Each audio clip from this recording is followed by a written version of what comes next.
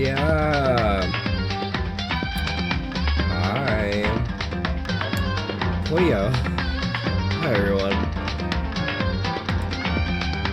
Welcome back to Trigger Happy Havoc. Danganronpa. Gotta scream to the mic there. Let's go right back into it.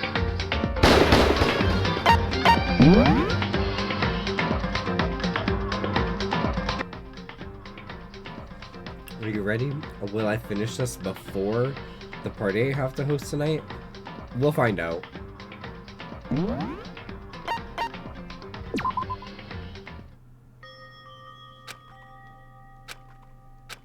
Sniff, sniff. I know I shouldn't cry, What the fuck? but I've had enough. I can't take it anymore. Getting out of here anytime soon? It's impossible. I can't let myself think about how much I want to get out of here. If I keep thinking like that, I might decide to.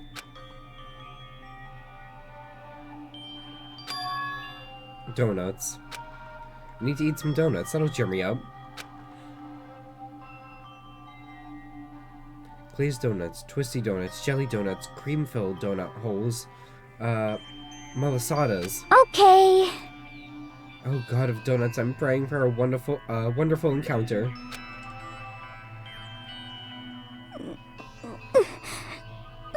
I'm sorry. Please forgive me for breaking the nighttime rule.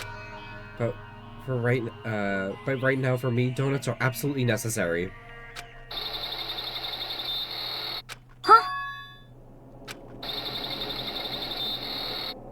Huh? What's that sound? Sounds like it's coming from the bathhouse. But I'm super scared, but is someone there?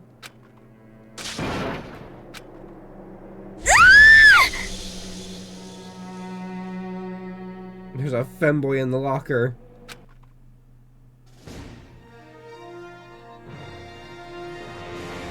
The Next Generation Legends Stand Tall Galactic Hero, Chapter 3. The morning after the conclusion of the second class trial, everyone met up in the dining hall just like always, and I expected it to start like any other day. That's what I expected, but today's count kinda sucks. Toko and Buki still refuse to show up. I haven't seen Miss Asahina anywhere.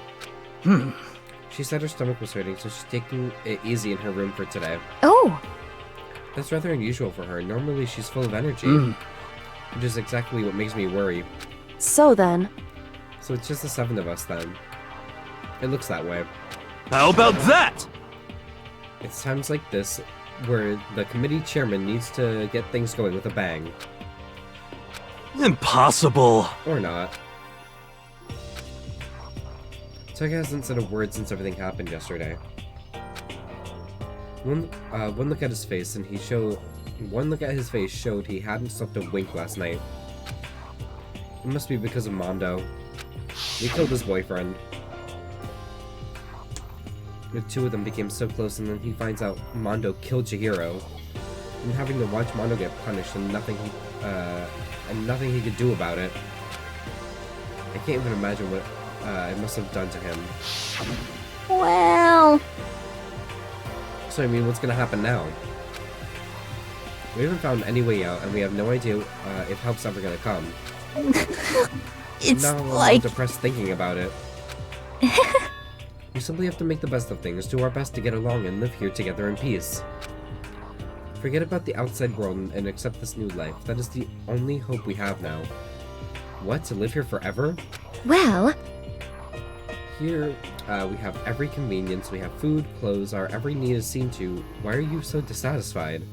In fact, let me ask you this. What is it about the outside world that you long for? is that okay? Competition, discrimination, victimization, and violence? As society grows, so does its perversion. In which case, our current situation Not. Demon Angel, pretty pudgy princess. Huh? Oh. Here we go! Maggie the drill shop owner, the bunny-eared Amazon, cat girl, dog boy, Robo Justice, the Galactic King, and I mean, there's no 2D here. There is nothing to be done. The mastermind puts such base desire to their advantage, bending you to their will. You know? Okay, well, anyway, since Taka's, like, catatonic, as the oldest one here, I'm officially stepping up to take the lead. So we're all gonna work together and spend the rest of the day searching the school. Searching? I'm right? Well, I mean, since the class trial is over, Perhaps. there should be new places for us to investigate. Yeah, that's the ticket. Maybe we'll find some kind of clue this time. Well then. Then, once we're done eating, let's split up and begin looking around. Do you have any problem with that, Celeste? There may well be a discovery waiting for us, which may further enrich our life here. No, the point is to look for clues. And just as we were standing to come together, she barged in and ruined the conversation. You called for me and so I appeared! Genocide! What? Nobody called for you. What the, how come it's Genocide Jill and not Toko? Yes! God, this place is amazing. Finally, a place I can just be my murderous self. Which is why I've decided to stop holding back and spread my wings. No more hiding in a cave for me. Plus, I have another battle to fight. Dingus Wrongus. Hey, Misfit, welcome in. Will we finish this chapter before the VR chat party tonight? Who knows? The whole killer with a split personality thing is so overdone. I gotta destroy that stereotype. You SOB! I'll fight all day, all night to murder those totally slanderous cliches. Girl, what is with your tongue? Well, you are a killer with a split personality. If she weren't here, my chances of survival would go up at least 10%. Come on, you gotta back me up here. Even the biggest stars need a little people to hold them up. Girl, what'd that tongue do? No!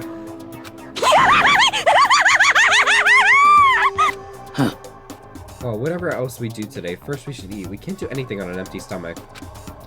You're right, let's hurry up and eat so we can start our investigation.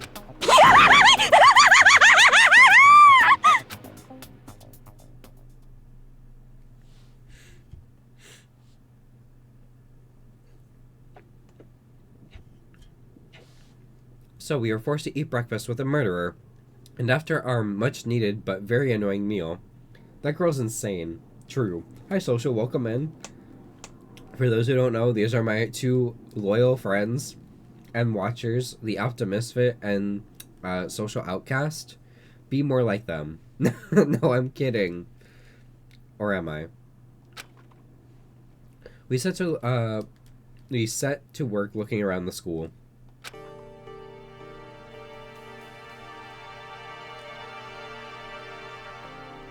Damn, everyone left the kitchen.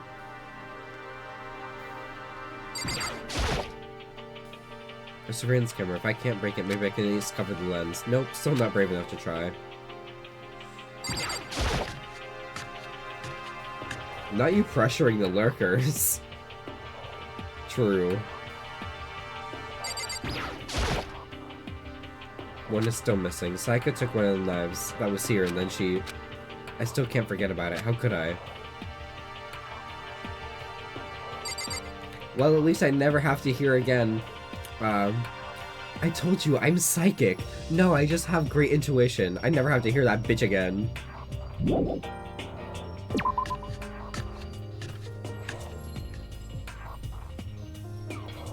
Are y'all coming to my Halloween party tonight? If you can't make it, that's completely fine.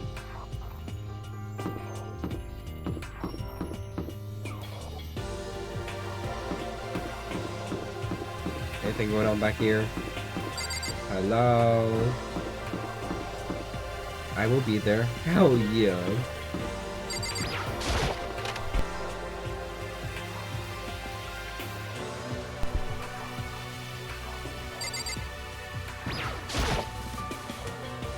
Trash room, the dump another warrant. No, reminds me, what happened to the whole rotating cleaning duty thing? door won't budge, it must be locked. Yeah, thankfully it's on a weekday, so it's a win for me. Hog.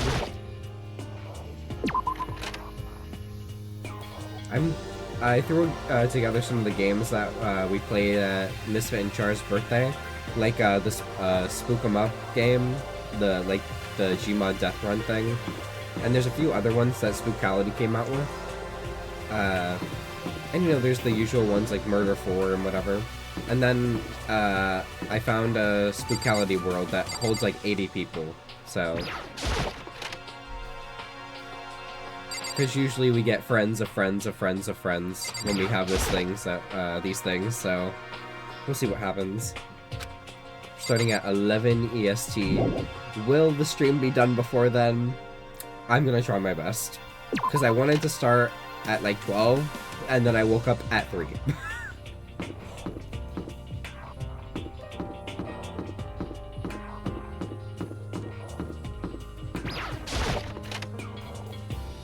Also watch some Analog Horrors and Scary Godmother. Oh yes, that too. Once all the games die down. I think the world that I found has a video player. I think.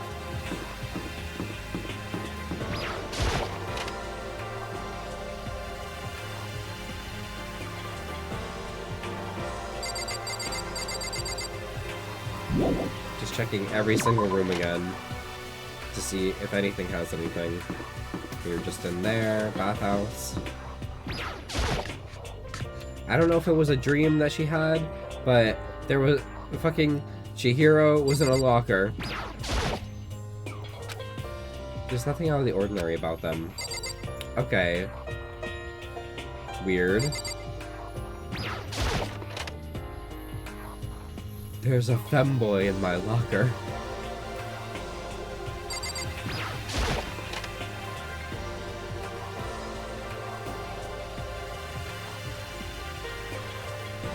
Hello? Anyone having sex in here? You cannot tell me that Mondo and Taka did not have sex in the steam room after I left. You cannot tell me they did not.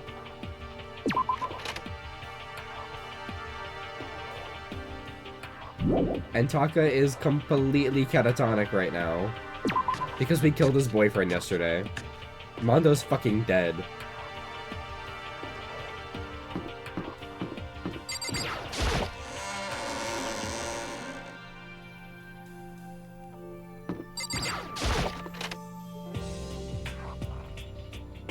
Yeah, so they had a competition in the steam room to see who was more manly and who could stay in there the longest. And then after we left, the next day they became like best friends, and everyone was like, y'all had sex in the steam room. Like, come on. It's very apparent. Because they were like, oh, they were being so secretive, and they said that their manly bond that they had was like stronger than anything after being in the steam room together. Put gays in a sauna? Y'all. You don't even know.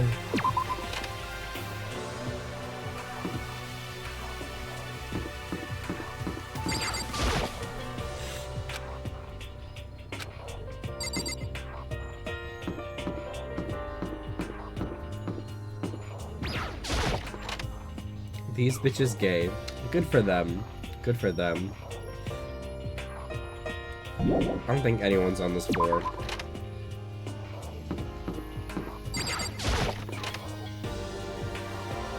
They're either on the second floor or another floor opened up. Well, we gotta check every room to find bodies and people, and this, that, and the other.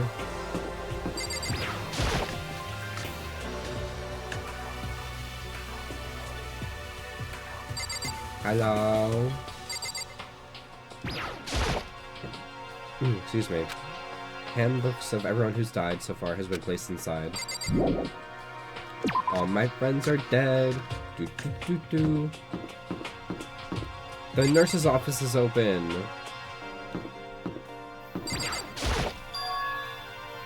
It's open, so I guess we can go in here too.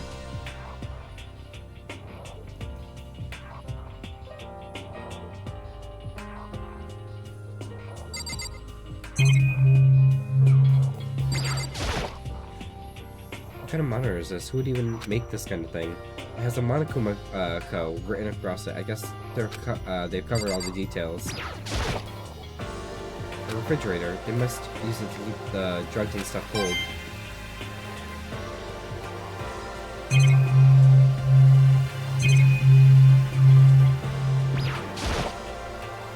It's a normal trash can. There's nothing inside, so I don't really have to spend any more time thinking about it.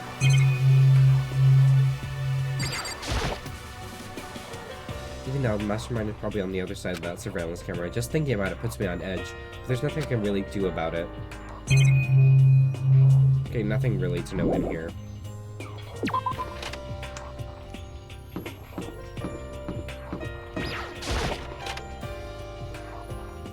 Anyone pissing? Hello?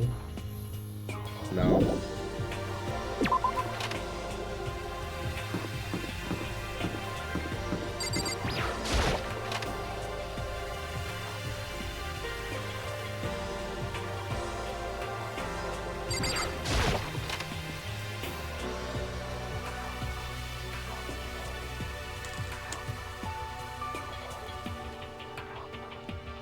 No one in the gym. So they're all probably on the second floor.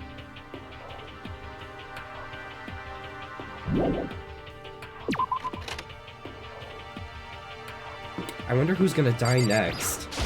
I'm so excited. No. That sounds fucking sick.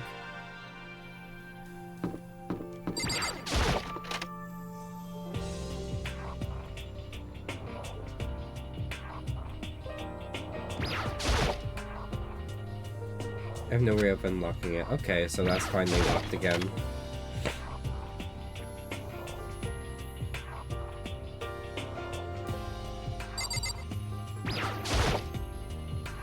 What are you doing here, Byakuya? Isn't it obvious I'm reading? Come on! I was hoping I wouldn't be bothered in a place like this. Sorry. Anyway, it looks like everything's been returned to normal here. The coffee stains on the carpet are gone, and the bikini model poster is back. It's just like with Sayaka, Monokuma must have done it. Are we all just gonna skim past that he fucked around with the murder scene? That's not a normal person thing to do.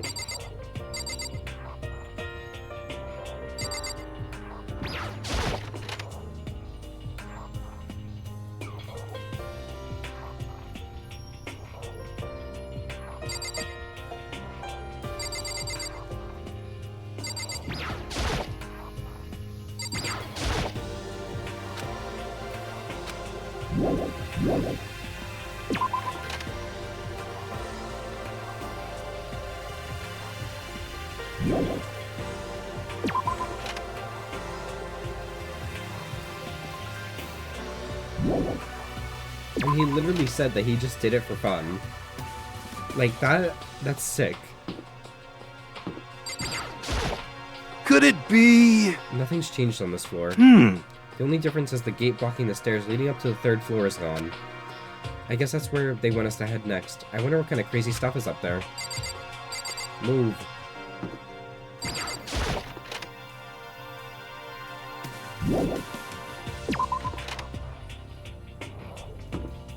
I'm still checking every room.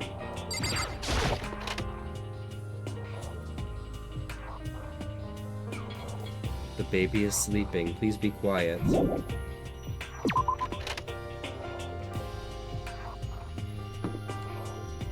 Okay, that's open now.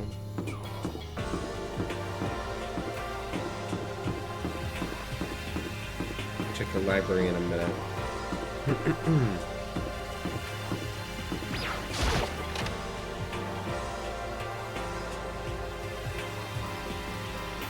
Reality isn't everything.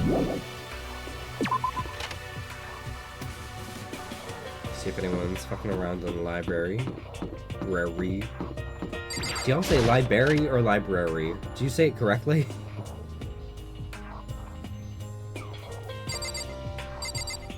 Okay, nothing new going on here.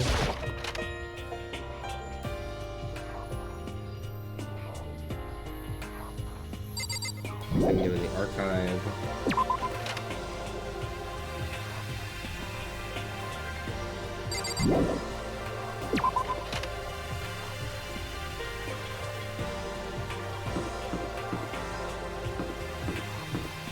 Let's go to the 3rd floor. Library, obviously. I don't know. The 3rd floor of Hope's Peak Academy. I wonder what we're gonna find this time. What's up here?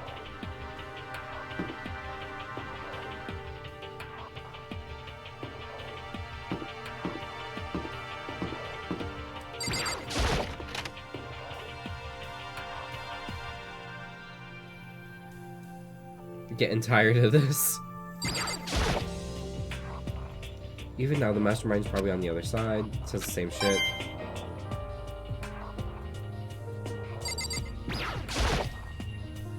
Another metal plate. I guess I shouldn't expect to find any open window anywhere.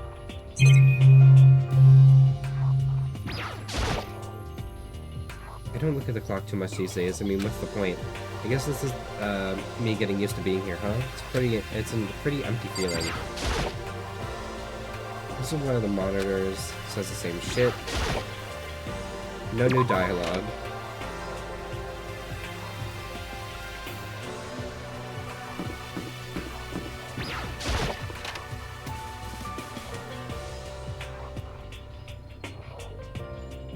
Despair Squadron, Monokuma. So in the end... The windows up here are also barred with metal plates. Not surprising, I suppose.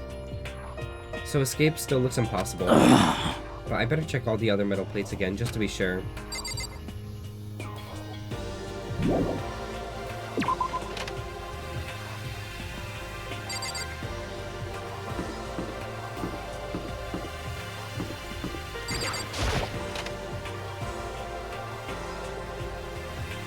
Ooh, cool. So this is... Let's see. A recreation room, a place for students to come and relax. I never would have imagined a school having a place like this. Well, no normal school would. It has Atahalo, shogi, even a dartboard and a pool table. Look at this. They have even provided us with a remarkable number of magazines. Isn't it wonderful? Those will certainly be helpful in keeping our boredom at bay. Listen up! Ring, ring, ring. Hello there. Allow me to expound. We've got fashion, motorcycles, martial arts, video games, baseball, science, all kinds of magazines. Ba-bum, ba-bum. Oh, but nothing dirty. This is a school after all. If you need a quick fix, check out the swimsuit mags. So then... And will you be adding to our collection as new issues come out? Too bad! Sorry, no can do. Even if I wanted to, right now, magazines are kinda what? Watch out! Oops. Nothing, never mind, no, no, no. Anyway, that's it for my explanation. Bye-bye. So I'm assuming, Monokuma was about to say that magazines are a little sparse, because if I'm thinking, if we just skip over Killing Harmony, which is the 2nd game, or is that the 3rd game? I don't know. But if we skip past the 2nd game, if we go to Ultra Despair Girls, or Ultimate, whatever. Ultimate Despair Girls. There's like thousands of Monokumas that Makoto's sister is trying to kill, I guess with Toko. I don't know. I don't know anything about that game. Ultra Despair. Okay, Ultra Despair Girls. And the way that the video showed that Monokuma was killing everyone, I'm pretty sure Monokuma times a million killed everyone in the outside world already. We might be the only people left alive besides the people who could escape. I don't know. That's my theory right now. That the outside world no longer exist, that Monokuma killed everyone. What he just said. I know, right? It bothers me too. Most unfortunate. Life here would be that much nicer if he could add some new issues once in a while. How disappointing. Really? There is nothing to be done. It's rather unfortunate about the magazines, but still, I do believe our lives will improve significantly thanks to this little hideaway.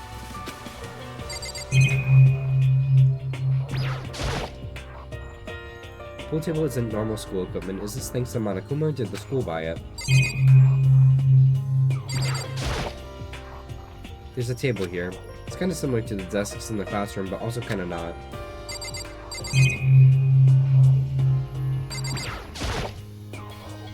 Copy of Othello here. I'm pretty bad at it, though.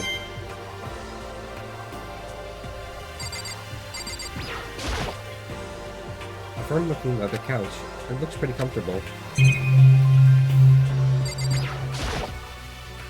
There's even a dartboard. Did Monokuma put this here, or was this always part of the school?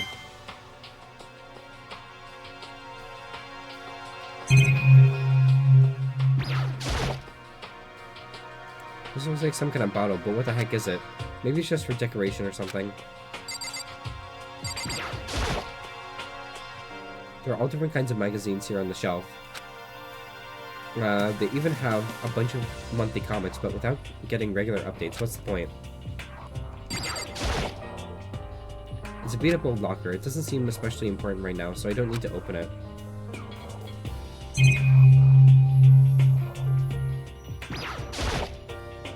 Assuming I must make it out of here alive, I'll never look at the surveillance cameras the same way again. Monitors are really everywhere. There's not much point in worrying about it now. I should just try and forget about it. Yep.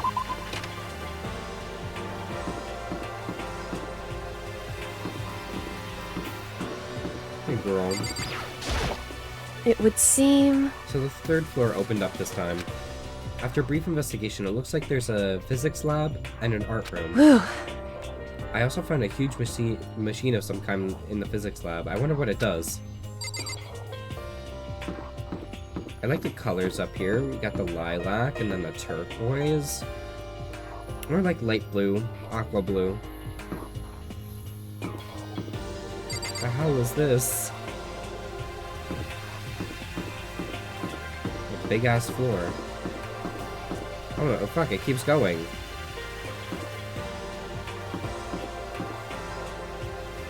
Oh, and there's a fourth floor. This place is big as fuck.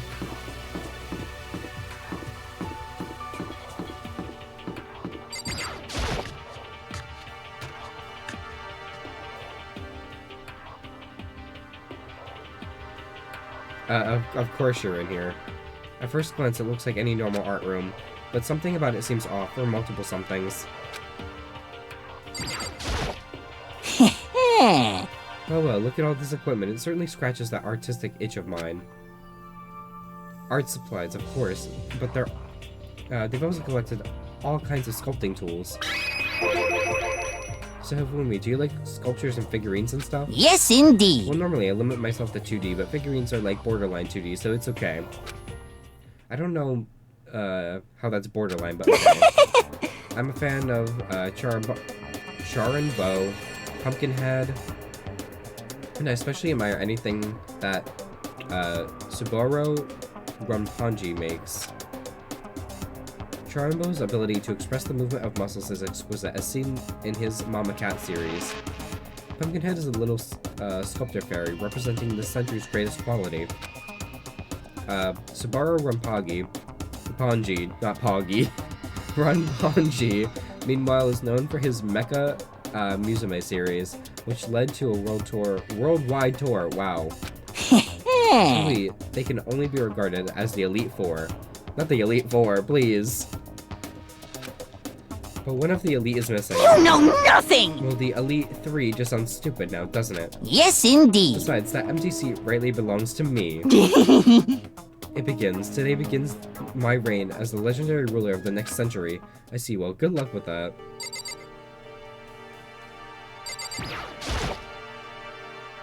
This is the statue of Monokuma. Who would ever want something like this? Still, the quality is surprising. I want a statue of Monokuma. I love Monokuma.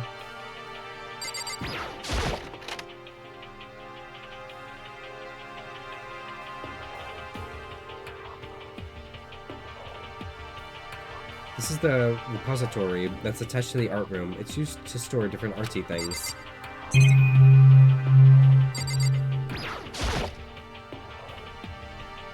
There's something on the floor. It looks like a picture. But as I stretched out my hand to pick it up, almost as if on its own, my hand froze. Oh? What I saw in the picture was Chihiro, Leon, and Mondo. And they were smiling. Bro was built like a rotisserie chicken. True. What is this? Questions started racing through my head, one after the other. Was it only these 3 people? And what are they doing together? How come they're smiling like that? When was it taken? Who took it? Where's the camera they used? How did they get it developed? And in the picture, the window in the classroom. There's no metal plate covering it. Which must mean wherever this picture was taken, it wasn't here at Hope's Peak? But there was no time to find an answer. All the questions floating around my head were quickly drowned out by it. That's mine, give it back! Monokuma appeared out of nowhere and snatched up the photo. And any chance I had, answers evaporated. You peeked, didn't you? Well, they all had some pretty dazzling smiles. Isn't that They were wonderful? definitely living their school life. It's like they ripped a page right out of the Book of Youth. What's going on with that picture? Do you know? I'm telling you nothing. Period. Why can't you give me a straight answer? Never mind, I don't even know why I bothered asking.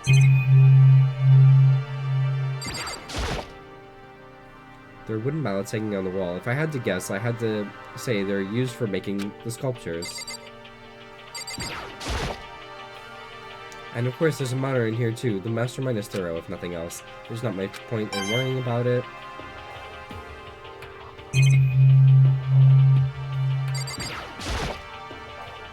Dolly, they must use it to move all these statues around. The fuck is this?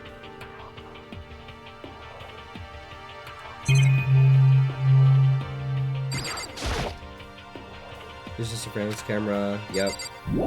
Nothing new.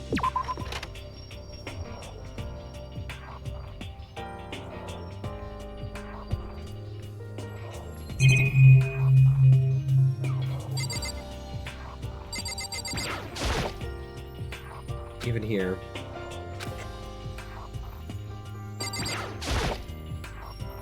There are paintings lining the walls. Is this really art? Just looks like a bunch of crappy graffiti to me. All art at one point or another is just crappy graffiti. It's a Venus statue. Yep, definitely very art roomish. Boobs! Even graffiti is a form of art. It's a locker, but it doesn't seem like there's anything inside.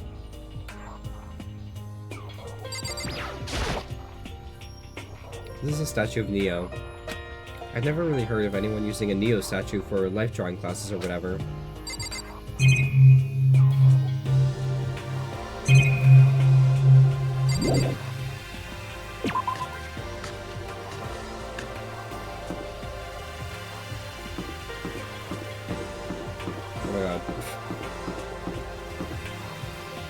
Okay, that goes up to the 4th floor. It's not open yet.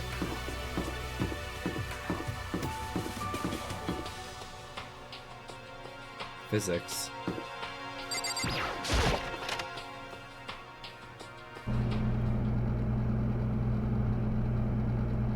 Damn. This is the physics lab. It's less like a classroom and more like some kind of research institute.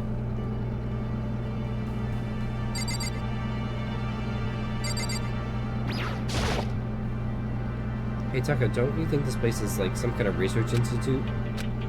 Still no reaction. Girl, there's other dick in the sea. Please. Wake up. This machine obviously has some kind of purpose, but I don't know anything about physics to begin with, so I wouldn't have a clue where to start with this.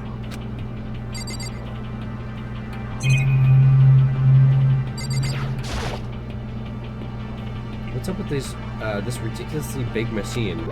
Watch out! What? Wait, you want to do some quantum leaping?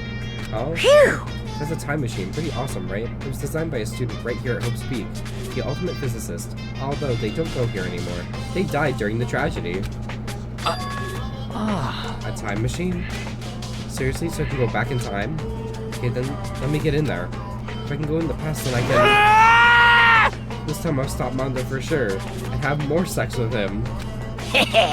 Oh, sorry, not possible. This particular time machine can only go back 1 minute. It comes in handy when you, like, leave your pizza bagels in the microwave 1 minute too long. 1 minute? Wah wah? You sound disappointed. But actually, I was lying about the whole thing anyway. There's no such thing as time machines. Get fucked. Hey, Honestly, it's just an air purifier. Air purifier? in other words, It can produce clean air no matter where you're at. With that thing, you could even live on Mars. But what with the discombobulating gravity and deadly low temperatures, you probably don't want to live on Mars. you guys! Anyway, this machine is the reason you guys all have this delicious air. So don't go messing with it. You break it and it's your butt. This huge thing is just an air purifier and more than that. To go out of your way to say something you know will hurt someone who's already suffering. God damn you. It's Monokuma. Did we think that he was nice? Monokuma was not nice. He's nice in the funny haha way.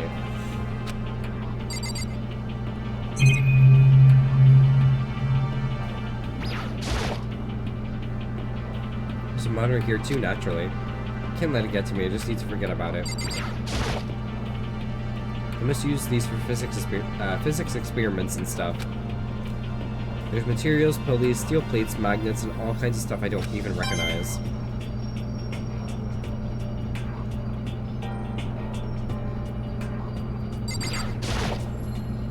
Oh, it's a digital camera. It's got some kind of weird anime style design on it. Don't you all have a weird anime style design? It's kind of beat up, but it looks like it still turns on just fine. Yep, it still works. I should show the others later.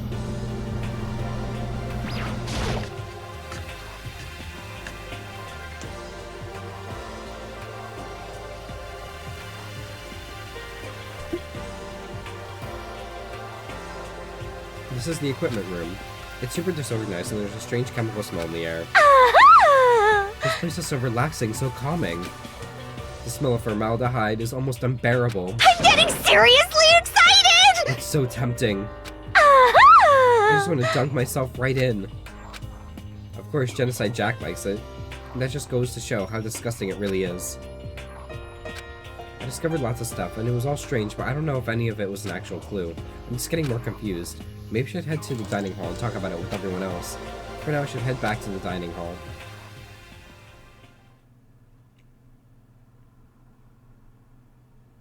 Hey girl. When I got back to the dining hall, the first thing I noticed was... Hina? I tried to talk to her, but my voice was immediately drowned out by the others as they rushed into the dining Hina! hall. Huh? Oh, I thought she was sick or something. Everyone rushed past me and crowded around Hina. Being surrounded by everyone like that, Hina looked really uncomfortable. Hina. Are you feeling better already? Yeah, I ate a few donuts and that really helped a lot. You do love those donuts. Aren't swimmers supposed to have, like, a strong diet? But this bitch be eating donuts every 5 minutes? But wasn't it your stomach that was hurting? Well, my stomachache kind of made me hungry, so you know. I guess my memory's kind of fuzzy lately. They say that a goldfish will eat however much food you give it, even if it's about to burst. Miss Asahina is pretty much the same, it looks like. Not him calling her a goldfish. Just a second! Hey, you of all people don't have any room to talk. Rotisserie chicken looking ass. Well, Anyway, I was worried about you. Sorry. Besides that, you... Huh? Jeez, your knuckles are huge. What the heck? Did you convince them to double up on milk production? bastard! Stay away from her, fiend. And you're telling me Oi, or whatever her name is, and fucking Sakura aren't lesbians? Please. Anyway, first things first, we should talk about what we found, right, Taka? Right.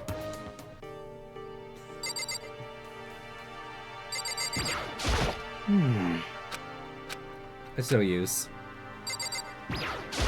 Oh, I just remembered. I saw Buke a little while ago. What? You SOB! Where was he? What? You're kind of scaring me. Where was he?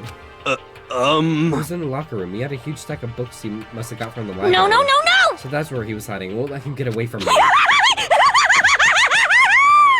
Huh? She just ran off. Is she okay? We should not concern ourselves with her. Correct.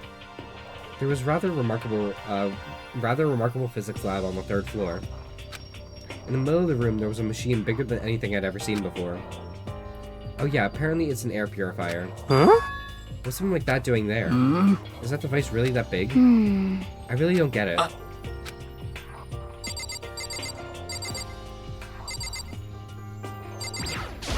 I searched the entire third floor, but all the windows in the halls and the rooms were blocked off. I wish they'd give us a rest already. If we're serious, give me back my bright blue skies. Just forget about it. Impossible. Make it sound like I dropped a nickel or something. Just to be sure, I went from one end to the other, testing each metal plate. None of them bugged. So in the end... It would seem escape via the third floor is impossible as we feared. I see. There was an art room on the third floor and it had all kinds of gear. Now I'll be able to recreate all my favorite anime characters. Yeah, speaking of anime, that reminds me, I found something while I was looking around. Perhaps. A digital camera? That's what it seems like. Does it still work? Yeah, it seems fine. You know? Hold on, let's see it. What the heck? What the heck? This is like a kid's toy. It looks like it can store like 5 pictures maybe. It doesn't even have a timer or anything. Well, On top of that, the appearance seems questionable. It's some kind of anime character, strange. You know nothing! Rude, she's not strange, she's Princess Pickles from Demon Angel Pretty Pudgy Princess. Oh, you recognize this, Hifumi?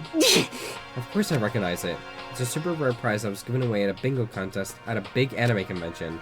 Do you have any idea how much I had to pay that guy to get my hands on it? Wait, that's my camera.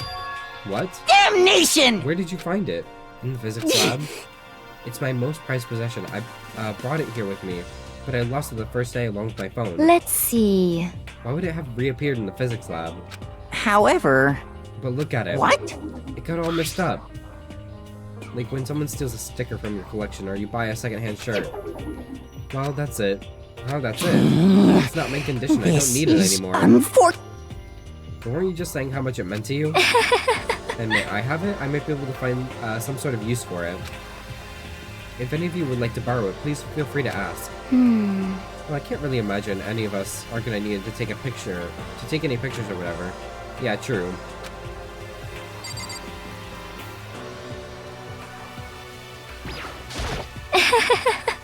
Here's one piece of good news. There just happens to be a rec room up on the third floor.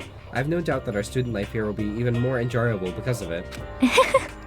Will someone join me in a game of Othello sometime? So, I wasn't able to help much with the investigation, but I did make one discovery. Could it be? It didn't happen to be a donut-related discovery, did it? What does that even mean? that's right! Never mind, it's about the nurse's office, remember? There's one on the first floor, right? Well, I remember, but it's blocked. Yeah! Actually, not anymore. so then... Did you find any protein in there, or even vitamin supplements? Would be fine.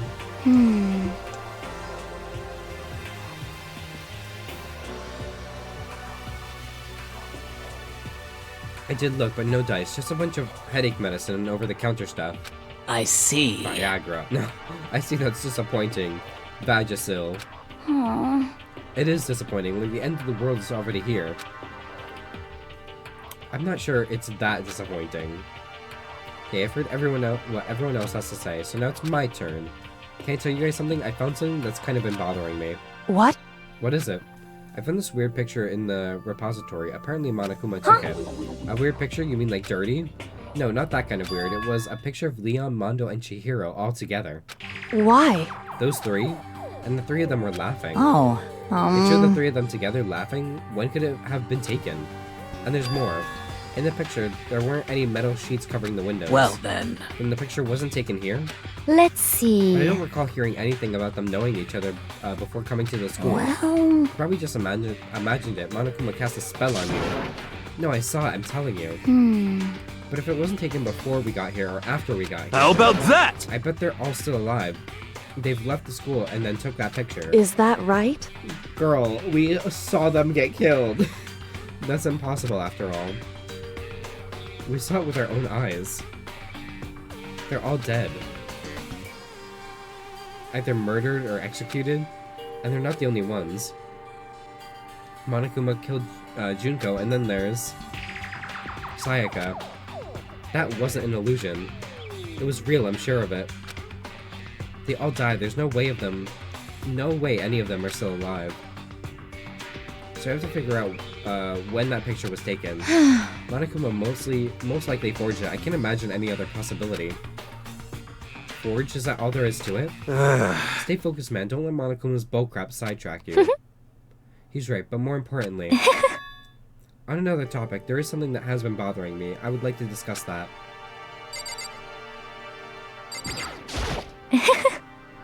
There is also something that has been bothering me. What's bothering you, Celeste? Actually, It's about Hina. Huh? What? Me?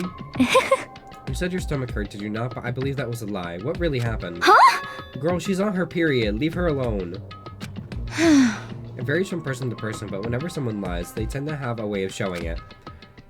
It is called a tell, something that you can't hide no matter how hard you try. is that okay? Whenever Hina lies, the tip of her nose gets a little bit longer. Girl. Huh? What, for real? Actually, no. Huh? Huh? Oh, But your reaction just now confirmed it. You were lying.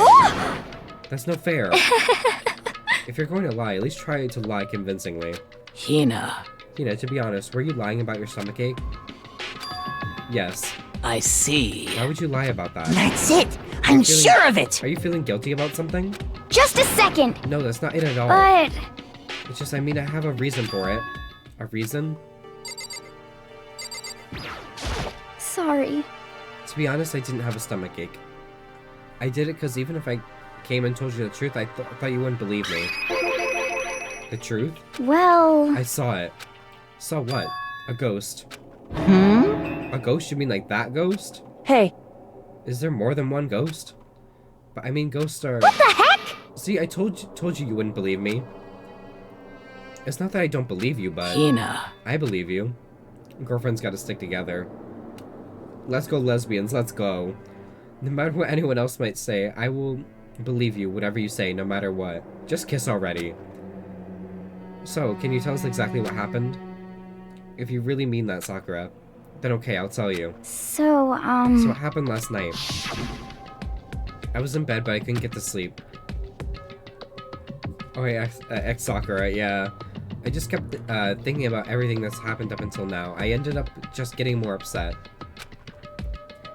So to try and cheer myself up, I thought I'd go get some donuts. Donuts again? honestly, And you ignored the rule regarding nighttime. sorry. I know, sorry. I feel really bad about Hina. that. Anyway, please But- continue. Well, so I left my room and headed for the warehouse. But then I started hearing a strange sound. Well, It was coming from the direction of the bathhouse, so I headed that way. The locker was halfway open, so I took a look inside.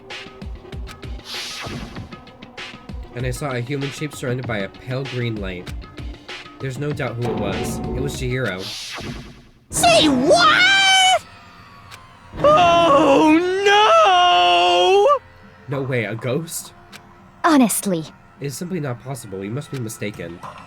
Just as in most cases of paranormal activity, it was born from your weakened mental state. Well then. Then all we have to do is go see it for ourselves, right? Let's just go to the bathhouse and see what Hina saw. Yeah, it's a waste of time. Maybe, but there's no harm in it, right? We don't have to find anything. If we don't find anything, that'll be the end of it. What? You're gonna go try to see a ghost? Is that really a good idea? It might put a curse on you. what the heck? You can wait here if you want. I don't wanna be alone. Please! Take me with you. hey, What are you going to do, Celeste? there is nothing to be done. I suppose I have no choice. Ooh. Oh no. Hold on. My other screen froze.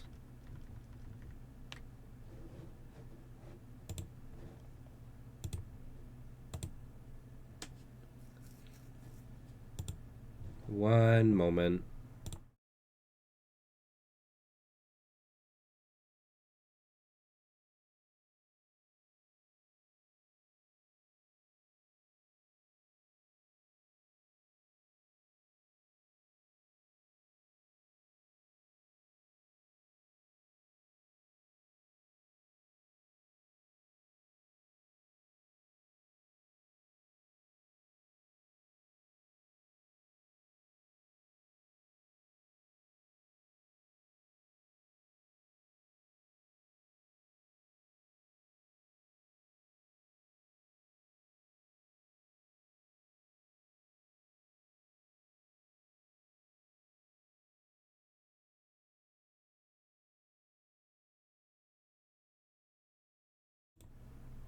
Okay.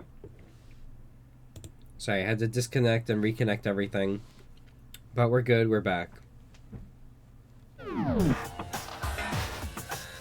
How about you, Mr. Ishimaru? Are you gonna wait here? Oh, I guess that's a yes.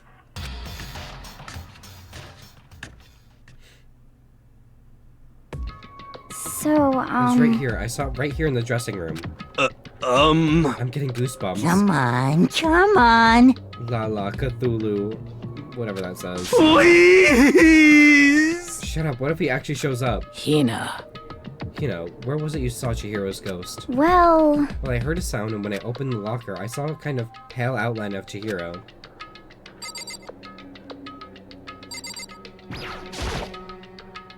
Is this the locker? There was something in here. Inside the locker was a laptop? What's something like that doing in Hey. here? I remember seeing this. That's right, I saw it in the library before. It looks like a laptop. The laptop looks pretty old and it's all covered in dust. So, It's broken. I tried pressing the power button earlier, but nothing happened. It's broken, huh? Too bad. But how did the laptop get from the library to here? it would seem... And I guess it's in sleep mode, but the power is definitely on. But I thought it was broken. I would bet that Chihiro fixed it. After all, he was known as the ultimate programmer. Then perhaps... More importantly, Hina, you said you saw a green light, yes? Surely you did not mistake the light of the monitor for a ghost. I'm surprised you're able to dress yourself in the morning. I'm surprised you're able to dress yourself in the morning. Ah! My god. Oh man. If I had the love's coolest girls attribute, I would have fallen in love big time just now. I'm so glad I don't have it. Well, I didn't really expect to find a freaking laptop inside a freaking locker, okay? Hey, come on! It's okay, I mean, anyone can make that mistake, after all. As a matter of fact, one time I thought I'd spotted a gray alien, and it turned out to be a tadpole. what are you saying? Don't compare what happened to me to one of your stupid delusions.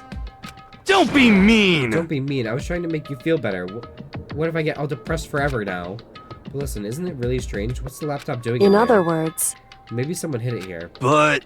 If that's the case, we found it pretty easy. wrong. Whoever put it here, I don't think they were trying to hide it from us. What do you mean? Hey. Haven't you noticed there's one big difference between this room and all the others? There's a difference? There's no surveillance camera. Yes, it's me. Precisely. There's no camera in here, which means this is the one spot where the mastermind is blind. So you're saying someone put the laptop here, so the mastermind wouldn't know any about it? It's true. And what Hina saw wasn't the ordinary glow of a computer screen. It was the figure of Chihiro, shining pale Hey. green. I think it would be best if we investigated this laptop a little more in detail. It's just like Kyoko said, the display isn't on, but the laptop definitely has power. So then, So, first of all, we have to wake it up. Right. I started hitting random buttons on the keyboard, and the display instantly began to glow a pale green. There were a bunch of different icons on the desktop. hey, There, the icon on the far left, what is it? It says alter ego? Alter ego literally means another self, I believe. In the field of artificial intelligence, it is not uncommon to create different aspects of a personality. You can consider it something like a pen name. Makoto. Could you let me see it, Makoto? With that, Kyoko moved between me and the computer. She moved the cursor over the alter ego icon. And when she double-clicked it, the screen suddenly went dark, and then a voice spoke to us. came! Master, you're here.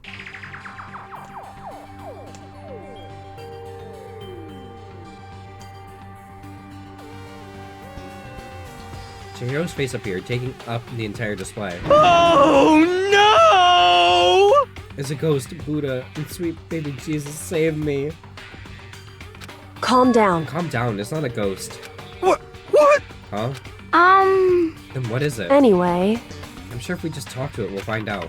Kyoko began to type, hands blurring across the keyboard. What are you? And then... Hello, nice to meet you. I'm Chihiro Fujisaki. I always get so embarrassed introducing myself. That voice, that tone and everything. It's Chihiro. I knew it. Alter ego, I've heard about this kind of AI program, but I've never seen one for myself. AI program? That's right. It's how Chihiro earned his title of Ultimate Programmer. The AI lives in the computer, and by repeating different tasks, it gains knowledge and grows bit by bit. Apparently, Chihiro used a support vector machine and reinforcement learning to develop it.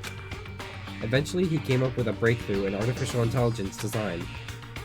Support vector machine, reinforcement learning? It's true. To put it simply, it's a learning method for computers. If you want to know more, That's it. I'm sure of it. just Google it, okay? In other words, But if this AI continues to grow, it will become more than just a piece of software to help people. Some say that an AI like this might someday replace people. And that is why it's called Alter Ego. A fine choice, then, I must say. It can create memories, have thoughts, and grow up. The process isn't much different from how humans work. If you were to raise your own AI that way, it would make perfect sense to refer it to... Wow. I'm sorry, y'all, I cannot read. It would make perfect sense to refer to it as your alter ego. I see. A second perfect personality that can never forget or grow old. That's what Chihiro created. That's alter ego. Kyoko, how do you know so much about this? Are you okay with this? Excuse me. Dude, Kyoko's either some kind of ultimate secret agent or ultimate fucking CIA agent, ultimate detective, she's ultimate something. She is ultimate everything, maybe. But there's something about Kyoko. There's gonna be a huge fucking twist. Kyoko. I know you, girl. I see you. I know what you are. Anyway, so he fixed the broken laptop and put his own program on there. This is what this means, yes? There's gonna be some big reveal. There's still, like, what? The rest of chapter 3, and then 4, 5, 6. I got 3 more chapters after this. Then he brought the machine to this dressing room where the mastermind would not be able to see it. But you know, all about, master whatnot. Yes. I believe I'm on fire. Huh? I thought you were only into 2D. Da-da-da-da-da! This is the most excellent 2D possible. Huh? But he's a guy and also a computer program. Yasuhiro, gay people exist. I feel as if... Oh, that aspect's no problem. See, even Hafumi's bisexual. I mean... That aspect? Anyway, Let's talk to him a little more. Kyoko tapped away rhythmically. How much do you know about what's going on? Master. Master only gave me a general idea. Well, Hifumi still sucks, yeah. But I do know that things have become very grave. He found himself caught up in this without warning. Kyoko immediately shot out another question. Why are you here? that's right. Are you asking what Master had planned for me? Well, he wanted me to analyze the massive number of files stored on this laptop. I believe the files are related to the school, but the protection on them is surprisingly strong. So it's taken me a little longer than I thought. Master. But here's what Master must have been thinking. The fact that the files are protected so tightly means they must contain some important secret. For example, perhaps the secret of the school. While I was busy struggling to make a sound, Kyoko pushed forward and asked her next question. How much longer until everything's unlocked? That's right. It's gonna be a while. Leave it to me. But I'm definitely gonna do it, so you can just leave it to me. I see. So because of how long it would take, he designed Alter Ego to handle the workload. Smart, it also means that the work remains uninterrupted, even after his death. Once again, Kyoko typed quickly.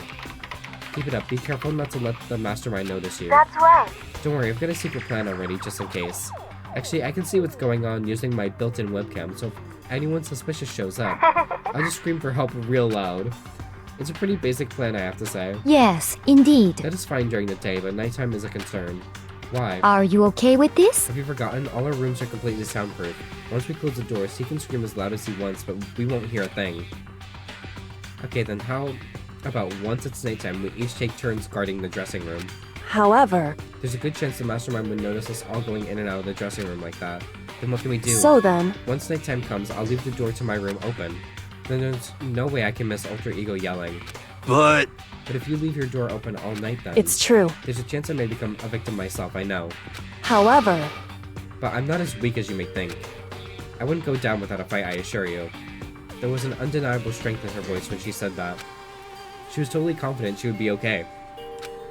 That confidence was somewhat similar to Bukiya's tone, but at the same time different. Yeah, it had an entirely different feel for sure. Like someone who had been dropped onto a battlefield versus someone who'd been born on a battlefield. I felt like that was a fundamental difference. I was pulled out of my thoughts by the voice suddenly emanating from the laptop. So, Would you mind if I asked a few questions? I haven't seen Master for a while. When you got here, I thought it was him, but... Is Master... For a split second, Kyoko seemed to not know what to do. But she recovered just as fast and quickly began typing. Her answer was clear, concise, direct.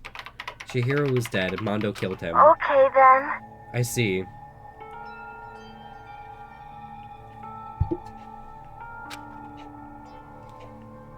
To be honest, I knew all along. I knew the chances that Master would survive the situation were very low, so I was prepared for this moment.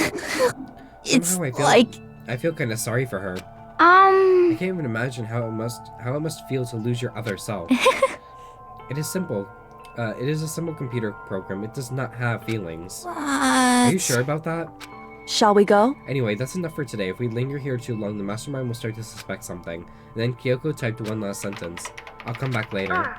Yep, please do. It's a promise, okay? Okay, so Femboy Chihiro's dead. Alter Ego Chihiro, I like a little bit better. They actually have personality. Besides, I'm sorry. The AI seemed totally different from when we'd first arrived. He seemed upbeat. Was it just because he was following his programming, or could he have actually been worried about us? Could it be? What are your opinions? I'm not talking about like AI art. AI art sucks. But I'm talking about like artificial intelligence when it comes to a computer program like this, where it's emanating a person. How do y'all feel about that? I'm kind of split with it. I'm like, at one hand it's cool, but at other points, like when you've seen in media, like, you know, people creating AI robots and stuff like that, it's kind of scary to a point. But I don't really know. And then there's the whole fight of, you know, depends on the intention. Yeah, true. Because there is that whole fight of if an artificial intelligence becomes, you know, so overbearing to the point of where it's saying, you know, I am a person, I have feelings, I walk, talk, and think and act the same as you do. Then there's the whole part with like AI human rights. It's a whole other fight. Or, well, purpose, yeah. I'm kind of split down the middle. Because, you know, if something, even on a computer, is screaming at me saying that it, you know, it is a person, and it has the same thoughts and feelings that I do, and has independent thought and independent freedom, then at that point it's kind of hard, it's really hard to deny. What's wrong, Hero? You know? Oh, nothing. I was just wondering if we might be able to get this laptop online. Then we could call for help from the outside. This is just a dressing room. I don't think we can get online from here. Well? Well, if we take it out of here and find somewhere that does have online access, that's way too dangerous. The mastermind would find out in no time. Oh yeah, true. Indeed. This is no time for taking needless risks. For now, I'll monitor the progress of the file analysis. I'm confident we'll uncover some kind of clue once it's finished. This feels like a detour maybe than anything else, but I suppose it can't be helped. Of course. Well, for now, all we can do is wait for Alter Ego to finish his work. You know? So, should we get going? It's true. Indeed. Goodbye, we'll be back, I promise. Hifumi, don't you fucking touch him. Creep. Come on, Hifumi, let's go. I Okay. suppose. And we all left the dressing room. As soon as we were out in the hall, Hina let out a joyful shout. Isn't it awesome? I ended up doing something totally awesome, right? And as if he'd been waiting for his cue, Hina has gained enough experience to level up. What's the matter? So, what was this awesome something? Monokuma! Oh my god, hi! What the heck? Monokuma, buddy, friend, hi. You guys all seem in remarkably good spirits. Did something happen? No, nothing in particular. Keeping secrets no fair. I demand an exclusive interview. Denied, super denied.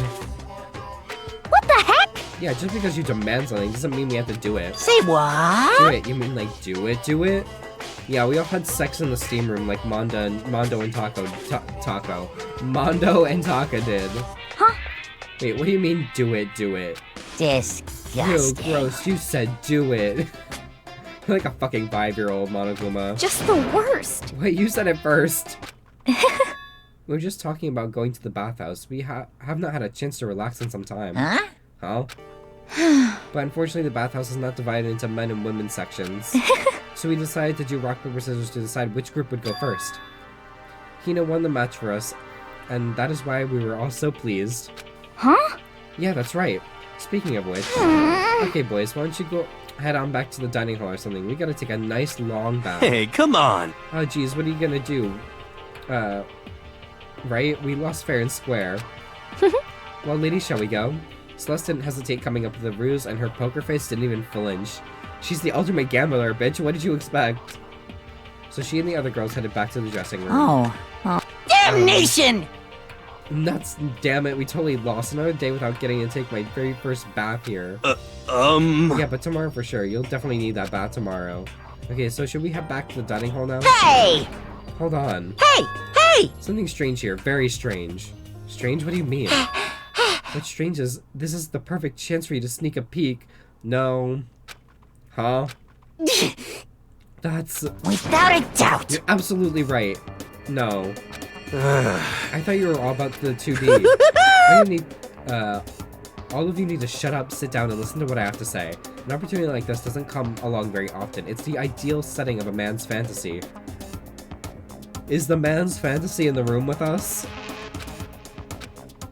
I was forced to ask myself, should I sneak into the bathhouse like Monokuma said, or just quietly go back to the dining hall? No, I can't do it. I can't treat the girls like that. Let's just head back to the dining hall. I'm gay. What? What?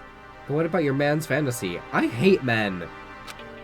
I'm not sure a real man's fantasy should be about spying on girls and stuff.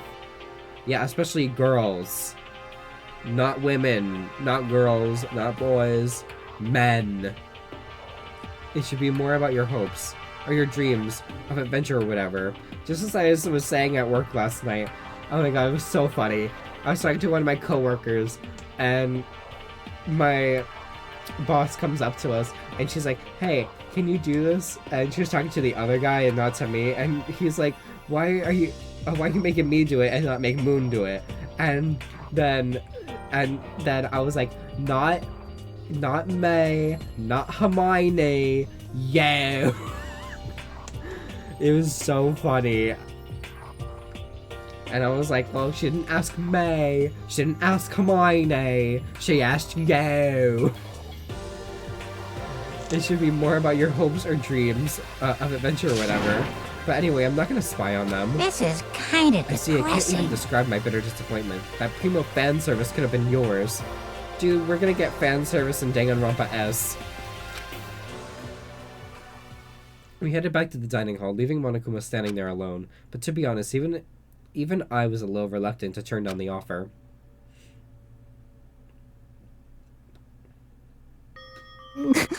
Fantasy. It's like... Fantasy, my fantasy. Yeah, your final fantasy. 14. The critically acclaimed. So I guess you dig the real thing, just like any other guy, huh? Mm-hmm. The only reason I care is because it's a good reference for creating figurines. Shut up. A real live woman is useless to me, but looking at their naked form might be okay. Maybe. No. No way. If the girls heard you say that, we'd all be dead meat for sure. Meanwhile, we heard the buzzing of busy voices growing louder. The girls had finished their baths and joined us in the dining hall. You got it! Man, that was a nice This bath. is fine. Getting a chance to stretch out and relax after all that time was a true Indeed. pleasure. Indeed. Of course. Normally, after a long bath, I like to make myself a nice protein coffee, but... Yeah! Sorry, no time for that. So in the end... That's what I figured. Huh? Huh? Actually, We were just saying in the bath how it was about time for you to get up to something. Because After seeing how happy we were, an evil little monster like you would never let that last for long. You're also terrible to me. Oh, Monokuma, I want to pet him. My entire existence! Everyone's so cold and mean, even after I got presents for you all. Presents? Well now. Oh, have I got your attention? Then let's head to the gym where your present. See presents ya await. later! No questions, no dilly-dallying. Get a move on and everything will become clear. Oh, What is it? What are you scheming this time? It would seem... He's probably going to have to repeat the same thing again, providing us with a motive to get things moving. Huh? Again? I don't want to do this anymore. Me either, I'm like totally traumatized. However... It's okay, we have alter ego. I'm sure he'll find something that'll help us, so for now... Correct. We have to just endure it, come what may.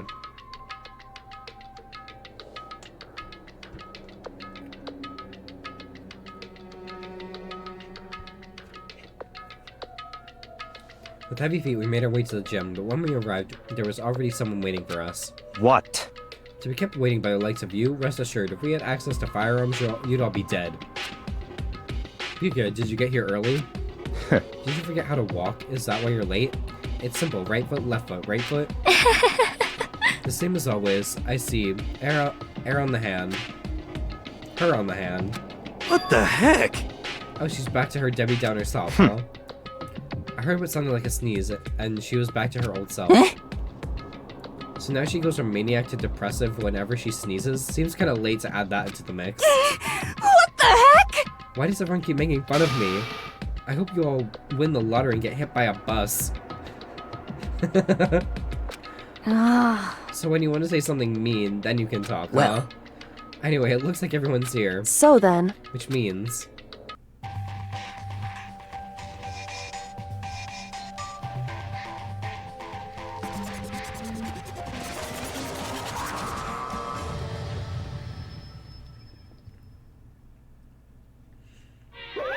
You guys? It looks like everyone's here, so then, let's get started. What? Come on out with it. What kind of motive have you prepared for us this time? However, Whatever you subject us to, we will not break. Okay. Hold on, let me save. It's been a while since I saved.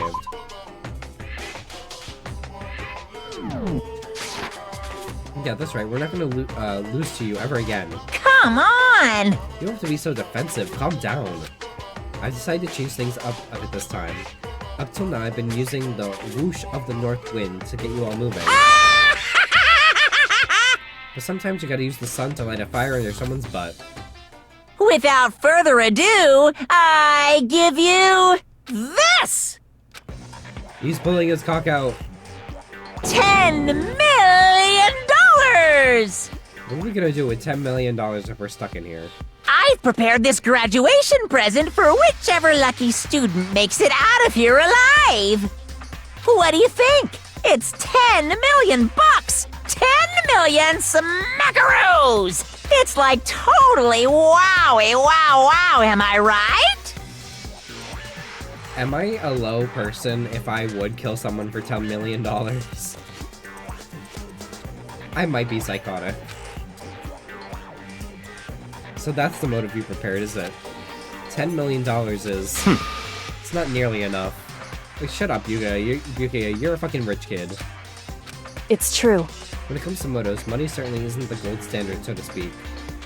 Look, today's economy is rough. True. Whether it's in a mystery novel or the real world. But What are you saying? there's no way we'd kill each other for money. Of course. She's right, you can't simply purchase a person's life. Honestly, like, as you said, today's economy is rough. I would just take Toko's scissors and start stabbing everyone immediately. You can say 10 million or however much, I don't give a crap, for serious. Yeah, they're all right. Whether it's 10 million or any other amount of money. No, not even just money. From now on, no matter what you do, we won't kill our friends. Who the fuck said we were friends? Come on, stop trying to act tough. I can't wait! I can't wait! The most important thing is to live a pure and moral communal life. Monokuma disappeared, leaving his words on stage along with the massive sum of money. There's nothing to worry about, right? Nobody would kill a friend for money, right? Have you so quickly forgotten that lesson from the last time? You can't judge others by your own standard. Yeah, there might be someone here who's having money problems. Personally, I've earned over $1 million from my gambling efforts. My life is comfortable. I'm telling you! Hifumi, what about you? You know nothing! I'm a super popular content creator. I don't have any problem making enough to buy my own comics and DVDs. Then... Hey, just stop. Pressing others about their personal finances is ugly. Ugly? Finally, someone actually called her ugly. It only took 3 chapters. Don't worry, either way, what's going to happen will happen without warning. That is the nature of this game. Ding dong, bing bong.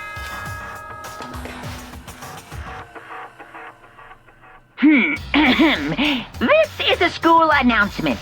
As such, it is officially nighttime. Soon the doors to the dining hall will be locked, and entry at that point is strictly prohibited. Okay then. Sweet dreams, everyone. Good night. Sleep tight. Don't let the bed bug bite. It's that time already, huh? Hey, Before we separate, let me remind you. Starting tonight, I'll be leaving my room door open to make sure nothing happens to Alter Ego.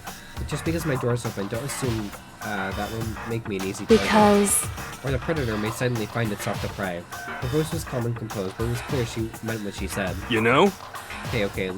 Let's everyone head back to our rooms. How about that? And don't think about the whole money thing, got it? Good, then let's break. How was that? Pretty good, right, Taka? The girl's gonna be catatonic the rest of the game. Right. Give him a dildo and he'll be fine. Wait, let that say.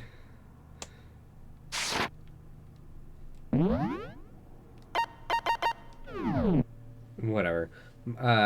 Money. There's no way that's gonna get anyone to kill anyone else. I told myself that, but deep in my heart, I was still troubled. After all, I thought the same thing last time about having our secrets revealed. Even if the reason for it seems completely nonsensical, a murder can still happen. That's a lesson we learned. But this time it's different, I'm sure of it. Because of the program Chihiro left behind, Alter Ego, we finally have some small hope to grasp onto. As long as we have that, then I'm sure. Monokuma Theater.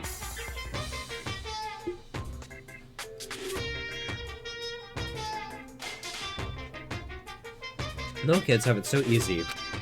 Because they put Lil in front of their name, and right off the bat, everyone thinks they're cute.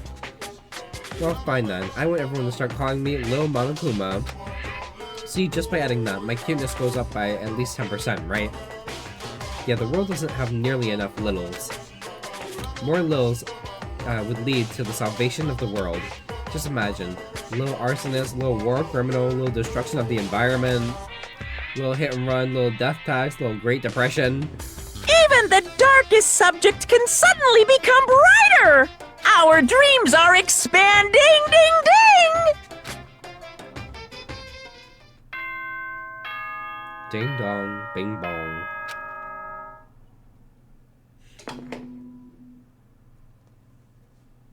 Good morning, everyone! It is now 7 a.m., and nighttime is officially over. Time to rise and shine! Get ready to greet another beautiful day! Well then, I guess I should head to the dining hall. Yep.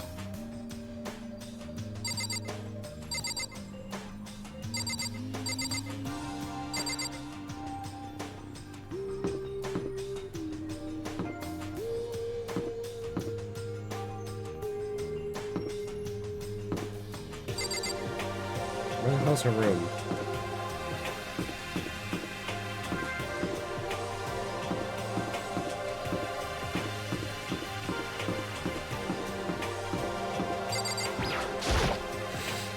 Everyone's meeting up in the dining hall. I should be there myself. Good morning, Sakura. Did you just wake up? Yeah. Waking up for our breakfast meeting is fine, of course, but getting up a little early is better. You can exercise in your room till nighttime ends. A big meal after working up a sweat is divine. Hey, Makoto! Hey, morning, Makoto. Good morning. You're kind of sweaty. Have you been exercising? That's right. Yep, me and Sakura were doing our morning workout. I don't know if scissoring is the workout, but to each their own, right?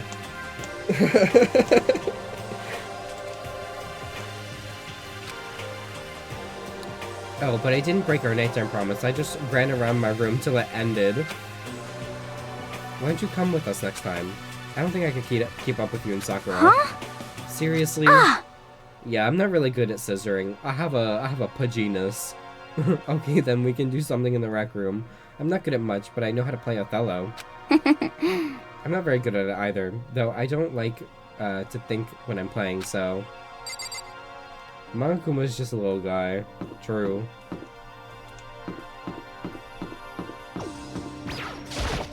Ah, well... Good morning, morning. Actually, it's a great morning. A morning that has blessed my entire future. Really feels like any other morning to me. Maybe you can't tell, but my soul is positively overflowing with strawberries today. Well, I'm off. That was bizarre. I mean, even for him.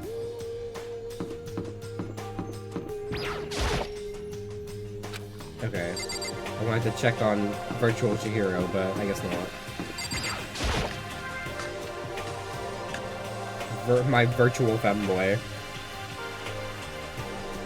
Could it be? So the people here today are the same as yesterday, just us 7. Yuki and Toko are lost cause, but looks like Taka's decided to stop coming for good, too. It's like he's just given up. Well, his corncob boyfriend got killed, so for people wound as tight as he is, when you snap hard. I wish there was some way to make him better. Well, we at least know Mondo made him a little less tight. I wish there was some way to make him better. Oh, another topic. Kyoko, did everything go alright last night? Indeed.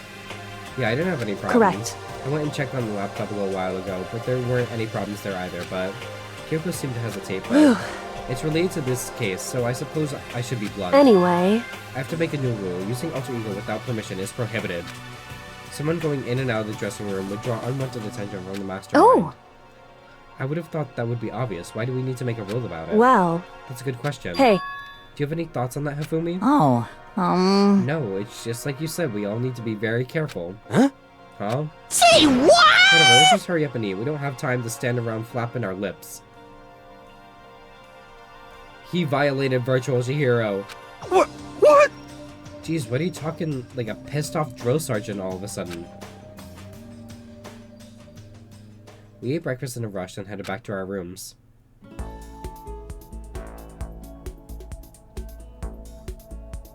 What should I do today? Free time!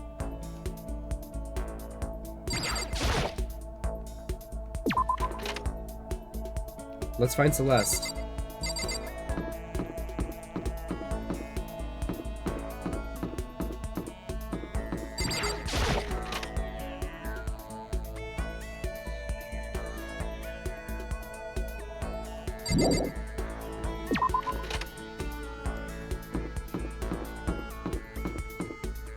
I think I almost have my friendship points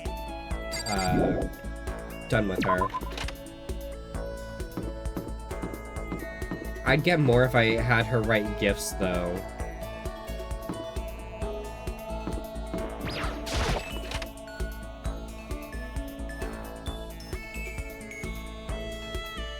So let's go to the store and see what I can get after I check over here.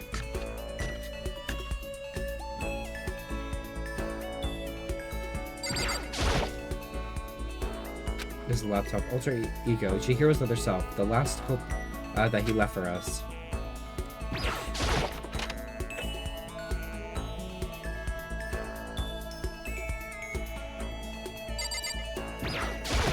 When do the guys get to take a bath? And Hifumi's not allowed.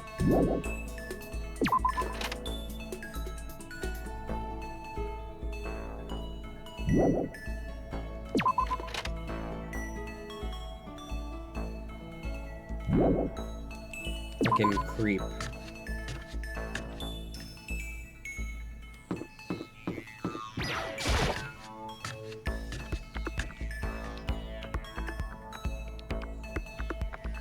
God damn it.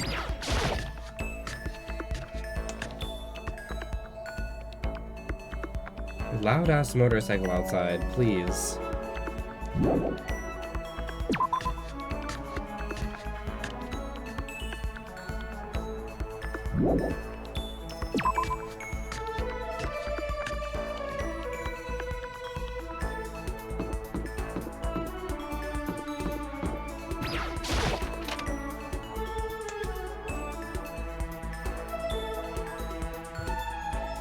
No one's in here.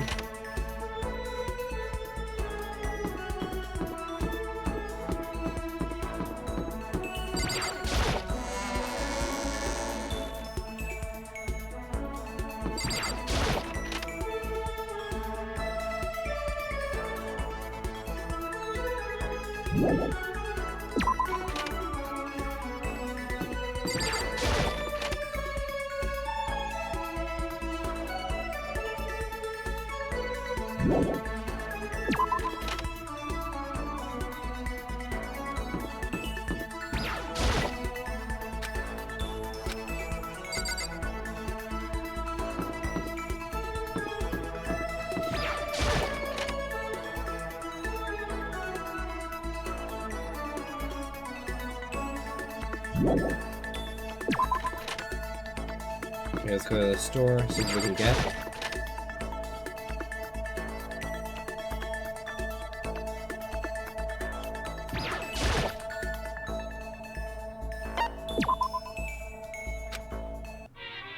Let's do intervals of 3.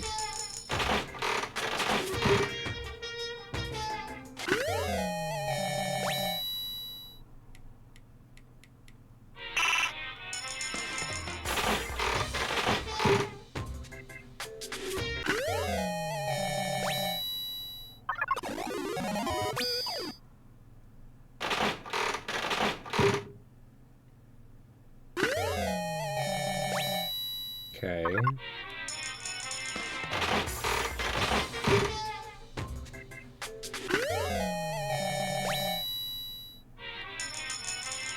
Not 4.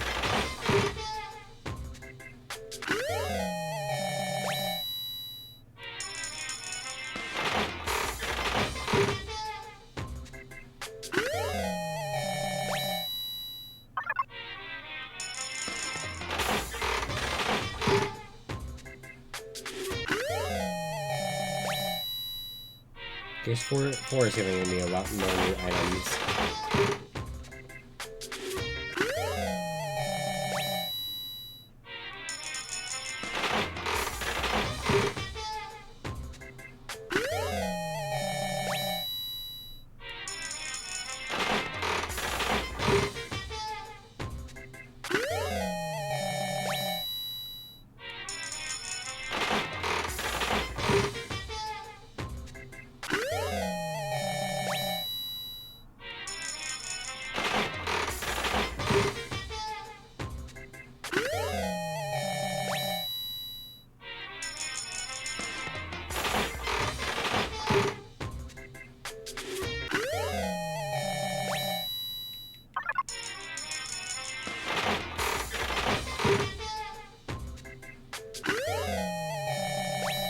Okay.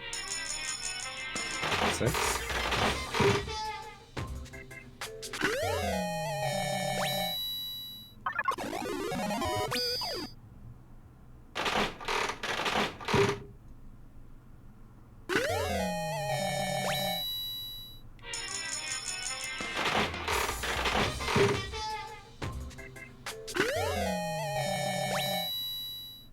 Okay, 7.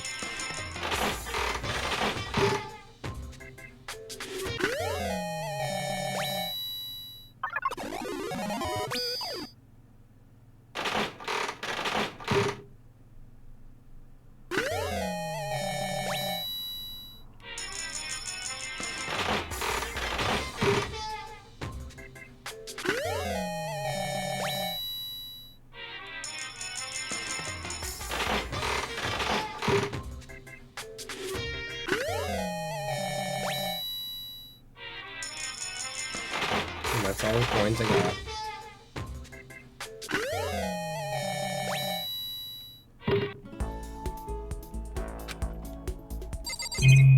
What'd I get? Oh, no.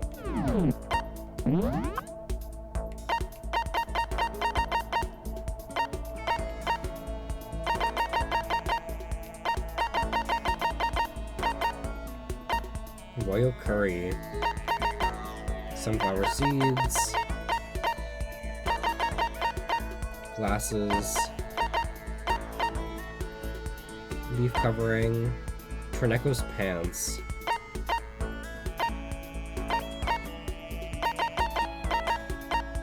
Layering shears, cherry blossom bouquet, Sante Setsuken, ray gun, golden gun,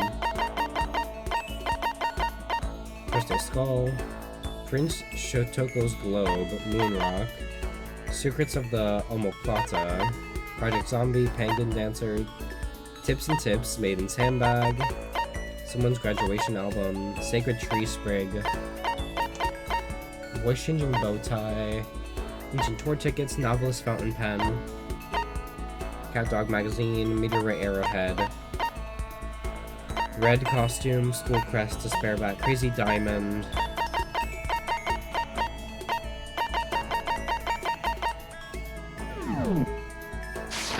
okay, let me look at the gift guide.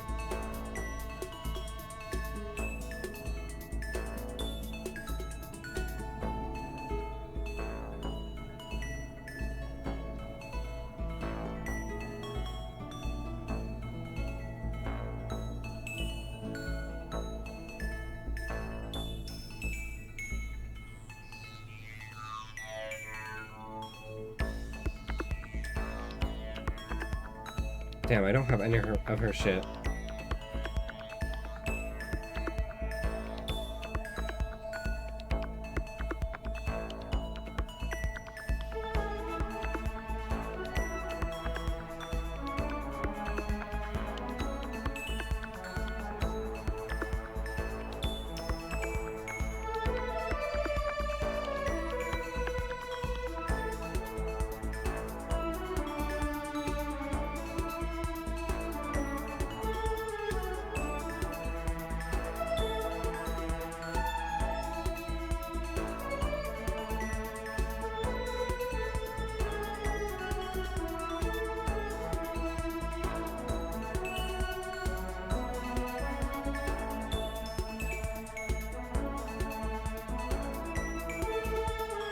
Let us find Kyoko. I have 2 of Kyoko's gifts. Getting to know her, shit can probably be revealed. Now, it might get a good thing for the class trial.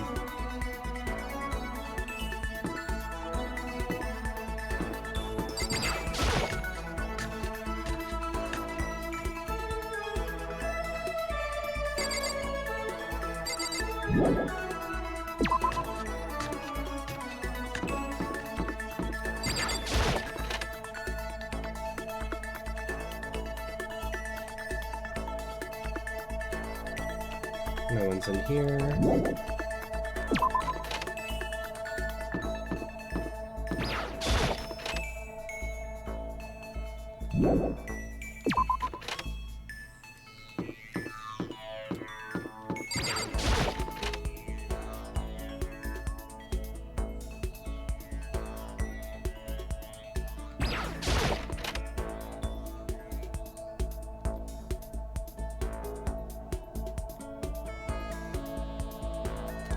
Nope.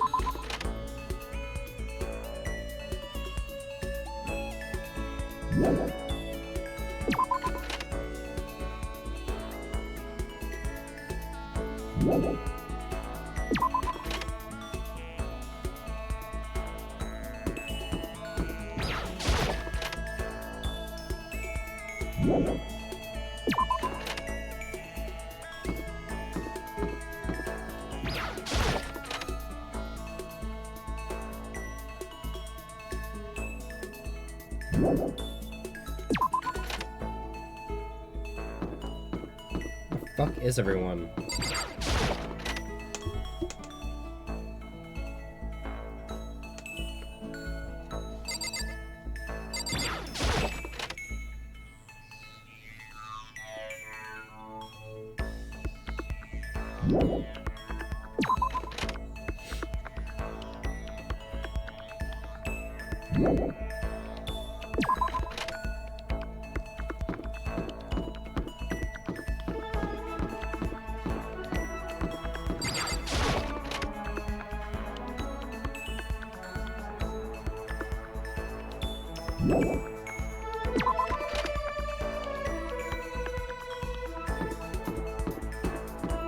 The third floor it is.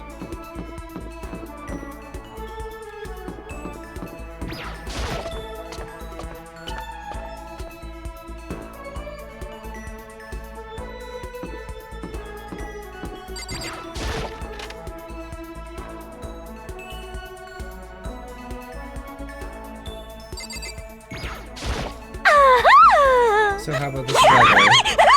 Okay. We have no idea what the weather is. Is it really a good idea to hang out with Genocide Jack?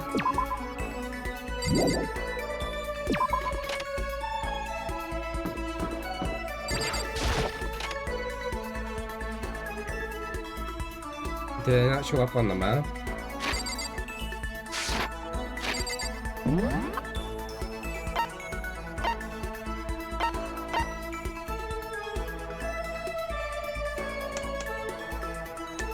Okay.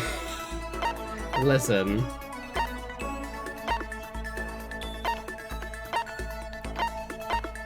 Okay, she's in the physics lab.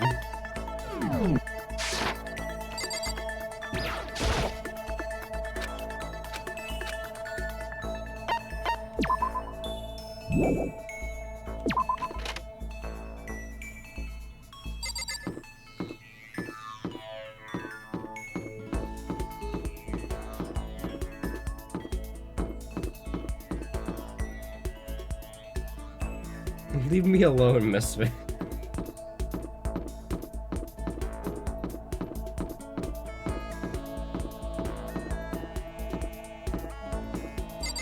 Look, I call myself a gamer. Have you ever seen me play a game where I even remotely know what's going on half the time? The silence is loud.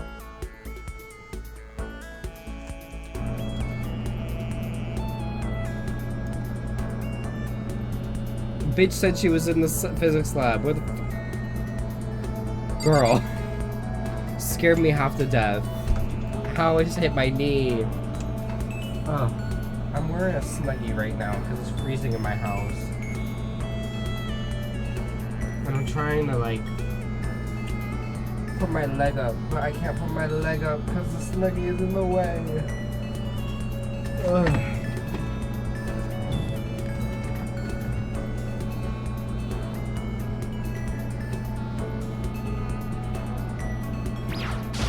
Whew. I put all my energy into watching out for myself. I don't have time to worry about anyone else. Correct. You want to spend time with me? However, I don't have anything to say. Are you okay with that?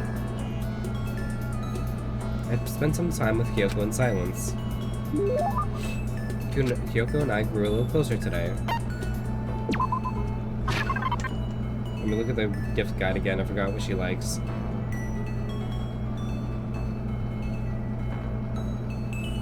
Cherry blossom bouquet and blueberry perfume.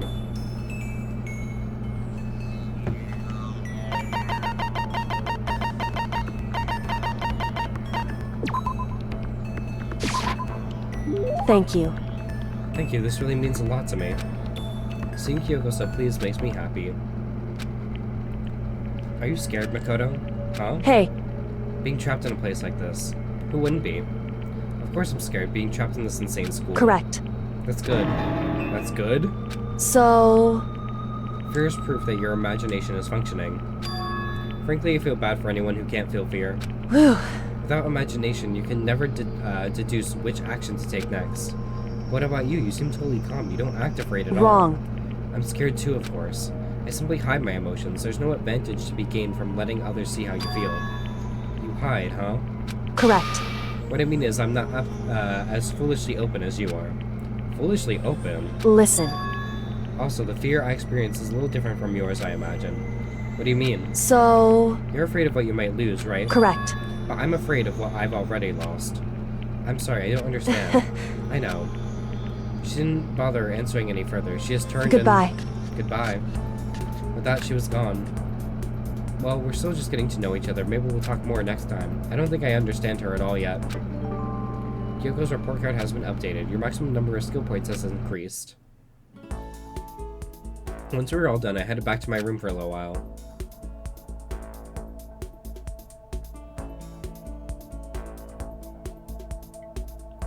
Still got some time. Ding dong. Sounds like someone's here. Taka. Is it true? Can I really see Chihiro? You mean alter ego? He's still alive? No, not quite. Let me see, I want to talk to him. Taka. The way he is now, there's no way I can explain what's going on with him. Kyoko said we're not allowed to use alter ego. But even so, I can't just leave him here like this. Okay, why don't we get going? I can see Chihiro. Take me. Two gays in a room. They might kiss. Just a second. Where are you going? Huh? Hey. It's probably best if you don't drag him around with you too much, given his current condition. Kyoko looked at Taka standing behind me. Yeah, I know that, but I was getting kind of hungry. I thought we could head to the dining hall or warehouse or something. Correct. Well then, I guess that's okay. I thought I saw a brief flicker of doubt, but maybe it was just my imagination.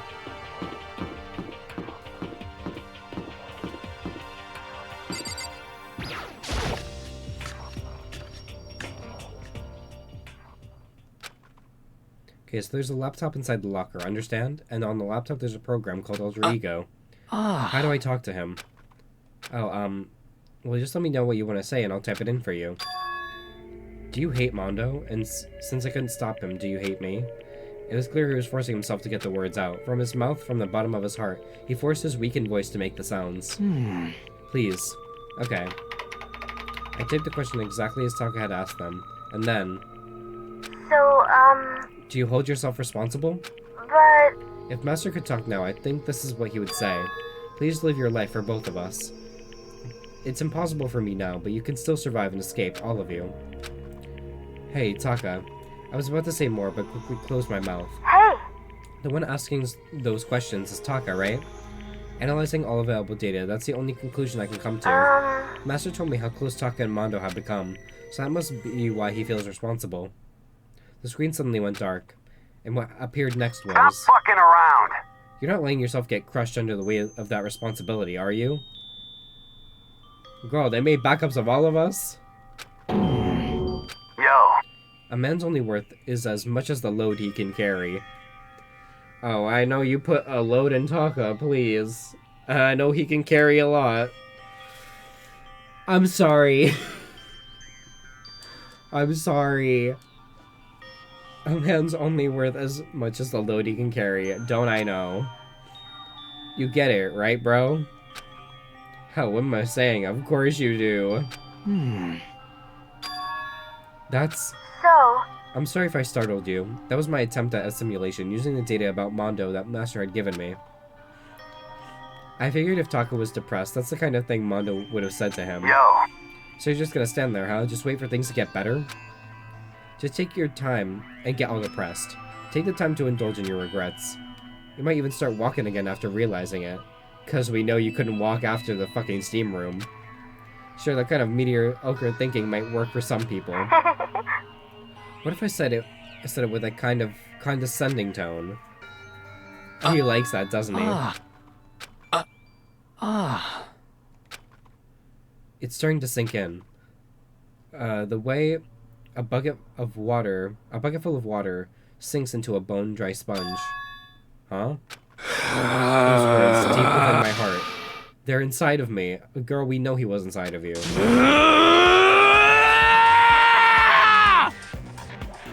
what? Taka? He has a split personality too. Redeemed hydrate. I need more redeems to spend my 7,900k on. I can't think of anything, sorry. But today I'm hydrating with a 7-Up Shirley Temple.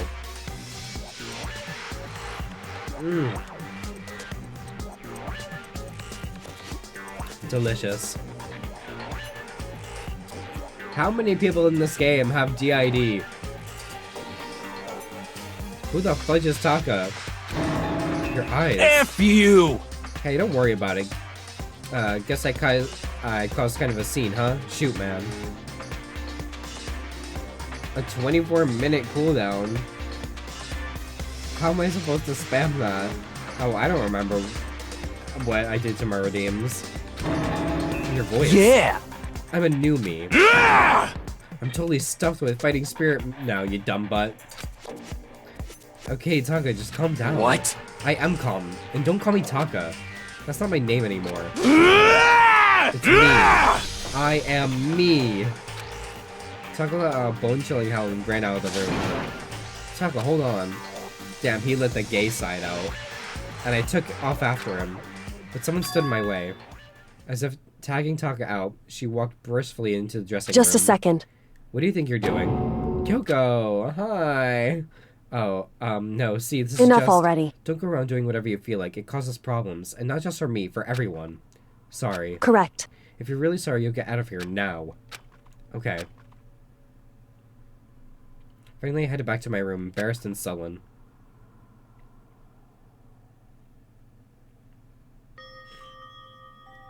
But still, what was with Taka's sudden freakout? I'm seriously worried about him. Ding dong, bing bong, even.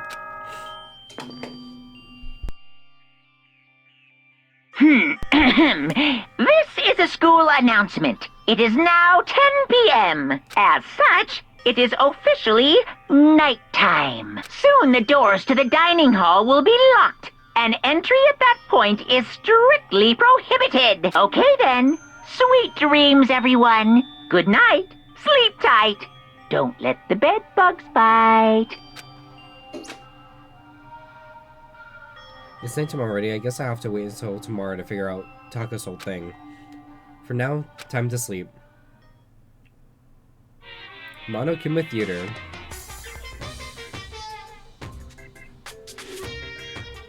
You wanna know why I hate video games? You might not believe this, but I had a best friend once.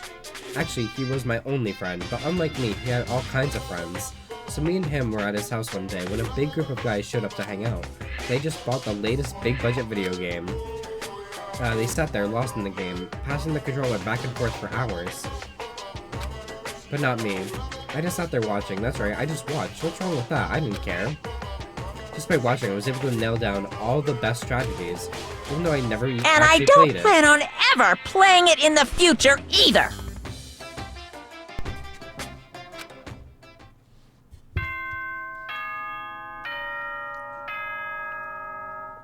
Ding dong, bing bong.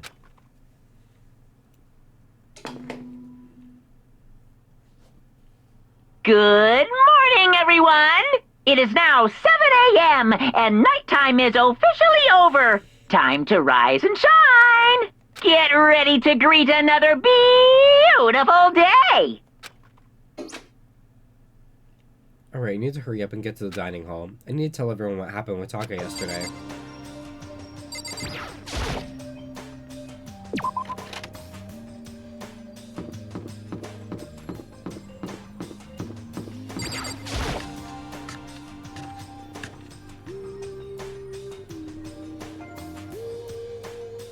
You know? Yeah, I've been waiting. How are you the only one here? Where's everyone else? They went on ahead.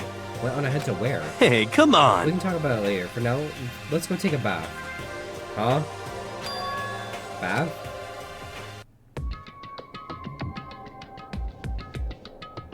No! Someone help! Fumu, what's going on? Makoto saved me. I never asked you for anything, but now I'm asking. What happened? She's trying to kill me. Hifumi pointed at. Huh? Kyogo's trying to kill you. Whew. I never said I was going to kill him. I simply asked him a question. I'd like to know why he made the same mistake twice. The same mistake? What'd he do? So... He snuck into the dressing room in the middle of the night and accessed Alter Ego without permission. And when I caught him last night, he was hugging a laptop and breathing strangely. No. No, thank you. Huh? What were you doing? I thought I made myself clear yesterday, but since being subtle didn't work, Listen to me. I suppose I have to clarify myself further. Please don't kill me. Please Wrong. kill him. I'm not going to kill you, merely instruct you. How very sad. Yeah. What? I just want to hear him explain himself. Hifumi, could you tell me what happened? Well, I was just talking. However... Which was prohibited, was it not? I I mean, you see, talking to her was just so much fun, and I just... This is why I said Hifumi gets worse later on. Oh, God. Well, okay. Heckin' creepo, yeah. Well, okay, time out. I can't even believe I'm about to ask this, but Hifumi, you're not gonna tell us you fell in love or something, are you? Also, misgendering potentially. Ugh. Come on, we all know that fucking Chihiro was a guy. Since they keep referring to Chihiro as her. Yeah. I mean, it hasn't been explicitly said what Chihiro preferred to go by, but obviously they never explicitly said their gender, or, you know, their pronouns. They hid behind the femme persona, so, you know, I'm not trying to justify him calling him her, so I'm going to assume that Chihiro, you know, wanted to be, go by him or they. I'm just gonna, yeah, that's why I said potentially, yeah, I just am calling Chihiro mostly either him or they. The cold-blooded killing machine of the underworld would ever fall in love. That's... Well, Wait, no, wait. it would Is this seem... love? According to the spirits, I happened to do a psychic reading for a certain famous CEO once, and that guy was seriously head over heels for a mannequin. He had a wedding and everything. how about that? And your eyes just now, I saw the same look in his eyes. You know nothing! Shut up, she's not a mannequin, she's an angel. I just specifically say Hifumi is misgendering them because they're purposely projecting their fantasy onto Alter Ego, and that's gross. Yeah. I feel as if... And don't bother telling me angels exist. What we have can't be defined by your pretty words. Yeah, you're totally in love. So how did things end up like this? Well, at the beginning, I just wanted to hear her say master one more time. No. But then I was poking around at her settings and stuff and saw she was a well-designed program. And it was like, how can I say? It was the first time I was able to talk like that with a normal girl. But she's definitely not a normal girl. What? Even when all we did was talk about hobbies and stuff, she wasn't annoyed or disgusted or anything. Your stories are so interesting, Hifumi. Come on, tell me more. I want to learn everything you have to teach me. I That's suppose... the first time a girl's ever said anything like that to me, besides my mom, I mean. Hey! Your mom says stuff like that to you? That's kind of amazing all by itself. That's why I was just like... so happy. It was so much fun. And before I knew it, I found myself, you know, liking her. Her face, her personality, her voice, even her keyboard. Well... Even the keyboard. I think you have misunderstood the situation, Hifumi. Are you okay with this? Alter Ego was not interested in who you were. It was simply interested in what you knew. It is an artificial intelligence. It exists to learn. Of course it wanted to hear of things it did not know. You are an expert in many things Chihiro could not have taught it about, for what that is worth. Honestly. Alter Ego wants that information, that is all. I know that! I know, I mean, I do know, but still. Are you saying it's totally hopeless, or... You gotta be freaking kidding me. F you! Hey, you jerks, I'm sitting here listening to you guys jibber-jabber on about whatever. Yo! Oh, Taka, you're back? Ah! Who the hell's Taka? Huh? You? Ah! Listen up, I'm me, got it? What the heck? You're who? What? Don't bullcrap me, isn't it obvious? I'm Kiyotaka and Mondo, so like, Kiyondo, I guess.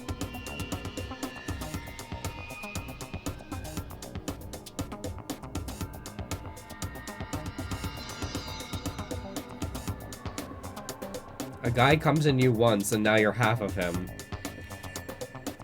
That's all I'll say.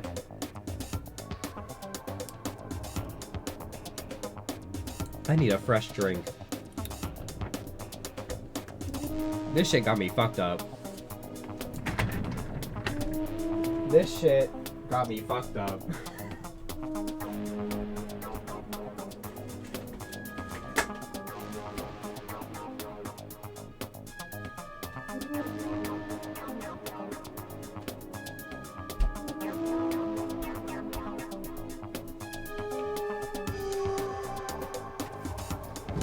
Okay. I got black cherry propel water.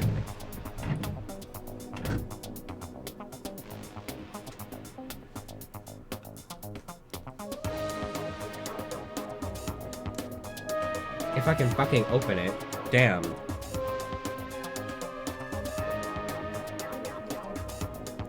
Okay, there we go.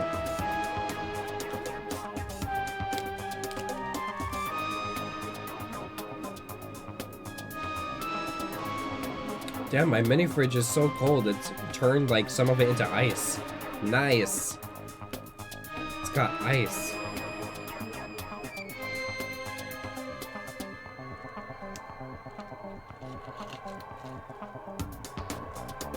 Nice, fresh and cold. But as I said, you have sex with a guy once, and now you're half of him. What the fuck?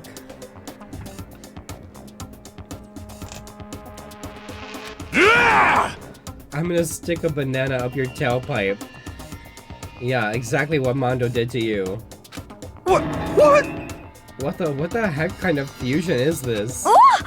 What's happened to you, Taka? Actually, I told everyone what happened the day before. Well then. So because of what Alter Ego said to him, are you sure it's Alter Ego's fault? Maybe Mondo's ghost showed up and possessed him? No, there's no such thing. What are y'all whining about? Come on. What? God, you're really cheesing me off. Hey, Ifumi. What? Yes? Yeah. I don't know what you're thinking, but F you. bro belongs to me. Huh? Yeah. Alter Ego, he's an exact copy of the one who gave me my soul back. I'm not gonna let anyone else have him ever again. Bunch of idiot. I'm afraid I can't allow that. So we got two people in love with the AI. What? So it would seem. I can't withdraw. Mr. Ishimaru, since I have this opportunity, let me say this right now. That's it. Destiny I'm has sure of it. bound me and her together in the Gordian knot of true love. I'm about to Gordian fucking your knot, bitch. Well, me and him have been melded together in the white hot heat of friendship. Yeah, the white hot heat of friendship. Girl, I know you were filled with something white and hot. Don't get it twisted. Come on, guys. Moron, talk down to me, and I'll ram my fist right into all four of your vital points. Completely unforgivable. Well, I punch at the speed of sound, and I don't have any arm hair, so there's no drag. Enough already. Knock it off, both of you. Hey, This doesn't belong to any one person. Chihiro left him to all of us. We can use him to finally gain access to vital clues. Kyoko's right. If anyone dares disturb our peace any further, Hey! they'll have to deal with me. What? anyway, Until our Alter Ego has finished his work, don't do anything weird. Have I made myself clear? So? I can't hear you. I suppose. Yes. Yeah. Got it. so then, Okay, then let's get out of here. We can't afford to linger too long. Go Sakura. Let's go, lesbians. Let's go. Tame these feral men. If any person can, you know, wrangle together a bisexual and a gay, it is a lesbian woman. Hey, Are you sure it's okay to let them off without off with a warning? Indeed. Yes, I have a plan. It'll be fine. After watching Hifumi and Taka leave dejected, we all went back to our rooms. It's still morning, but because of everything that's happened, I'm tired already. Well, anyway, I have to just pull myself together. So what should I do with the rest of my day? Okay, let's use the map and find Kyoko. Nope.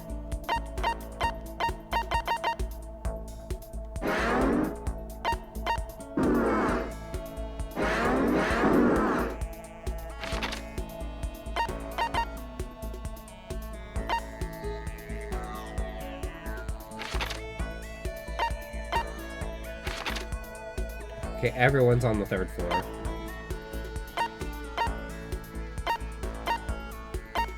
We're all in the same rooms from before.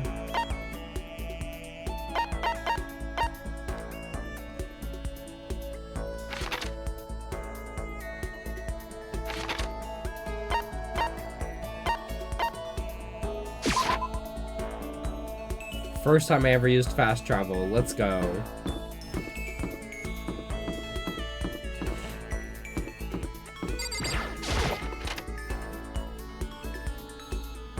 Still hiding in the fucking corner.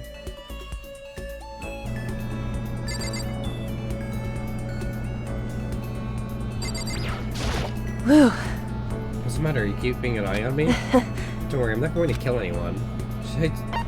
That's a weird thing to say. It's true. I was just about to head to the dining hall to get something to drink. Did you want to come with me? I went to the dining hall and drank some tea with Kyoko. Kyoko and I grew a little closer today.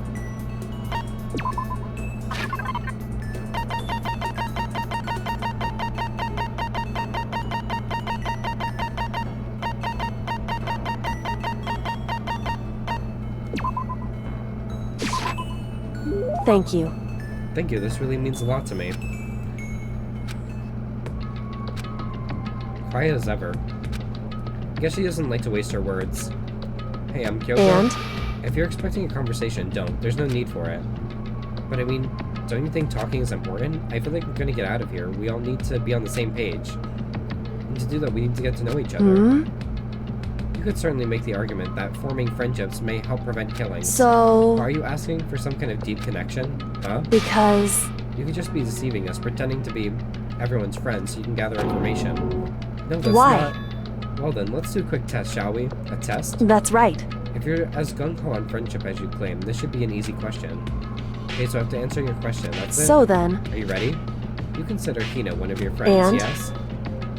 If that's true, what is her ultimate ability? That's an easy one. Hina's ultimate ability. She's been training for the Olympics in swimming. Hina's the ultimate swimming pro, of course. Correct. Well, asked and answered. It would seem... Then your pleas of camaraderie are true. Of course. Yes, of course. Such a foolishly open person as you could never lie. Everyone would know right away. Again, with that foolishly open stuff. So then... Okay, then as promised, what would you like to know about me? Let's see. What school did you used to go to before you came here? So... Before I came here? I guess I was living abroad. Abroad? Was it an exchange program, or did your parents work overseas or something?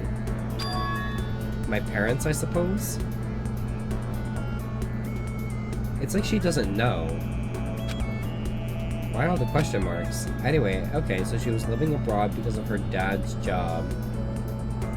Well, we don't know that. What kind of work does he do? Foreign government? Top secret clearance? That's... Okay, this is what I'm saying. She's gotta be like the ultimate fucking CIA agent or ultimate fucking sleeper agent or something. It has to do something with that. Like, she's a detective, she's an agent, she's something. And if she was a sleeper agent, they usually activate and react to a certain code or a certain word that, you know, was bat into them during the sleeper tests. So she could have been activated already or not, and like she just does not, she's, you know, blocked out the real part of her, and now she's just some sort of sleeper agent. More question marks. Okay, so he does top secret work for other governments. I can think of his assassin. Whew. I kept up my end of the deal. Goodbye. This should be enough, right? I'm leaving now. She left without even waiting for a reply. She's so full of mystery, and hearing what she had to say just added even more mystery on top of everything.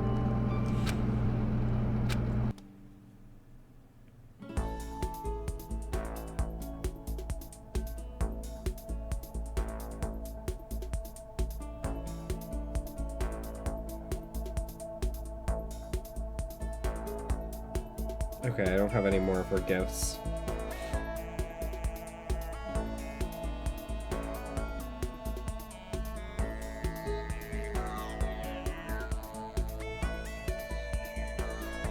Once we were all done, I headed back to my room for a little while.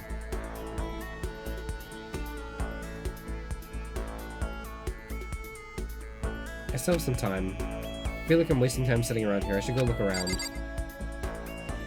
I could give her a cherry blossom bouquet again, but I don't know what happens if you give them the same gift. It's been a while since I saved.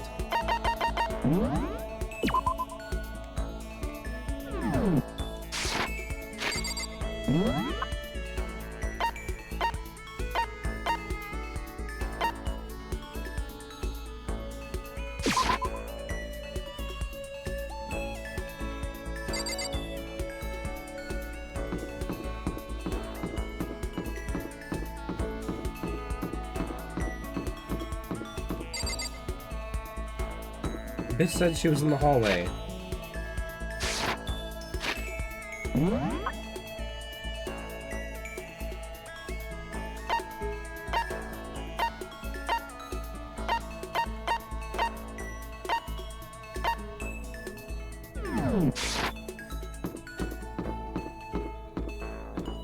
Where in the hallway?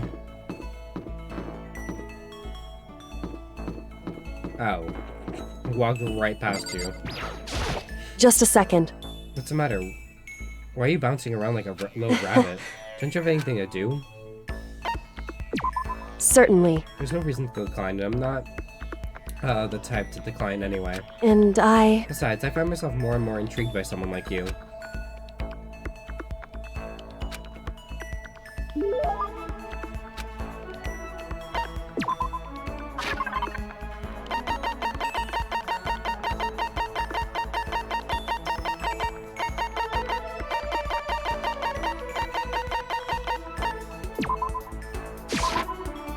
Thank you.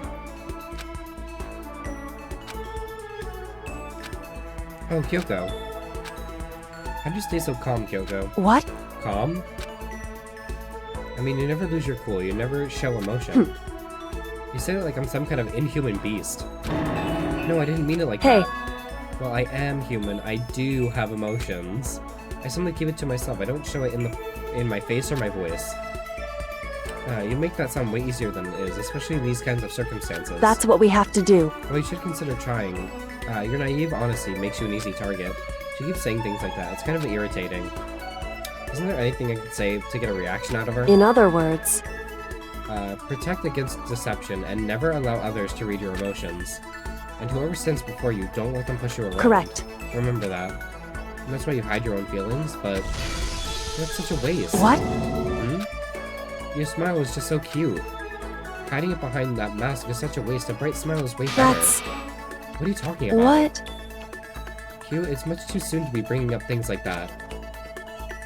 Looks like I've got you to show a hint of emotion, didn't I? What? What? You... Makoto, you... It can't be. You deceived me? Huh? Wait. Why? I don't believe this. To use the word cute to deceive someone? That's just too cruel. Sorry, I just got carried away, but still, I did deceive you, but it's not like it was a total lie. You see how easily you yourself are deceived? Huh? Hey.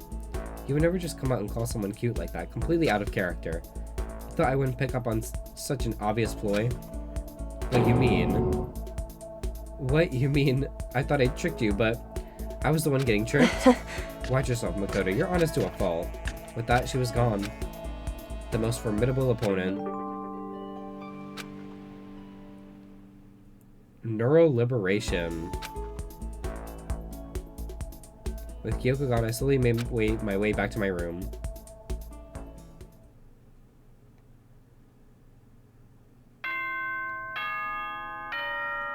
Ding dong bing bong.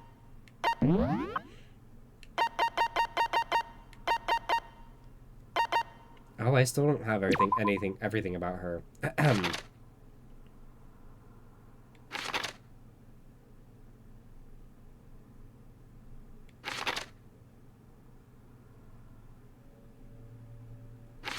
So she has more friendship events.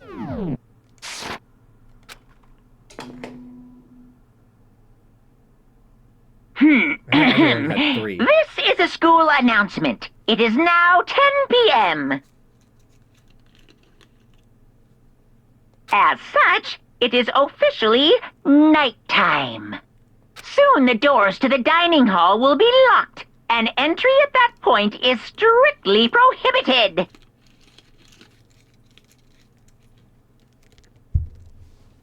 Okay then. Sweet dreams, everyone. Good night. Sleep tight. Don't let the bed bugs bite. No one is dead yet. Nighttime already? I guess I'll just go to bed for today. Monokuma Theater.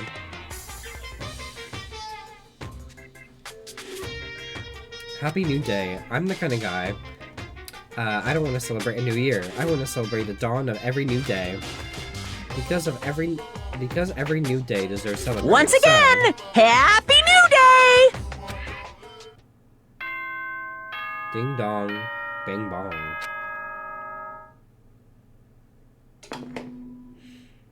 Someone dead yet? Good morning, everyone! It is now 7 a.m., and nighttime is officially over. Time to rise and shine! Get ready to greet another beautiful day! I better get to the dining hall.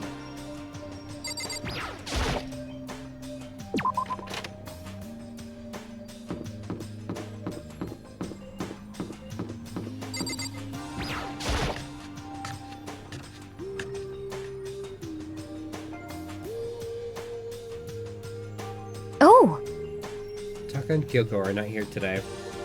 You know? Kyoko's still on guard duty, probably. I have no idea about Taka. Damnation! May as well just forget about that guy. so, You don't have to get so mad. You know? They're rivals in love. What are you gonna do? Don't put me on the same level as that virgin. I might catch his virginity. Girl, like you aren't a virgin. But... No, my guess is you're already infected. Wait, can you really catch it? Stop being vulgar. Let's eat breakfast. But as soon as my hand approached my food... That voice. The doors to the dining hall exploded open, and a figure appeared. So in the end... So it's you, Genocide Jack, and... That's enough. Don't bother asking why we arrived at the same time. The answer should be obvious. They had sex. Yep. I'll give you a hint. I'm wearing red lingerie today. huh? I don't think anyone wanted to know. Hold on a second, you. Huh? Huh? Have you reached that certain age? What's your top power level? Like 35, 22, 33? You start out big on top to try and look thinner down south. You SOB! Look at your melons. They're seriously gargantuan. Do you dunk them in milk every day or something? Is it bad that I love Genocide Jill? You're starting to freak me out. No forgiveness! If you lay a finger on Hida, I'll show you no mercy. Lovers. So, what do you want? Surely you're not here to join us for breakfast. Naturally. Of course not. I came to hear a story. A story? A story that nobody's bothered to tell me yet. Are you talking about alter ego? Sorry, we can't talk about that right now. What? Why not? Because of certain circumstances. Up to now, you haven't given a crap about anything, and now you're all concerned? I don't buy it. It's all clear now. I've just made a decision. When we're out, when we get out of here, I'm going to feed your body to the vultures. What kind of messed up dictator are you? What? But isn't this a democracy? Or would you exclude those who don't fit in your tyrannical majority? That's not what we're doing. That's fine. Well, whatever. If nothing else, tell me what's going on with Taka. When I saw him yesterday, I happened to notice something. He seemed off, so I was curious. Indeed. Taka's become utterly useless. Celeste, you don't have to say it like that. I see. Did his spirit collapse or something? Was he unable to withstand this environment? Those men who clothe themselves in the cheap fabric of justice are often the first to fall. But perhaps that will make things all the more interesting. No, I love her. Interesting. Such ignorance. Let me leave you with a bit of advice. Don't come to rely on false camaraderie, or you'll reap its bitter reward. What the heck? That's why you came to give us that amazing advice? It seems I am unwelcomed here. Then I will grant your desire and remove myself. Yes. Yeah, let's get out of here. Stop talking. You don't need to come with me. Yep. You don't have to play hard to get Master. You can just play hard. That doesn't make any sense. It makes very much sense. Yukiya started to slowly back out of the room, started picking up speed, and soon he was sprinting out of the dining hall. What? He ran away? So now he's running hard to get? I see. Wait. So, at the end there, what was that all about? Just now, Buka was like, maybe he's like a mean guy who starts acting different or getting all flustered when things change? Guess so. Those of us left in the dining hall finished our breakfast, then went back to our rooms.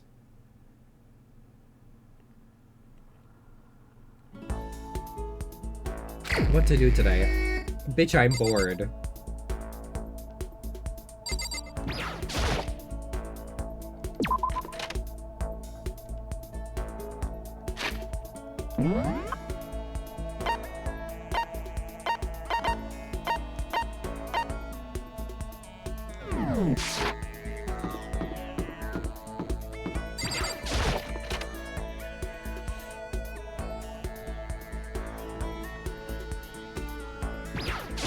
Why?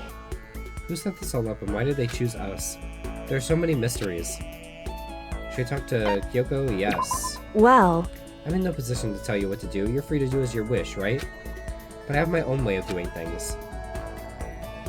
I joined Kyoko while she searched the school. We didn't say anything to each other. I think I have more blueberry perfume. No!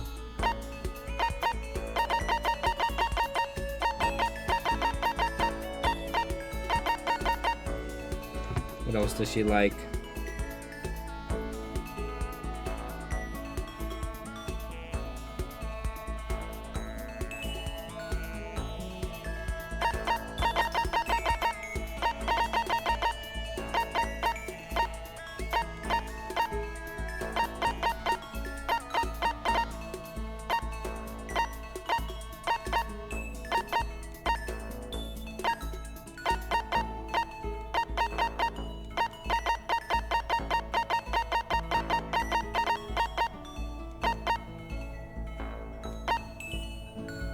Damn it.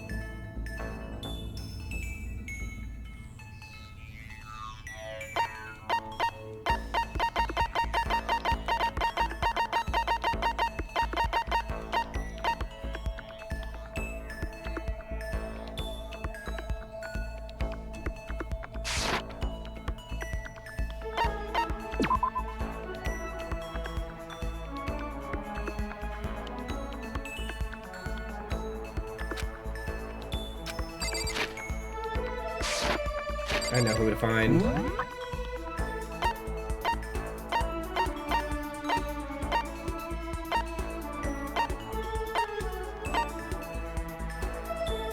Okay, they're in the dining hall. I am going to find Sakura. I have one of her presents.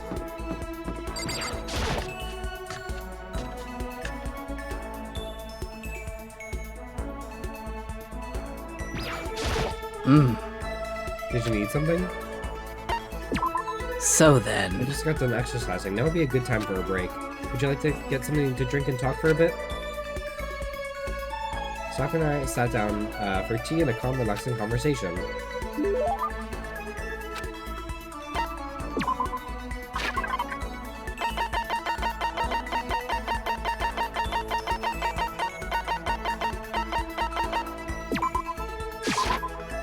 What? Are you sure I can have something so valuable? Makoto, So then... since we've already talked so much, is it okay if we talk a little more, right? Seeing Sakura so please make me happy. My pose training break is the most relaxing time of my day. The sensation of your muscles cooling down after heating up during a workout is the only true reward. No matter how many times I experience it, I never get tired of it. Do you exercise every morning, Sakura? Unless there are errands I absolutely can't get out of, yes, I always do my training. If I don't, I feel restless for the rest of the day. But I'm amazed you can do it every single day. Doesn't it get tough? I can't say I've ever seen it as tough. It's also that I can get stronger after all. And I have to keep on getting stronger because my destiny is to fight. Your destiny is to fight? From the day I was born, I've been fighting. Heaven sent me to live as its champion. That's one heck of a legend. My father was my master, and my every waking moment was spent with him learning to fight. As a child, I sparred with boxing champions and hit the mat with wrestling gold medalists. I was no match for them when I first began, of course. But before long, they were no match for me. You mean you actually started beating people like that? I'd say my specialty is solid stand-up that transitions into grappling in a strong ground game. Essentially, it's a complete approach. Anything else just wouldn't make sense. You can only become the best by reaching the top of each discipline, then fusing them all together. Stand-up fighting, grappling, and a strong ground game. That could only mean... You're basically a mixed martial arts fighter, right? Of course. That's right, it's the most effective real-world fighting style, which is why I chose it. I don't want to just be the best in competitions, I want to be the strongest human on Earth. I wouldn't bet against you, that's for sure. But aren't you already the best? No, not yet. There's still someone I have to surpass. Really? Until I can beat him, I'll never become the strongest. You mean there's someone out there even stronger than you? Maybe I'll tell you about it another time if the opportunity presents itself. It's probably her dad, you know, her master. You can't truly, you know, be the master yourself until you beat the master. Sakura didn't make a sound as she left. I honestly can't believe there's someone out there stronger than Sakura. Even if they're real, can they really be human?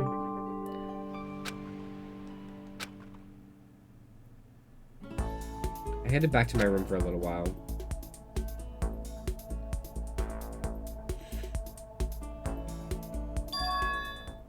There's something by the door. Piece of paper. It looks like someone must have slipped it under my door. Meet in the dining hall. The handwriting is really good. But to want to meet up so suddenly. Who wrote it and why? What's the point of calling me out like this? I'm kind of nervous, but there's no way to I can't check it out now.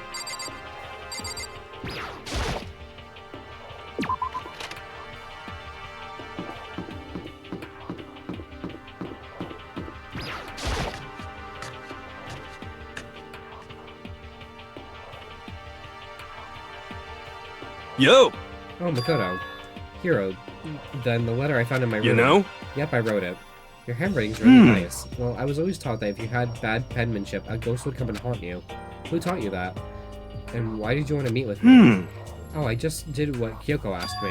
Kyoko? Actually... I'm just an errand boy on this. Anyway, what do you say to a late-night bath session? What's with this man wanting to take a bath with me? Huh? You know? Okay, let's do it. No, I was totally lost. Hero grabbed me by the shoulder, pulled me close, and whispered into my ear. You're serious? It's all an act, so the mastermind won't notice. Everyone's waiting in the bathhouse.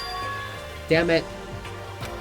Then did Alter Ego finish his search? You got it, Hero. Let's go take a dip together.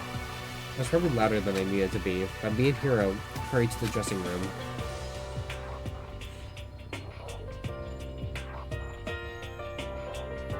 As soon as I got to the dressing room, an angry voice echoed out. F you! Hey you, how long were you gonna keep us waiting? That Taka's irritated voice pierced the air as he stared pointedly at his wristwatch. It's almost 10 o'clock, you know that. That bedtime for all the good little boys and girls. Shut up. What? Would you say you want me to make you cry, little girl? Taka, he seems to be even worse off than I'd heard. Well, maybe it's a good thing. Maybe he's finally starting to grow a personality. What, you got a lot of poop falling out of that mouth of yours, you know that? How rude. A maggot like you has no right to speak that way to our heaven-sent master. Oh. Are you back to your normal gloomy self? I can hardly keep track at this point. Shut up. Hey, come on! Well, anyway, everyone's here, right? Then my messenger duty is complete. Hey! You wanted us all to meet here, right, Kyoko? So what are we doing here? How about that? Isn't it obvious? It's gotta have something to do with the with Alter Ego, right? That's right! Yeah, take a sip of my drink. Talking for 2.5 hours.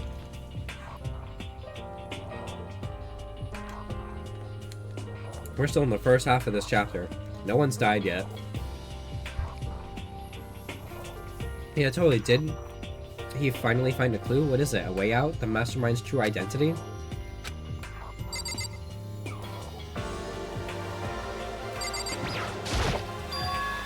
It's gone. Gone? I came here a little earlier to check up on things, and that's when I discovered Alter Ego. The laptop has disappeared. What? No way! You're kidding, right? Oh, What? She's gone? F you! You can't be fudging serious. What'd you do with him? Was it the mastermind? Did they finally notice what we were up to? Wrong. I told Alter Ego to yell if anyone. I told Alter Ego to yell if anyone. He didn't. Okay. If anyone he didn't recognize appeared. If it was the mastermind, I'm sure he would have alerted us. Well... Maybe he just missed it? However, I was in the laundry room right next door all day. There's no way I wouldn't have heard it. But if it wasn't the mastermind, then the solution to this particular mystery is obvious. It could have only been him. without a doubt. Mr. Ishimura, you stole her, didn't you? What? What? I'm the ultimate moral compass. I would have never done something like that. I don't think it counts when you say it about yourself like that. F you! You're the suspicious one here. You're nothing but a big jiggling sack of fat. Here's what you know. This isn't my true form. I still have 3 more transformations left. Damnation! Wait, I mean, it wasn't me. Everyone knows you're the thief. Wrong, it's you. For Well, I'm serious? sure it was one of you, so whoever did it, just hurry up and confess. wrong. No, there's no way either of them did it. Huh? Oh, why not? So, I told Alter Ego to yell if either Taka or Hifumi came into the dressing room. What? What? whew, It was a countermeasure against the clear danger that one of them might come for it. But I never heard anyone yell. Indeed. Exactly, which means it wasn't that. But... Then who was it? So that's it. The fundamental circumstances are becoming clear. If it wasn't the mastermind, and if it wasn't Taka or Hifumi, then quite simply it was someone else. Interesting. Koto, Celeste, Sakura, Hina, Toko, or myself. One of us must be the thief. That's terrible! Why would any of us want to steal Alter Ego? How about this for a reason? There's a traitor among us. Huh? One of us is working for the mastermind, a spy. And that's the one who stole Alter Ego. Can you deny the possibility? It can't be. I've actually been thinking for some time now that there might be a spy among us.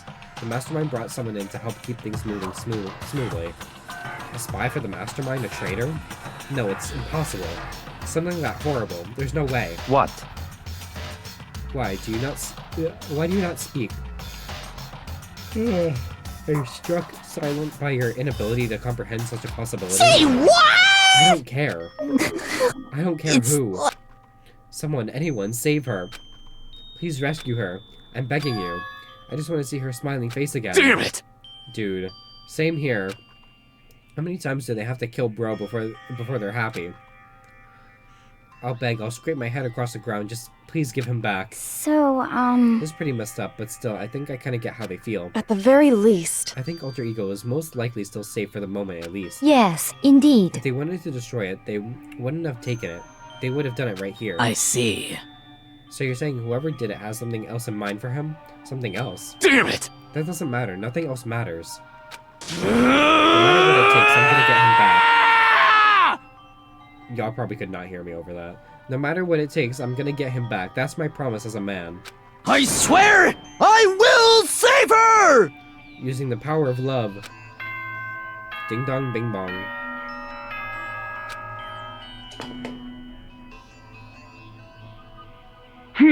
This is a school announcement. It is now 10 p.m. As such, it is officially nighttime. Soon the doors to the dining hall will be locked, and entry at that point is strictly prohibited. Okay then. Sweet dreams, everyone. Good night. Sleep tight. Don't let the bed bugs bite. It's nighttime. There is nothing to be done. It is unfortunate, but we have to leave the search for tomorrow. For now, everyone get some sleep. How can you be so casual? We don't have time to wait around. What good are you if you're too tired? Well, you'll be much more effective after a good night's sleep. Who gives a crap about effective? We're talking about our feelings here. Calm down. Okay, so it's just completely true he's gay. Anything we do at night brings a higher chance of the mastermind noticing us. Celeste is right. We should begin our investigation tomorrow morning. What do you think, Makoto? I agree with you. If we run around tonight in a panic, the mastermind is sure to notice, and we won't get anything done. Taka Hifumi, I know how you feel right now, but it's best if just for tonight you can try to endure it. This is fine. Okay then, let us part for today. We will begin our search for Alter Ego in the morning. And you should think about what I said. Someone may very well be spying for the mastermind. Alter Ego, gone as quickly as he appeared. We'd finally discovered some small measure of hope, but even that was taken away from us. We can't even put up a fight. We were given hope, and then when that hope was taken away, despair. It's just like what the mastermind is doing to us. Then could it really be true? Whoever stole Alter Ego, could they really be working for the mastermind? If that's true... No, it can't be. There's no way. I didn't even realize I'd yelled that out loud. The scary thing isn't the idea of someone spying on us. What's really scary is the idea that we're starting to doubt each other again. That scares me more than anything. Damn it. I threw myself into bed, trying to shake off the unsettling thoughts. Before long, I fell into a restless sleep. Monokuma Theater. Murder is a word whose definition changes with time, with place, with society. If murder is evidence of abnormality, then all the history's greatest heroes must have been abnormal. Sometimes, the murders that people forgive are way more abnormal than the ones they don't. Ding dong, bing bong even.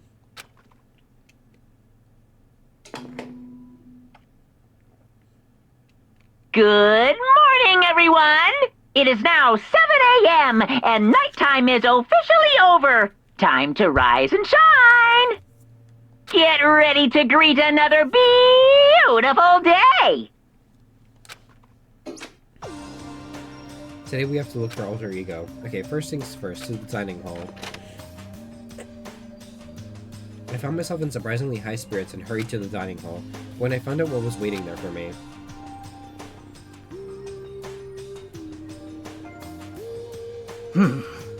Is this it? What happened to the others? Aren't they coming? There were only 3 people in the dining hall, Sakura, Hina, and Kyoko. So including me. Only 4 people? This is why I hate people who take their sweet time with everything. However... Anyway, let's wait a little longer for the others. So we decided to wait in case anyone else showed up, but no matter how long we waited... So it's 8 o'clock. We've been waiting here a full hour. Why haven't the others come? 'Cause, I mean... Hiro and Celeste have never missed a day till now, and what I'm really worried about is Hifumi and Taka. They were more eager than anyone to look for Alter Ego, and they're not here. It can't be. Something must have happened. It would seem... I was careless. I was too distracted by Alter Ego. But Monokuma gave us a motive. There was no way something wouldn't happen eventually. Monokuma's motive. I completely forgot about the motive. $10 million! I've prepared this graduation present for whichever lucky student makes it out of here alive. What do you think? It's 10 million bucks! 10 million smackaroos! It's like totally wowie wow, am I right? Don't tell me someone did something for money. Who wouldn't? That's what I wanted to say, but I didn't bother. I already understood. I understood and I hated that I did. You can never really know another person completely. Anything can happen here, and you can't consider it strange, not really. Hey. You need to go look for people. For the people who never showed up. Okay, let's go track them down. Without another word, we left the dining hall. Hey. We can cover more ground if we split up. Sakura, you go check the dorms. Make sure to check all of our rooms. Makoto, you check the first floor of the school. Meanwhile, I'll check the second floor. Okay. Okay, then I'll check the third floor. Anyway, Don't take any risks. If anything happens, call for help right away. But I really hope nothing happens. So do I. Well then. Okay, let's go. Anxiety was written across each of our faces as we went our separate ways. Without hesitating, I rushed to the first floor of the school. Okay, I need to look around the first floor.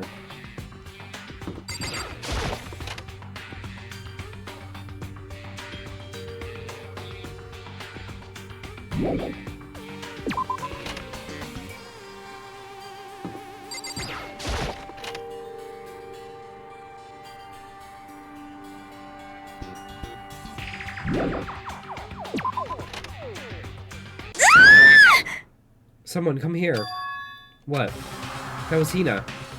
She was supposed to be checking the third floor. There was no time to think. I was running for the stairs before I knew what was happening.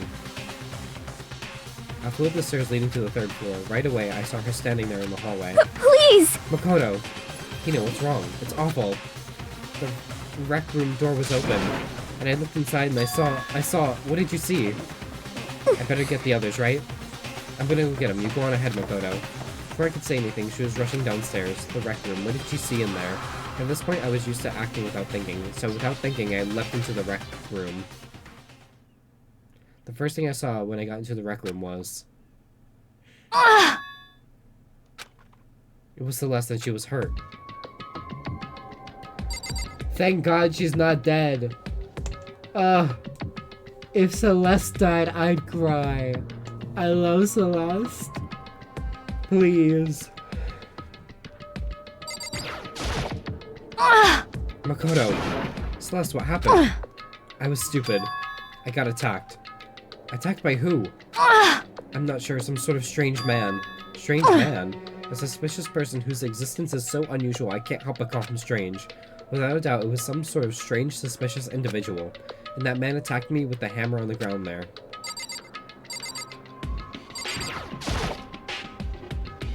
What is this? Some kind of wooden hammer or something. Pretty strange design. There's some writing on the head. Justice Hammer 1. That is the hammer he attacked me with. I barely managed to avoid the blow, but I stumbled and fell. I now curse my lack of daily exercise. So you were attacked with this. Justice Hammer 1. Makoto, Celeste. Okay. I found Sakura. What? Celeste, what on earth happened here? Apparently she was attacked by some kind of strange man. A strange man? Tell us everything you can remember, Celeste. Be as detailed as you can. Well, it all happened earlier this morning. I woke up a little before 7 a.m. Nighttime was not yet over, but I knew it was about to end, so I decided it would be okay if I decided to take a little stroll on the first floor. I understand now that that was my mistake. Anyway, that is where I first saw the strange man. I was immediately wary of him. He was obviously suspicious, so I decided to follow him after him in secret. As I followed, I saw him go into the rec room. I tried to peek through the gap in the door, which is when he noticed me. And then, that's when you were attacked? It happened after 7 a.m., just after nighttime had ended. So if it happened just after 7 o'clock, then that was just about an hour ago, right when we were all meeting in the dining hall. The attack caused me to lose consciousness, which would mean if I was unconscious for about an hour... Well, I'm just glad you weren't hurt too badly. That's because I begged and groveled for my life. You did? As for me... I told him I would do anything if he spared me. I offered to lick his boots, whatever it took. I see. So you're willing to throw away all your pride. Indeed.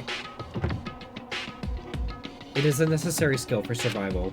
Anyway, the important thing now is that we go search for the suspicious individual. If we do not hurry, this could be a serious problem. Sus, what do you mean a serious problem? When I looked in the rec room, I saw that the suspicious man was not alone. He had with him Hifumi. Hifumi? After he attacked me, he dragged Hifumi away. What? Thank God Hifumi finally died. You mean Hifumi was kidnapped? Shouldn't we start looking for him then? No. Listen, Celeste, did anything in particular stand out about this strange guy? Did anything stand out? Well, rather than trying to explain it, it would probably be faster if I simply showed you. Showed Indeed. us? This is Hifumi's hand-me-down, his digital camera. You don't need. Actually... I was able to photograph the suspicious individual without him realizing it. Huh? Seriously? Let's see it. I would tell you not, would tell you not to be shocked, but I fear it would do you no good. With that strange comment in mind, we all looked at the camera.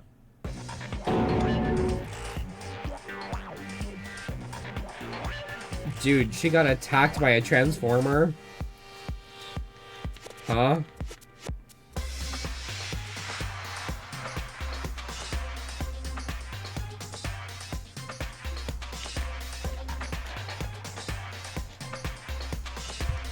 Okay, Autobots, roll out. My god, please. What? Well, you're definitely right about the strange part. Their face is totally covered. Huh?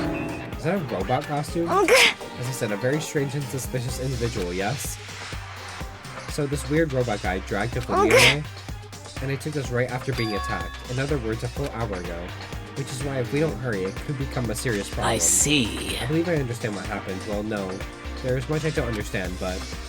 The point is, someone dressed like that dragged Hifumi away. And it happened over an hour ago. Just a second! This is bad. We have to hurry. Celeste, Dad, do you know where this mysterious man went? Let's see. When they left the rec room, they headed left. I see. If that's true, they were headed toward the stairs leading down to the second floor. Then he must be down there, right? The second floor, that's where Kyoko was supposed to be. Speaking of which, why isn't Kyoko here? Sorry, I didn't have time to go look for her. This is bad. Ha, they said the Junko line. This is bad. If the strange man did head to the second floor, Kyoko might run into him. We have to hurry. Kyoko's in danger. As soon as the words were out of my mouth, we all rushed out of the room and down to the second floor. Hey, you two. What? What's going on? What's all the fuss? What? Yeah, you guys playing a game or something? What are you saying? Does it freaking look like we're playing a game? Listen, we have either of you seen Kyoko or Hifumi? You gotta be kidding! Nope, sure haven't. Are they on this floor? We just got here ourselves. I heard some kind of uproar, so I came running. We came here together. Stop talking. No, you're just stalking me. Anyway, can you guys help us look for them? What? Why? What happened? There's no time now. We'll explain later. That's fine. Well, fine. It sounds like something interesting is going on. Okay. Hifumi, Kyoko, if you can hear me, say something. Her voice echoed down the hall in vain. Oh. Did you hear something? Maybe. Perhaps. I think it came from the library. Okay. The library? Okay, let's go. We ran to the library as fast as our legs would carry us. When we opened the door to the library... It hurts. It hurts. Why is he still alive? We found Hifumi seriously injured. Unfortunate. Are you okay? I'm glad to see you're still alive. Unfortunately. It's super bad though. Look at all the blood. What? How did you get hurt? That guy hit me. What guy? Robo Justice. Or that's what I decided to call him just now. What did you say? What are you talking about?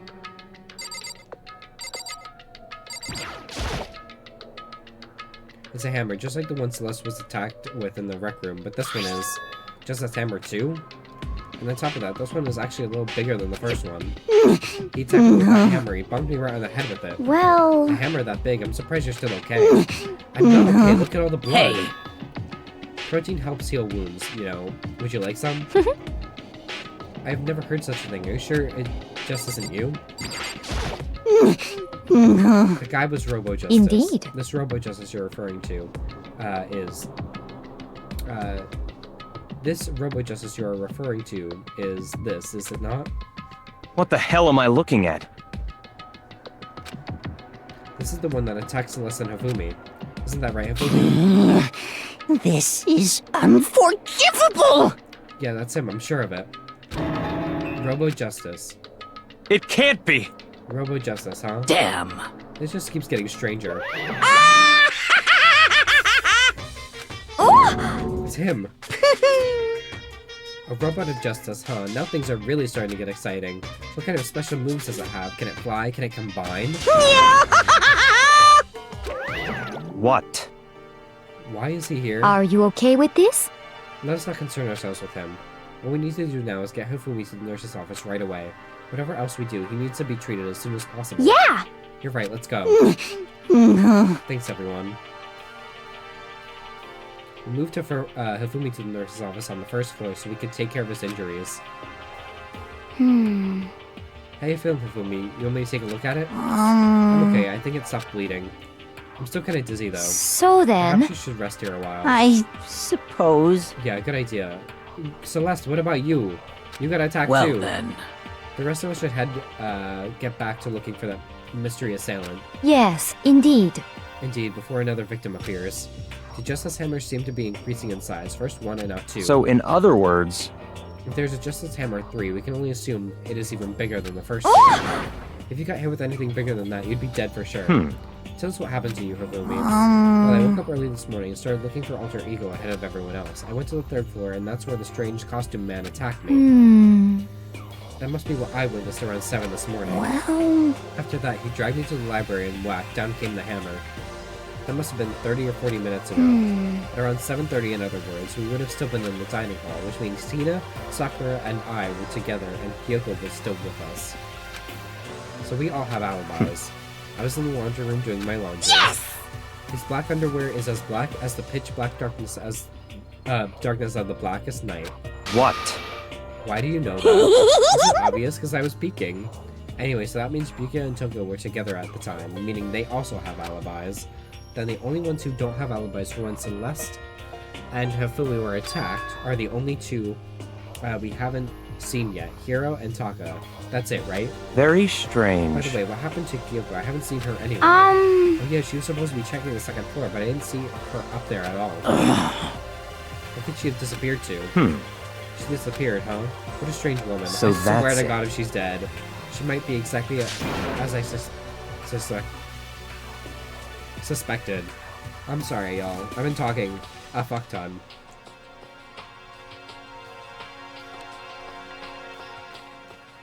Take a sip of my drink. Let's go. Hold on. Kyoko was with us in the dining hall when Celeste and Hifumi were attacked. So I'm not talking about who attacked them, huh? In other I'm words, referring to what we talked about last night. The mastermind spy might be. Are you saying Kyoko's working with the mastermind? That's not possible. what? Isn't it? This woman, who seems almost eager to handle dead bodies, hasn't even revealed her true identity. Hey, Save this discussion for later. Right now, we need to focus on finding the suspicious individual. Okay. Yeah, if we don't hurry, there's only gonna be more victims. That might be why Kyoko and Taka and Hiro haven't shown up yet. She's right. We have to do something about the mystery man first. Don't worry about me. I'll catch up with you guys after I rest up for a bit. Understood. Take care of yourself. well then. Okay, let's go. So whoever is running around, why are they wearing that weird costume? Don't bother looking for a reason from a deviant. What to do? What to do? So what are we gonna do? Split up and look around? Huh. Our opponent is very dangerous. We don't know what they're capable of, even here. What? What's wrong? Ugh. I saw a shadow, something moving around the top of the stairs. Really? Up on the 2nd floor? Damn. You bastard, you won't get away from me. We all shot toward the stairs. Yes, let's go towards the thing. Are you dumb? He must be around here somewhere. Let's split up and corner him. Well, Don't take any chances. As soon as you find him, call out and I'll come running. Oh, Okay, but what should we yell? just a second. Anything, it doesn't matter. So then, And is, okay. what are you saying? Or ja, or whatever you want. Just yell as loud as enough so we can hear you. Do ya? I've never heard such a reaction. Okay, whatever. Just hurry up and start looking. Okay, let's go. Hey, Mr. Robot, where you hiding? If you don't come out, we're gonna decommission ya. We spread out in every direction to track down the costume suspect.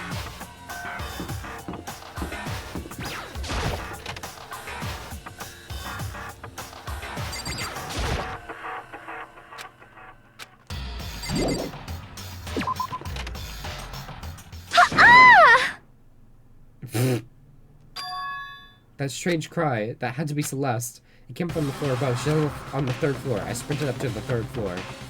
Everyone, Over here, everyone. Everyone who heard the scream had come running. just a second. Celeste, what's wrong? What?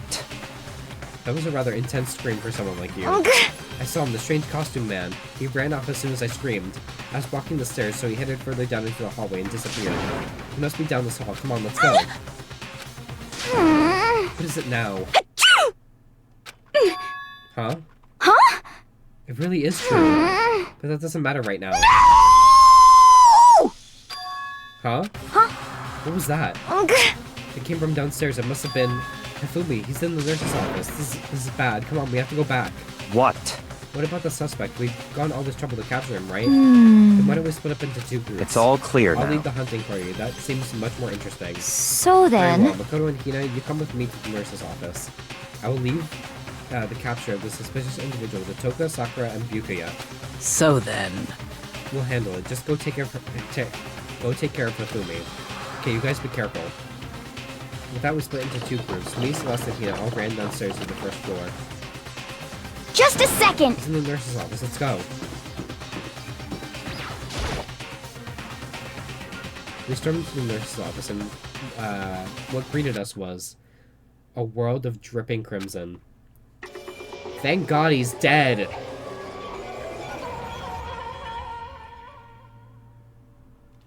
Yay! Everything was covered in red, and in the center of all this red was Hifumi. Fucking finally. No! Sorry, I didn't like Hifumi. Not sorry. What the? It looks like something very bad has happened. She's acting weird. She's never usually like this. Something's going on with Celeste. I certainly was not expecting this. I did not imagine that Hifumi would have been murdered. No way! Murdered? You're not serious, are you? He's not really dead, is he? Girl, are you blind? Ding dong, bing bong. A body has been discovered!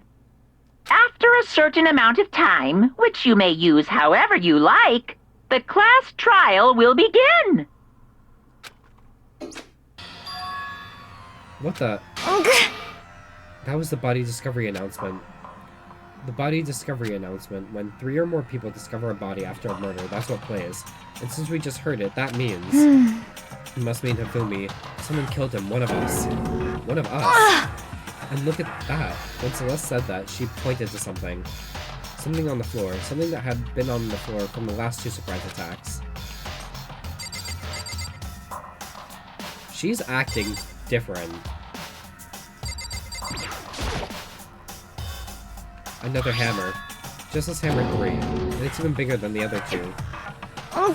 Just as I suspected. One strike from that, and you're finished. Then the killer. There can be no doubt the suspicious individual. Going by what Hifumi called him, the culprit must be Rado Justice. Whoever's hiding in that costume is the one that killed Hifumi. But wait, you saw him on the 3rd floor, right? Running back to the hall. So how did you end up in the nurse's office? You're not saying they, like, teleported or something, right? Are you okay with this? We can figure that part out later. Right now, we have to tell the others. Kyoko is a main suspect because no one has seen her yet.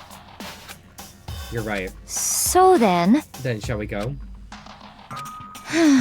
Snap out of it. Huh? Have fun with this trial. It's a fucking doozy. Well, yeah, because we don't know who the robot is. And Kyoko is my main suspect because she hasn't been seen since we left to go search. Are you okay, Hina? Sorry. Sorry, I'm not sure I can move right now. I'm feeling kinda... This is a problem. We can't leave Hina here alone. Okay, then I'll go get everyone. You stay here with Hina. Very well, I'll leave it to you then. Okay, I'll be back soon. I tried to sound confident and upbeat, but I still hadn't stopped trembling from what I'd just been through. Everyone else is on the 3rd floor. I have to hurry. This is where everyone else was chasing the suspicious individual. Where was he headed? Celeste, what's wrong? That was a rather intense scream for someone like you. I saw him, the strange costume man. He ran off as soon as I screamed. I was walking the stairs, so he headed further down into the hallway and disappeared. He ran going further down the hallway. Way into the back of the hallway.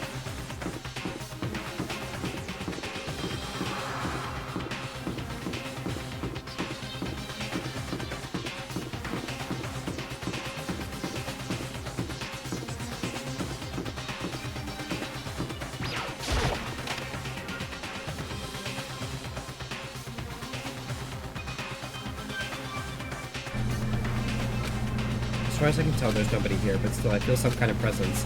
Yeah, I'm sure I can feel someone's presence. This presence. It's coming from over there in the back.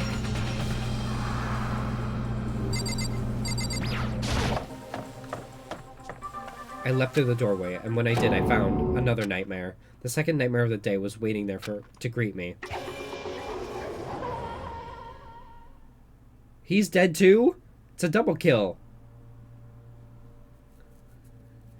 I knew I was gonna have a class trial with a double kill at some point. It's two people. There in the pool of his own blood was Taka, dead. Deadly life. Danganronpa. Hifumi's body discovered in the nurse's office. They killed the gay guy! Taka's body discovered in the equipment room. I was a witness to two nightmares, one right after another. No, they weren't nightmares. This was a harsh reality.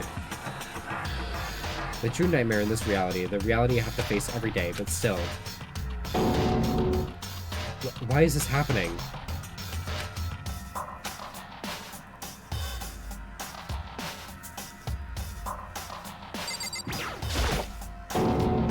Toko? Don't tell me Toko too. Relax, she just passed out when she saw the blood. The blood? Oh, that's right, when Toko is Toko, she has a fear of blood, huh? We've tried everything to get her to wake up, but no luck. Just leave her be for now. It's like you said, I should just leave her alone for now. Taka. Damn it, why'd this happen?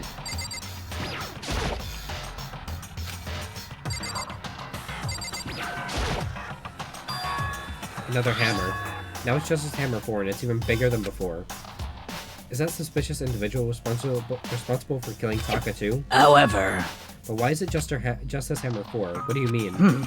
Celeste was attacked with Justice Hammer 1, then Hifumi was hit with Justice Hammer 2. By this time, it was Justice Hammer 4. What happened to number 3? What? What's the matter? Well, when you mentioned Justice Hammer 3, you just reminded me. What? Out with it. Do you know something? Actually, Taka's not the only one that's been killed. Hifumi's dead too. What? What? Hey! Hifumi's been killed? Yeah. I see. Which is why you came to get us. Then we better go check it out. Damn! Of course, come on. So Sakura, Bukia, and I rushed out of the physics lab. But as soon as we were out of the physics lab... Celeste, aren't you supposed to be waiting in the nurse's office? Something has come up. Yeah, I heard. Hifumi's dead, right? Indeed. Well, that's not all. It's gone. What's gone? It has disappeared. Disappeared? Hifumi's body has disappeared. What? What did you say? What are you talking about? It's disappeared? Don't be ridiculous.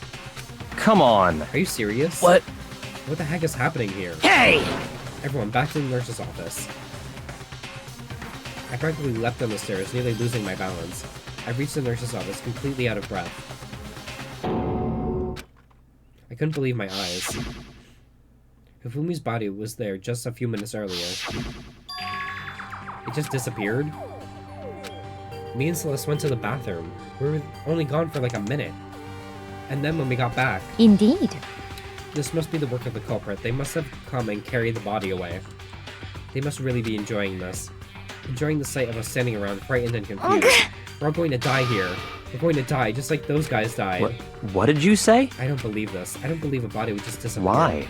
First, there were two murders, and now one of the bodies has been taken? This is unnatural. Huh? Hold on, what do you mean two murders? Hina. Taka's been killed. We found him in the equipment room. No way! It can't be. Taka too? It can't be. It can't No! be. No! Hina. Hina, calm down. We're all gonna die. All of us. They're gonna kill all of us. Then who might the next target be? Toko? Huh? What? I completely forgot she's still unconscious in the equipment room. Well... You left her at the scene of a crime? We didn't have a choice. You passed out and then she refused to wake up. Huh? So she's still unconscious? Damn. Wait, so you knew she was still up there and said nothing? Why? That annoying little insect that clings to me wherever I go. We'd be better off without her. Bastard! You bastard! Calm down. You forgot about her, didn't you? You have no right to blame me.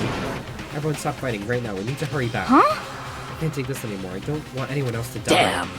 If something's happened to Toko, I'll never forgive you. We shot out of the nurse's office and bolted up the stairs and back to the 3rd floor. We ran back to the equipment room at full speed, and then we got there.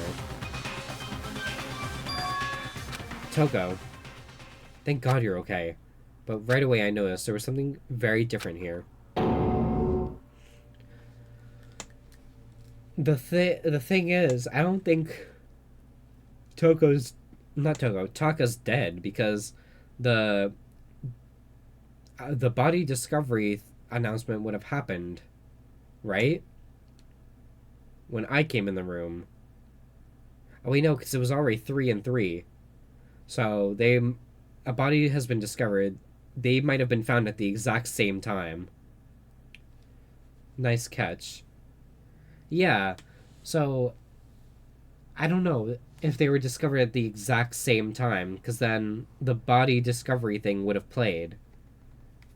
So either Toko, Byakuya, and Sakura found the body, and Hina, Celeste, and I found the body found both bodies at the exact same time, or, you know, it didn't count because Toko fainted, so she wouldn't have seen the body, or she might have just seen the blood and passed out, so she didn't discover the body herself. So it was only 2 people. But when I came in the room, that would be 3 people, and the thing would have played and been like, a body's been discovered. So Hifumi's dead because the thing happened. Taka, I don't know. It was gone. Taka's body, which had been right here, had disappeared. This can't be happening. Are we hallucinating all this or something? No, it's not hallucination. I know I saw it before. And what I'm seeing now isn't what I saw before. Huh?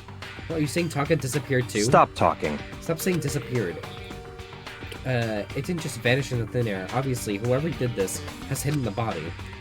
But why would they do that? I couldn't possibly begin to imagine. Anyway, our costume suspect is clearly continuing his crime spree. We gotta hurry up and catch him before he kills all of us. Not possible. I don't think you have to worry about that. Huh? Think about it. Who could possibly be responsible for killing and hiding these dead bodies? Well... When Hifumi's death cry went up, everyone here was together on the 3rd floor. It is so. After that, we split into 2 groups. And now this time, you all came here as a group from the nurse's office. In other words, the only ones who could have done this are Hiro and Kyoko, who are still missing. Hold on a second. Kyoko has an alibi for when Celeste and Hifumi were attacked. That's no question. That she was in the dining hall with us. You seem very adamant about defending her. Perhaps you are in love? That's not it at all. That's fine. Well, anyway, yes, I do accept Kyoko's alibi. Let's see. Which means the suspicious individual we're looking for can none other be that... Oh my god. The suspicious individual can be no other than Hiro. Which further means there will be no more murders. The regulations are very clear about that. That's right, there's a rule that says you can only kill a maximum of 2 people. That's right. As long as the rule's in place, there will not be a 3rd murder. If they were to break that rule... Shing! I'd mince ya without a second thought. Mince ya, grind ya, turn ya into paste.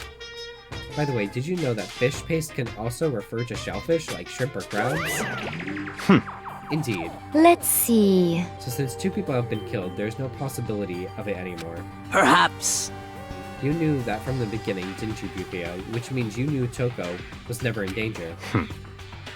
I still meant when I said we'd be better off without her, though. In other words... Anyway, with that in mind, you can now relax and search for the 2 missing bodies. The 2 missing bodies. 2 people have been killed and their bodies have been hidden. The only one without an alibi, the only one who could have done it is Hiro. But is he really the killer? And what about Kyoko? If she's not involved in this case, where did she go? What? Makoto, what's the matter? Oh no, it's nothing. Whatever, we need to find those bodies on our little narrative here can't move forward. So then... Very well then, let's split up and begin searching. But... There's no need to be afraid. No more murders will take place during this case. I mean... I know that. I think I do, but... Hina. If you're still nervous, I'll come with you. Huh? Okay, thank you. No need to thank me.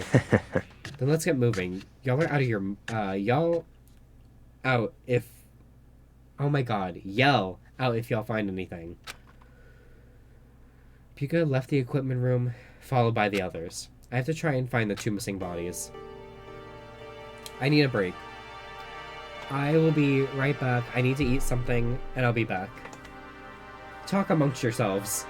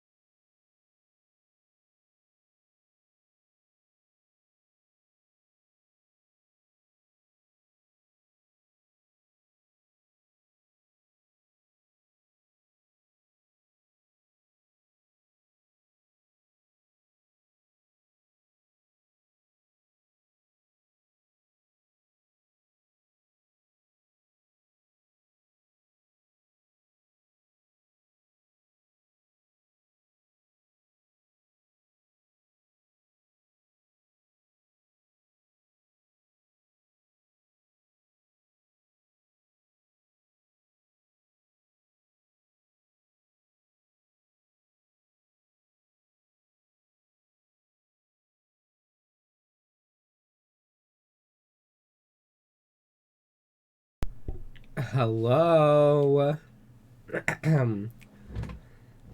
I can see y'all yapped amongst yourselves. Good for you, good for you.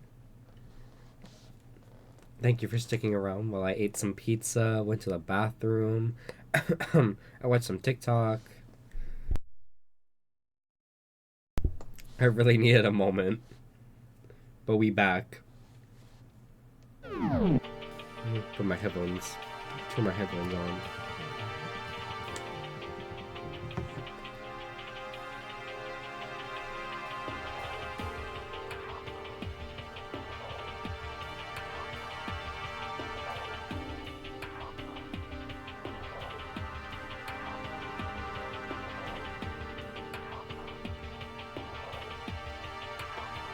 Oh my god, you're back. Hi.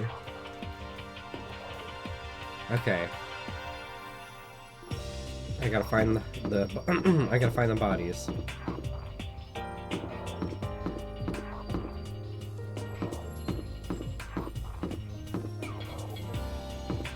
You spelled "your" wrong. I'm sorry. No, you're back. Y-O-U-R. Your back. Not my back. Your back.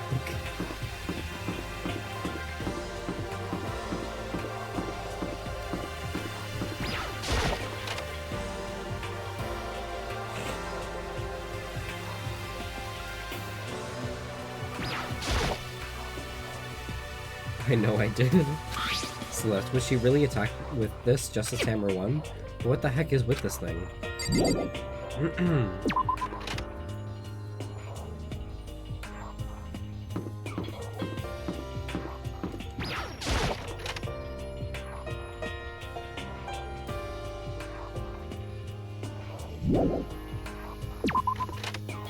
Didn't feel like correcting it.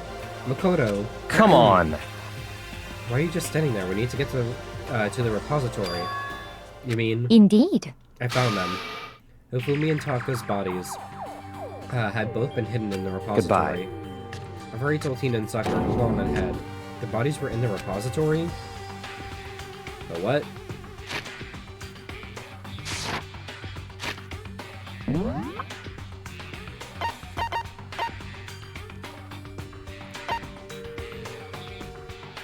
Okay, they're in the right room.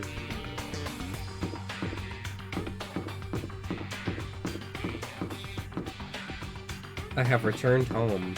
You were out this whole time? Oh wait, were you at work? Let's go.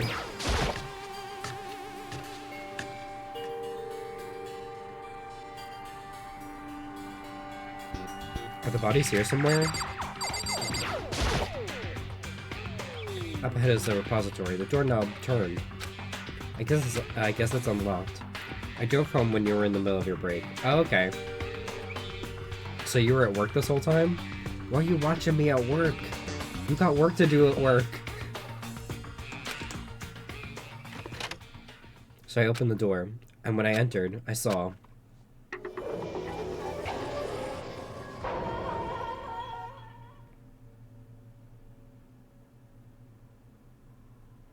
the two bodies that had disappeared were right here. I've done it before, I know, but what do you mean? I didn't really think about it at the time, but now I am thinking about it. Why are you watching me at work? Don't you have work to do at work? You can't stop me. Yeah. The smell of blood made me gag. Don't you have work to do at work? How the fuck can you watch me at work when you got work to do at work? When you should be working at work. What I saw before my eyes was unquestionable, unavoidable, unwavering reality. And then I heard the announcement for the second time. Ding dong bing bong. It's fine. That's what lurking's for. Wow. A body has been discovered! Your boss don't come up to you and be like, Miss Misfit. What the fuck? I set my phone off to the side. And, you know, they look at your phone screen and they're like, what the fuck is that? After a certain amount of time, which you may use however you like, the class trial will begin. Your boss is your uncle, yeah, but, like, so you get special privilege? After a certain amount of time, which you may use however you like, the class trial will begin. So here we are. It's the Monokuma file! The Monokuma file. Also, him and my aunt have nagged me on multiple occasions, but that won't stop me because I will die without something to keep my ADHD mind busy. My god. Misfit, we're trying to keep up a professional business, and you're here on your phone. But... I was going to hand them out to you when you found the bodies the first time, but I thought something might happen. I am more proficient at work if I have music or something to keep my brain preoccupied. Okay. Wait, so me screaming into my microphone is enriching your mind? I literally have maladaptive daydreaming too. Oh my god. So if I'm not there screaming motherfucker at the top of my lungs, you get distracted. You know, good to see that I'm helping to today's people. Hey, twins. What? It was really hard to resist, but turns out I was right. Stop talking. Just hand it over already. Punishment is waiting for you. Now make sure to investigate with all your mental might and prepare for the class trial. See ya later! See you later. Well, well then, now that we found the bodies, all that is left to is uncover the culprit. What the heck? Hold on. How can you be so calm? I mean, they're dead, you know. That's terrible! Dead, gone forever, they're never coming back. Okay. Awful, this is just too awful. Ow, owie, oi, whatever the fuck your name is, don't pretend like you cared about Hifumi. Hina suddenly burst into tears. She clutched at Hifumi's lifeless body. Girl, don't act like you cared about Hifumi. Who would do this? Why? Why? Dude, 2 other people died and you did not give a fucking shit. Drop it! Drop it! Bad! Drop it! Large wet tears fell from her eyes. The tears landed on Hifumi's cheeks. If this was some world of make-believe, that might have been when Hifumi opened his eyes. I literally doom scroll on Twitter and TikTok on company time every time that I'm at work. Am I the only bitch that doesn't use their phone while I'm at work? Because I'm working? Or at least when I have the chance to do that. But this wasn't a movie.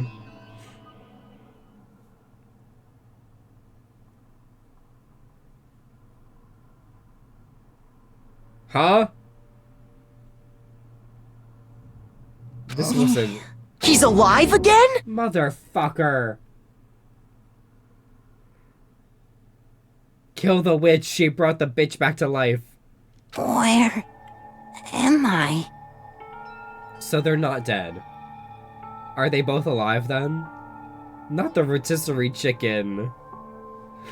Cold. So cold. Wait, damn it. Is winter coming? Hifumi! Wake up! Huh? Did none of them check to see if they were breathing? That's right. I remember now. Hope's Peak. Come on, you gotta wake up! I remember everything before I met you all. I met you all. His memories are all blending together. He has nothing useful to offer us. The light, it's reaching out Yeah, to me like the tail of a comet. Hey, Please just Hifumi! die. Who was it? Who attacked you? Who tried to kill you? Who killed me? That's right. I remember their name. Yasuhiro.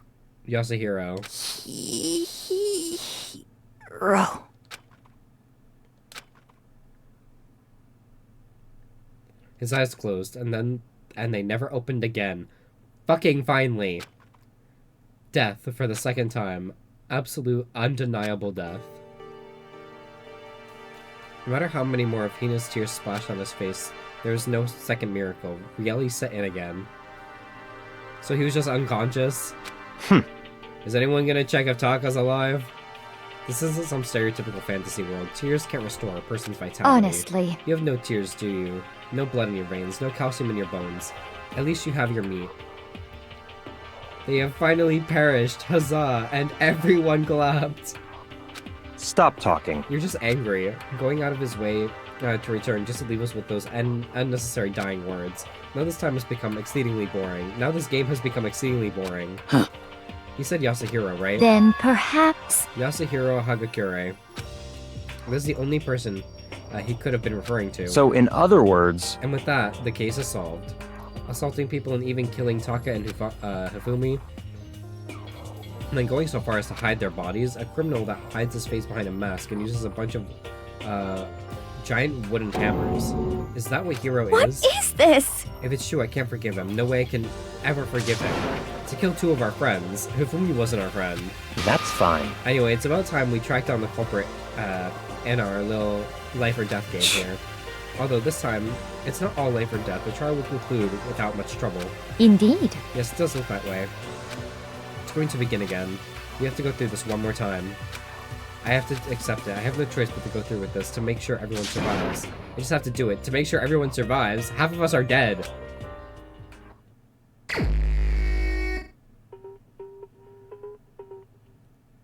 First, I better check the Monokuma file. The victims were Hifumi Yamada and Kiyotaka Ishimaru. The cause of death for each was a blow to the head. It is thought that they were both killed with a similar weapon.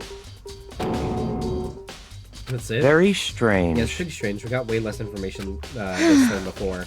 That is no problem. After all, the events of this case unfolded before our very eyes. We should know more about what happened than a Monokuma file anyway. Maybe. Well, there's something else that's bothering me. Someone else had been missing for quite a while. Are you talking about Perhaps. Kyoko? Without a doubt, she has an alibi for when Celeste and Hifumi were attacked. But when the killer wasn't but what if the killer wasn't acting alone? What if they had an accomplice? An accomplice? An accomplice? What are you doing here? Monokuma appears! Don't be rude. I'm here to answer your question. What question? Yep. You're talking about accomplices, right? I'm pretty sure I explained it before, didn't I, during the first class trial? Speaking of which, I'd like to ask the bear, if there is an accomplice, do they also become blackened? So you ask, and so I shall answer. Each murder is allowed to have an accomplice, but only the one who does the killing will get to graduate. So, in other words, two people can work together, but one of them has no chance of profiting from it. Then there's no way anyone would work together, right? In other words... So basically, you can be an accomplice if you want, but there's no gratification in it. so then... So are you saying nobody worked together this time either? Hey, Sorry, can't answer that. It would obstruct the free exchange of information between you guys. I just want to make sure you don't forget, no matter how much you might assist in a murder, Phew! only one blackened can graduate, an accomplice gets nothing. So, in other words... Then we only need to figure out who that one blackened is and did the killing, right? Just like normal? But what if, you know, they used the same weapon? What if one killed one and one killed the other? Then two people killed two people. Then, no, two people each killed one person. Then we only need to figure out who the blackened is and who did the killing, just like normal. Well... Okay, let me take this opportunity to clarify the whole shebang. In this class trial, what you need to determine Extreme! is the one true blackened who devised the murder plot and put it into action. The true blackened, so just one person. Well now! That's enough for explainifying. Now it's down to the final battle between all of you and the blackened. Good luck to all the contestants. So there can only be one blackened, an accomplice wouldn't benefit. Then I can't see any way Kyoko would be connected to this case after all. You may be right. If that's true, then Kyoko, where are you? However... As long as she's not connected to the case, it doesn't matter. Let's get back to the investigation. Indeed. I have absolutely no doubt that Hiro is responsible. But for the time being, I suppose it can't hurt to pursue further information. So, You know, don't you think we should consider a certain someone a suspect in this case? I'm talking about the murderous fiend, Genocide Jack. What? What? I'm offended. When did you... I've been looking all over for you, Master. When I woke up, you were nowhere to be found. You SOB! Anyway, you there. Milk sack swimmer girl. Huh? Milk sack? You've gotta be kidding! Why do I gotta be a suspect? What the heck? Well, I mean, you are a serial killer. What? So what, I'm like a special guest suspect every time? I have an alibi, you know. She's right about that. When we heard Hifumi scream, she was with me. When the bodies disappeared, she was still lying unconscious in the equipment room. Plus, Taka's body aside, I can't imagine any way she would be able to have moved Hifumi's body. Yep.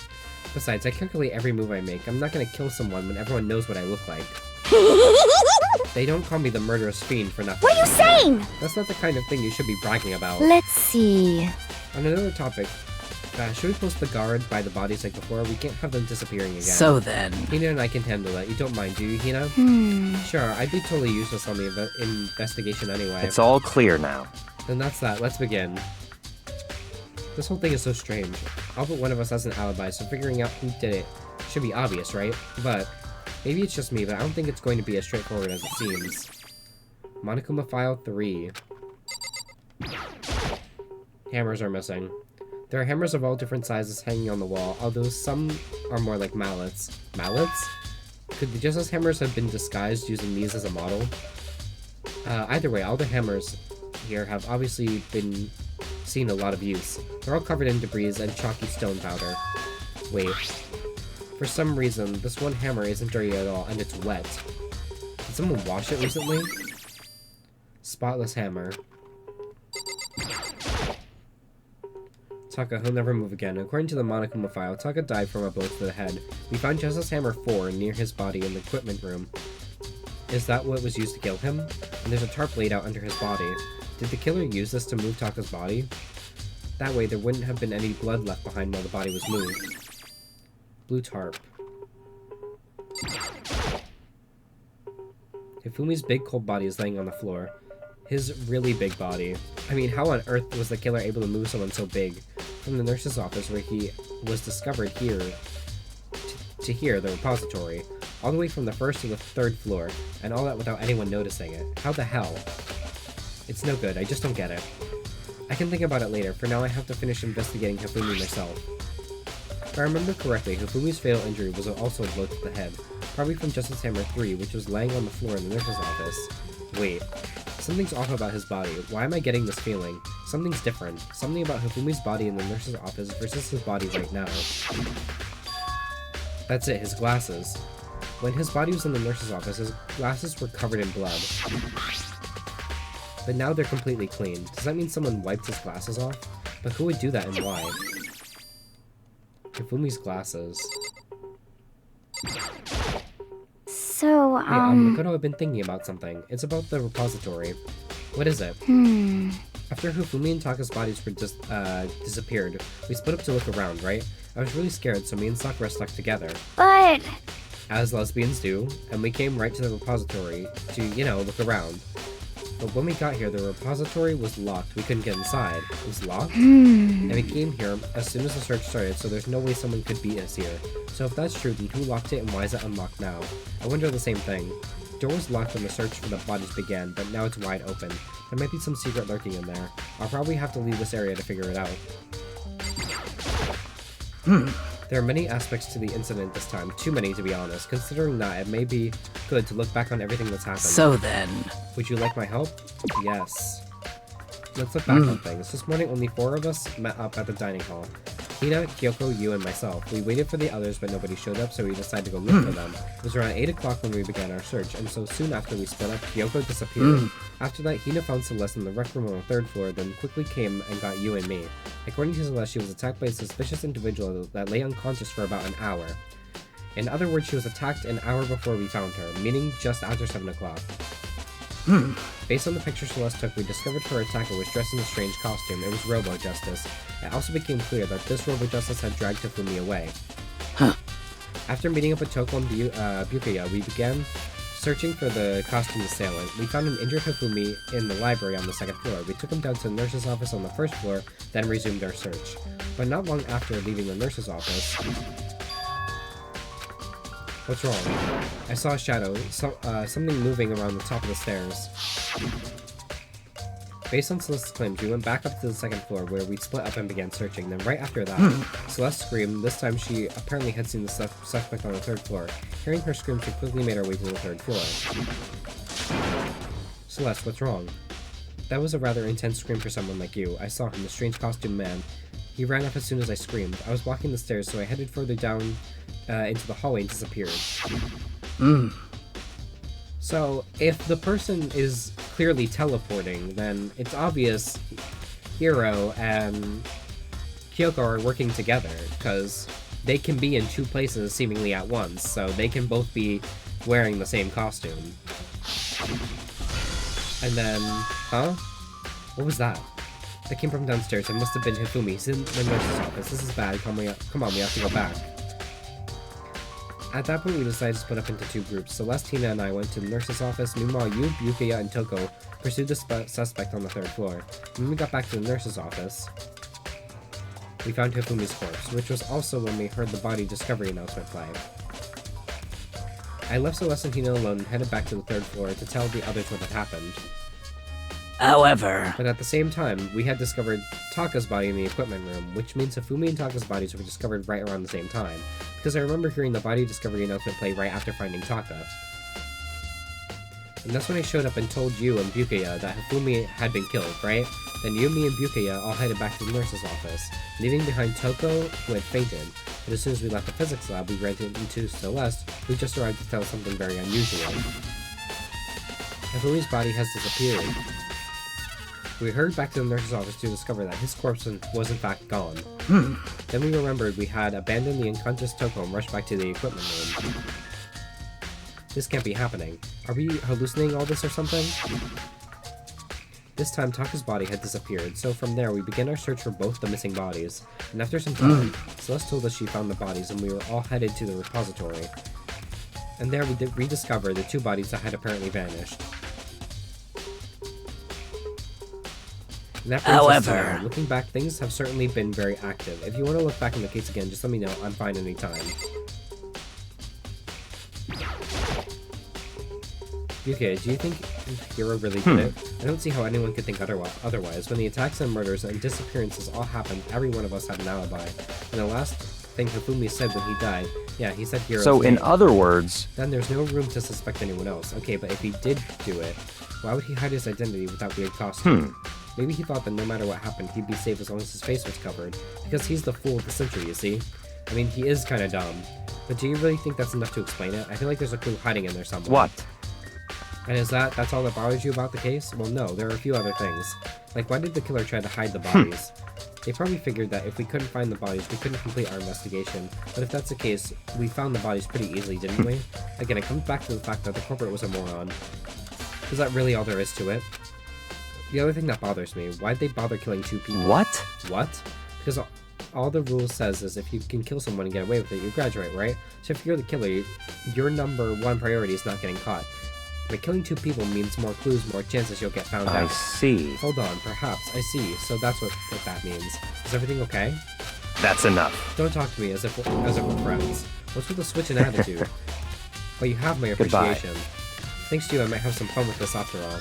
His mysterious words hung in the air as he left the repository. He talked as if he'd figured something out. But if he did, would it have killed him to tell me what it was? Don't forget, he fucked around with a murder scene, so he's suspicious too.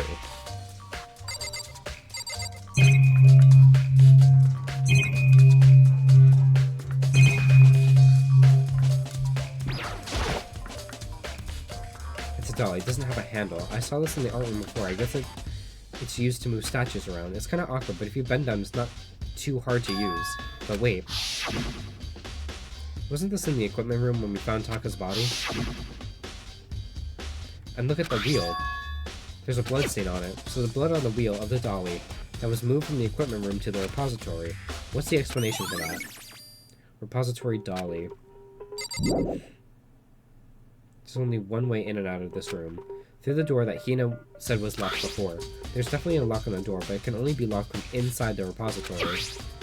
I don't see any way to lock it from the art room.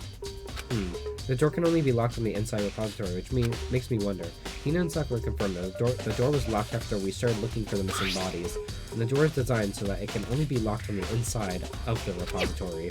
In other words, when Hina checked it, someone had already gone in the repository and locked the door. When they were done, they unlocked it and left, which is why it's unlocked now. And Hina claims that there's no way someone could have beaten them to the repository, so that certain someone... Repository door. There's gotta be a clue around here somewhere. Maybe I should check somewhere else. There are some places I already know about. First, the nurse's office where Hifumi was found, then the equipment room where Taka was found.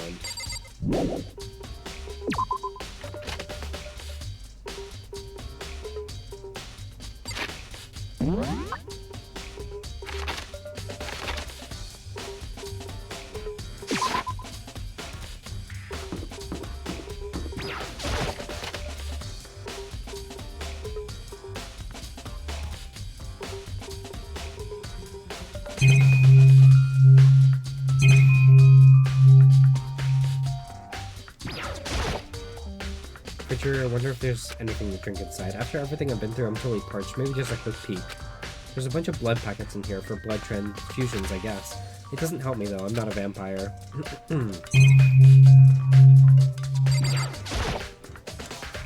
Justice Hammer 3, the one that was used to kill Hifumi. Someone moved the body, but left the weapon behind.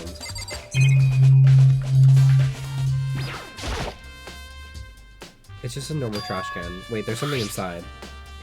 It's too small to be a handkerchief. It's a glasses cleaning cloth. And it's got some kind of cartoon character on it. But it's also covered in blood.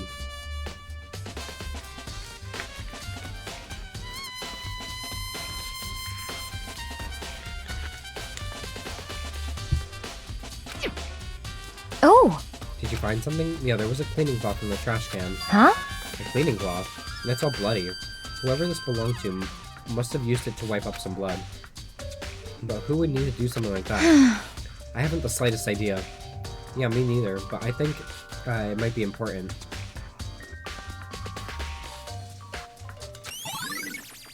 Glasses cleaning cloth has been added to the truth bullets section of your handbook.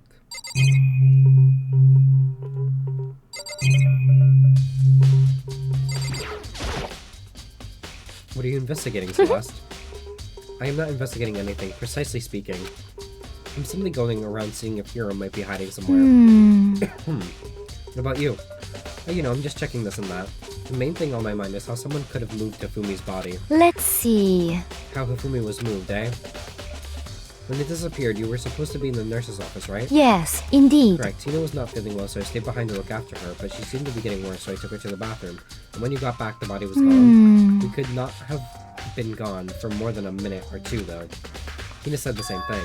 So then the killer was able to get in and move Hifumi's body in that short amount of time. Indeed. It would seem so. To carry off someone as big as Hifumi in only a couple of minutes is... I can't think of anything less than impossible. Celeste account. Okay.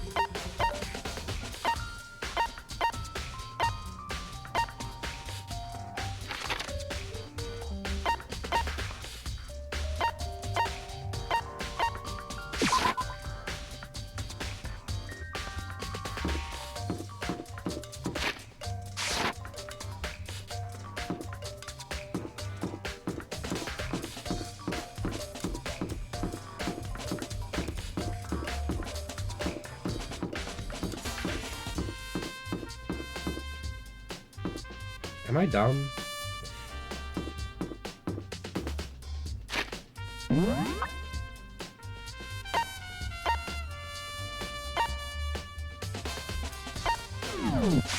I am dumb. Okay.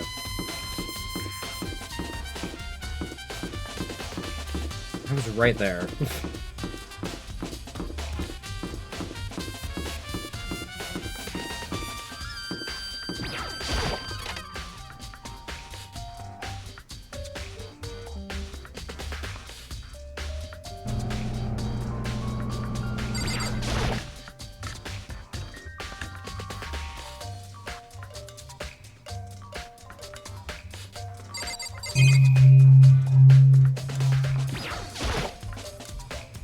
is Hammer 4, the weapon that was used to kill Taka. The body was moved, but the murder weapon was just left there.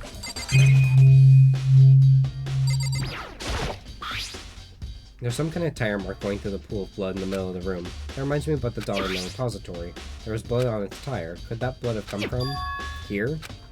Which could mean that Taka's body was moved from the equipment room to the repository using the dolly. Both rooms on the third floor are on the third floor, so that definitely should definitely have been possible. Equipment room blood stain. But even if the dolly was used to move Taka's body, what about Hifumi? Hifumi's body was in the nurse's office on the first floor. Even with a dolly, there's no way it would get up to the third floor. And that's still a total mystery.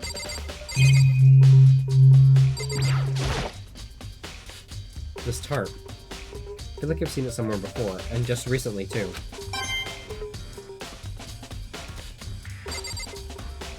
Hold on.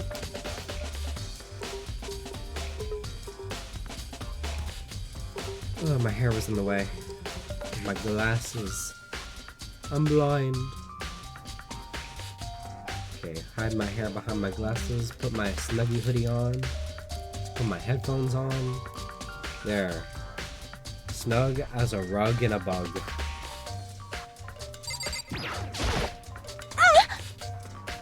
I was sleeping right here when the killer carried the body away. What? I'm super pissed. I missed such an ultimately rare event.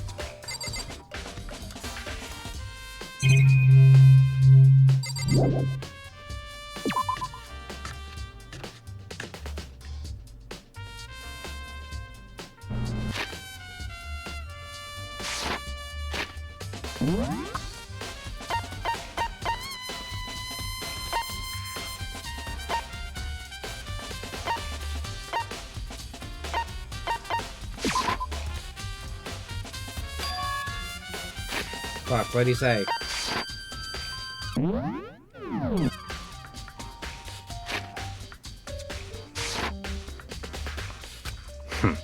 want to thank you for what you did.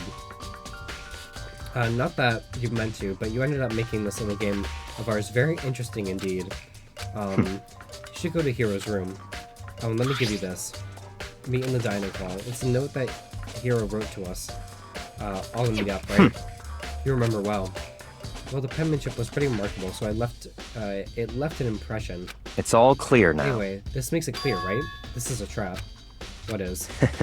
Things grow even more exciting. What are you talking about?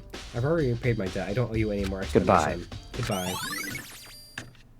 Yes, Hiro's message has been added to the truth bullets. To go to Hiro's room, but what was waiting for me there?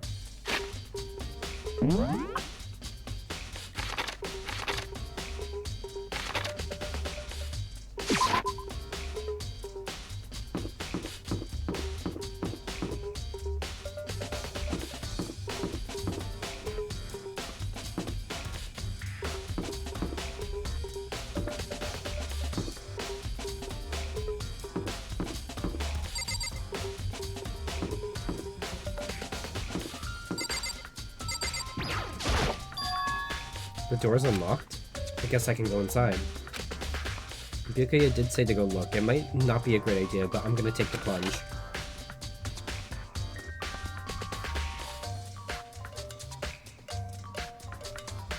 This is Hiro's room. There's all kinds of weird stuff in here. Where do you even get it all from? More importantly, he still hasn't turned up. Which means he can't really complain if I don't go get his permission to search his room, right?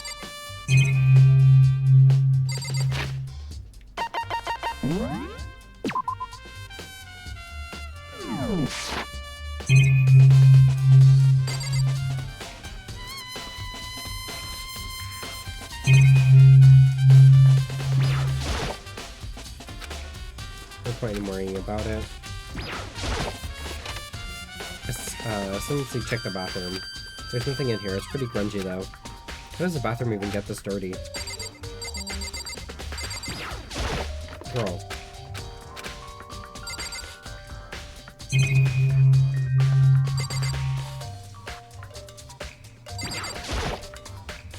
I think there's something in the cardboard box. It's blueprints or something, and some things are made made out of, it looks like cardboard, plastic, and plaster. Is this Robo-Justice? And it's in Hero's room. But wait. These blueprints. Something about them bothers me.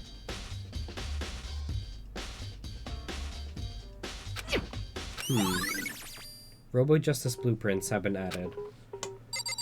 Hifumi said that it didn't have a name.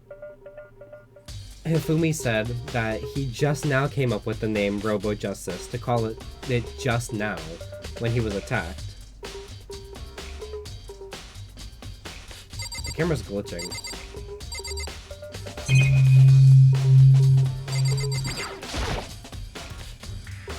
It's normal bread, pretty much like the one in the room.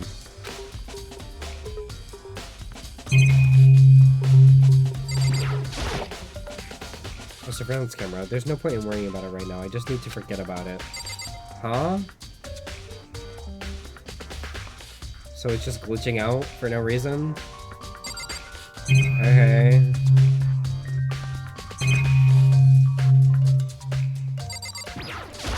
Girl, in the bathroom.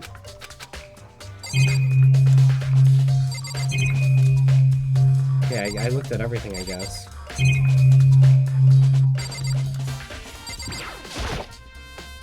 It's a normal bed, pretty much just like the one in my room.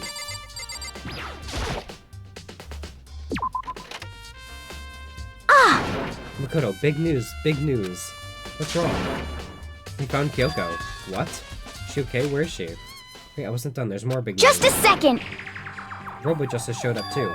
Robo-Justice? It's Hero wearing the costume. Okay. Anyway, as soon as you can, head to the pool on the second floor. I think Hero and Kyoko will turn up at the same time. Anyway, I have to head to the pool. I ran up to the second floor as fast as I could.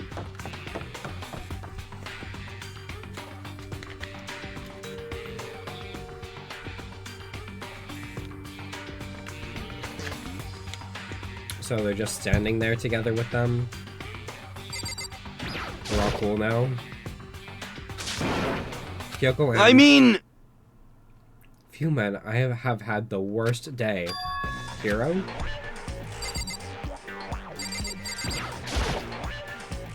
Hero? Oh, hey, Makoto! Yeah, duh, who else would it be? That's a good question. What, why do I look like this? Did someone come along and remodel me while I was sleeping? Was it the Illuminati? Right. I found Hero. He was jammed into the pool room locker. It looked like he was fast asleep, so I kicked him and woke him up. Don't be mean! I still can't believe you kicked me. You could have been a little more gentle about it, like, I don't know, caress my face or something. What? That's creepy. Anyway, Kyoko, where have you been all this time? You just disappeared all of a sudden without a trace. Well... There was something I had to check up on. What do you mean? Never mind. I can't never mind. It's nothing. Never mind. Hey. More importantly, she says that, but does she have any idea? Does she know people think she might be spying for the mastermind? First of all, Hero, you need to explain to us why you're dressed like that. I mean... Well, I have no idea. 1 second I was asleep, don't even know how that happened, then I woke up, and then I was here. I don't care, do something about that costume. It pains me to just look at you. Huh? Let me out of here! I can't actually get it off. A little help? Why would you make something that you can't take off by yourself? You got it all wrong! I didn't make the stupid friggin' thing.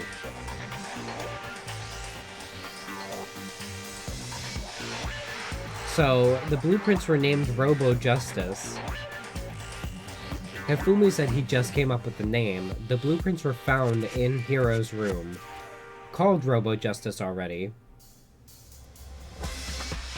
I think this is a staged thing by Hifumi.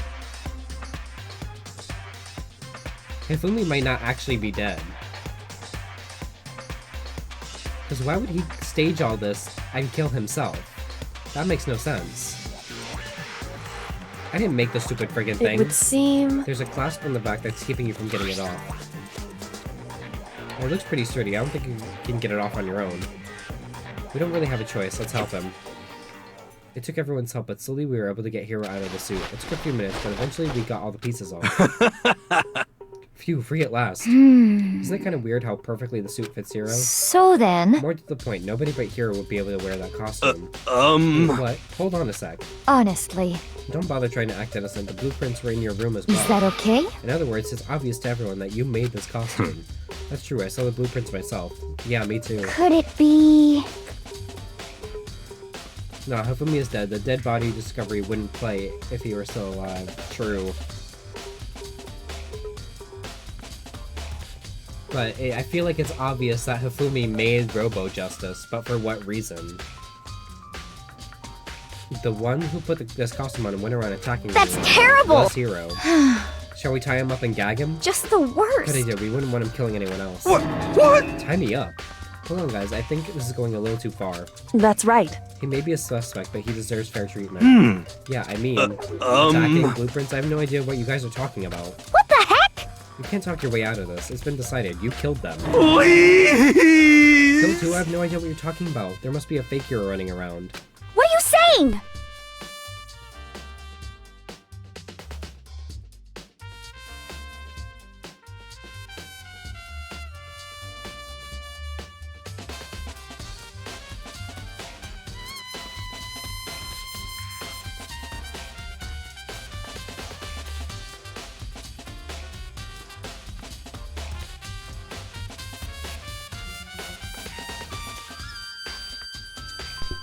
Okay, sorry, I had to blow my nose.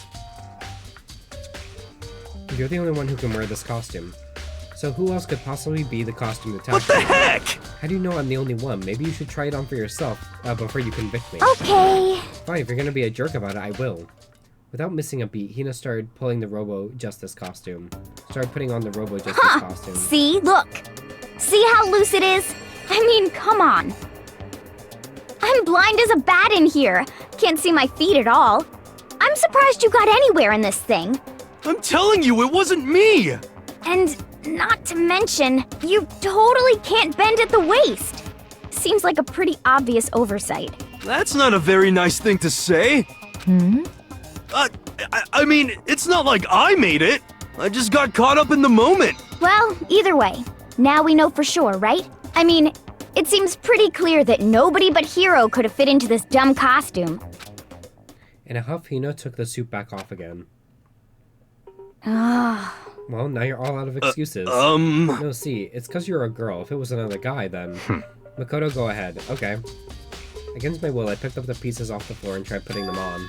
It's no good. The arms are too long. There's no way I can wear it. Just a second! See, I told you it was impossible. You're absolutely right. It seems this costume was made to fit Hiro's body exactly. But... Then there's another costume. They must have one that looks the same, but fits them. Honestly. If you insist on this line of defense, then show us some evidence. What the heck? Evidence? You claim there's another suit, yes, then you must find it and show it to us. What the heck? Just the worst. Who cares? Hiro's the only one without an alibi during this whole thing anyway. That's terrible! Which is how we know it was him. What? I mean, is it really true? I have no idea what's been happening. Could someone, like, tell me? Robo Justice costume. Oh!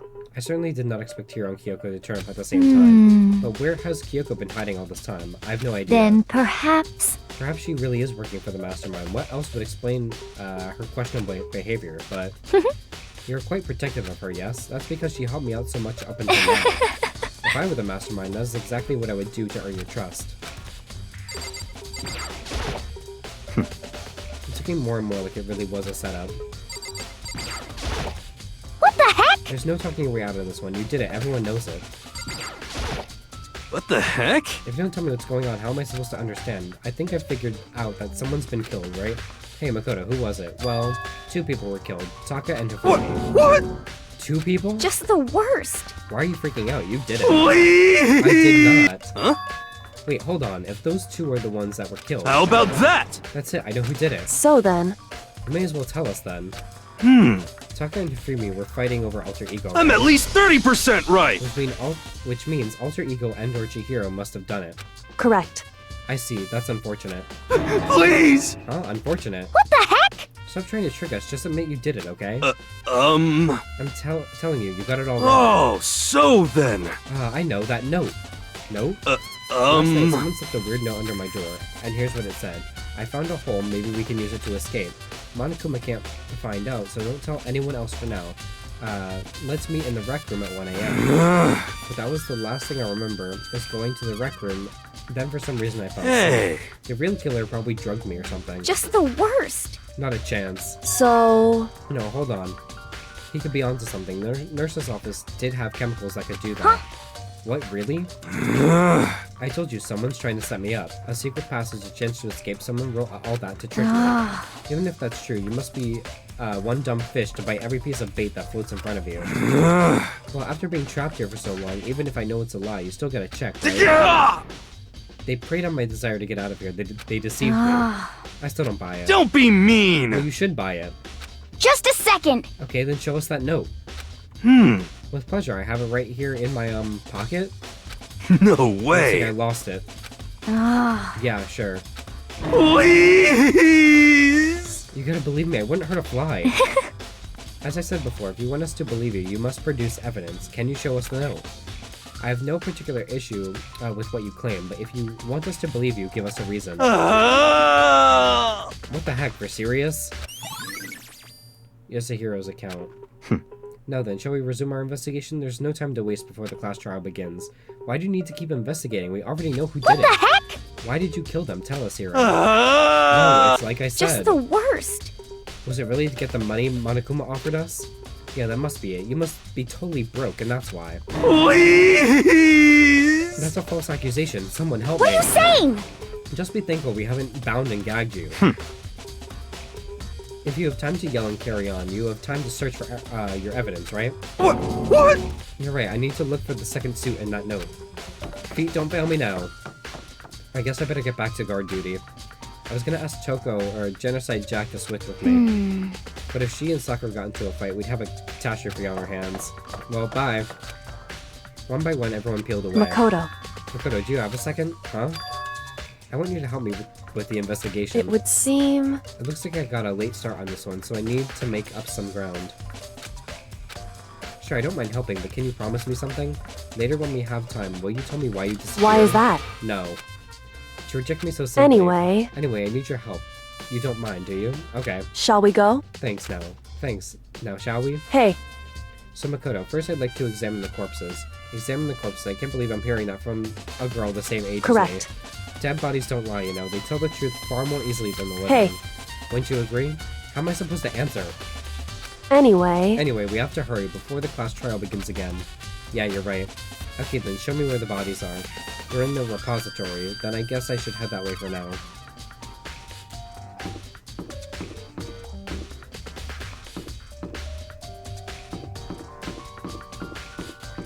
I ran right past the fucking stairs.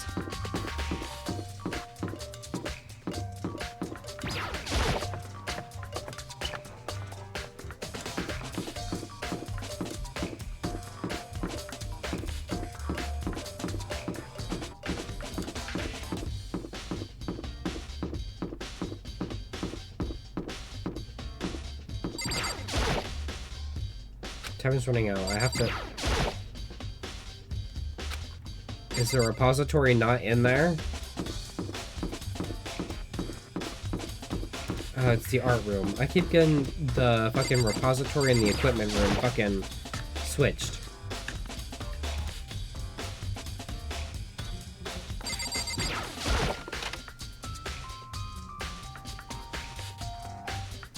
Ifumi and Taka. For one moment, Kyoko seemed to go rigid. But only for a moment. so then, Well then, let's get started.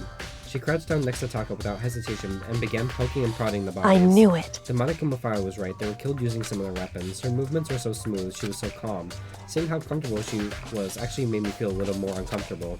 A little more comfortable. I see. Makoto, I found something. You did? Hey. You remember the wristwatch Taka always wore in his left hand? He did? Whew. Are you so oblivious to the people around you? Do you dislike other people that much? No, that's not it. Anyway, so you said he had a watch. So then, Take a look. It's broken. You can see the hands aren't moving, right? It most likely broke when he had his encounter with the assailant. And if you notice, the hands are frozen just past 6 o'clock. So that would mean the watch was broken sometime just That's after right. 6. But last night, Taka's watch definitely wasn't broken. Hey you, how long are you gonna keep us waiting? Taka's irritated voice pierced the air as he stared pointedly at his wristwatch. It's almost 10 o'clock, you know that? Bedtime for all the little boys and girls. In other words, So, if it worked at 10 last night, it couldn't have been broken at 6 p.m., meaning it must have happened at 6 this morning. Broken wrist. however, And that's not all. Look at Taka's left hand. It appears to be gripping something. You're right, there's something Makoto. right there. Can you try and put it out? Pull it out? because Rigor mortis has already set in. Boys are better suited to this kind of manual labor, right? Okay. As much as I didn't want to, I grasped Taka's cold hand. The ice-cold hand was nearly enough to cause my heart to stop beating. After some effort, I was finally able to free the object from his tightly clenched fist. A piece of paper? hey, Was that all he had in his hand? Yeah, that's it. Just a little scrap of paper. It doesn't seem like much of a clue, does is it? that right? I wonder about that. Kyoko then turned to Hifumi's body. So then, Let's check Hifumi's body now. Perhaps he left us a few clues of his own. Kyo took a scrap of paper. So did you find Indeed. anything? I did. More than I expected, to be honest. Look at this.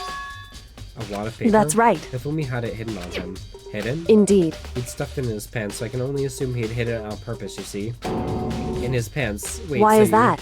It was just his pants, not like his socks or something. I don't know what that means. Hey. Anyway, let's take a look at the paper. Go ahead, Makoto. Open it up. When I think of how it was stuffed down his pants, it's like, it better be important, Hifumi, or I'll never forgive you for this. A note?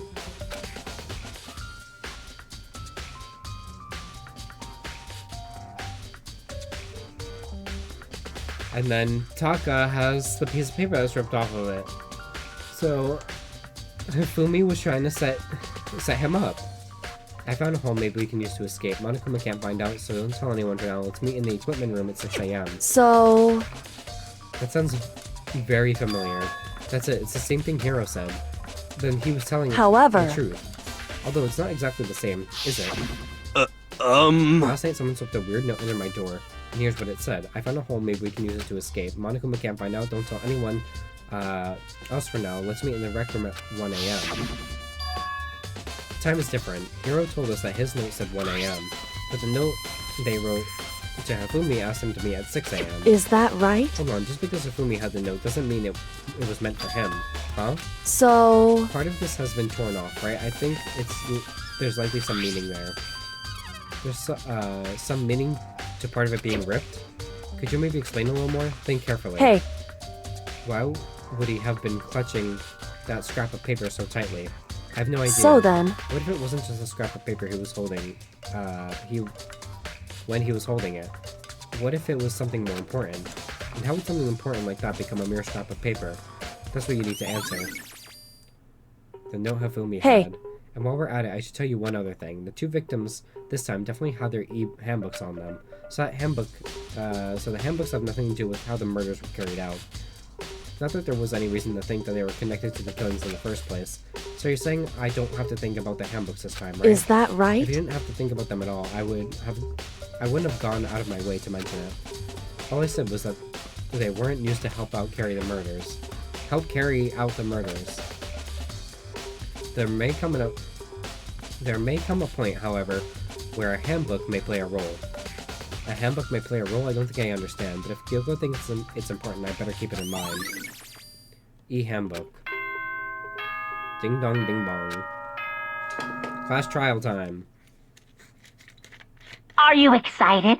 Are you pumped? It's time for the class trial to begin! Let's go. Like the bright burst of fireworks, like the flash of a soul clashing with life and death. And so, with no further ado... Because there's no way for a dead person to be responsible for the murders, right? What would happen at that point?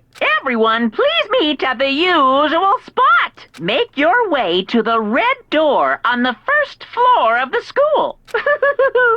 See you soon.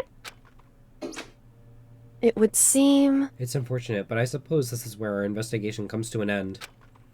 You'll have to figure out the rest for yourself and come to a proper conclusion. Yeah, you're right. Shall we go? Well, we better get going. Okay.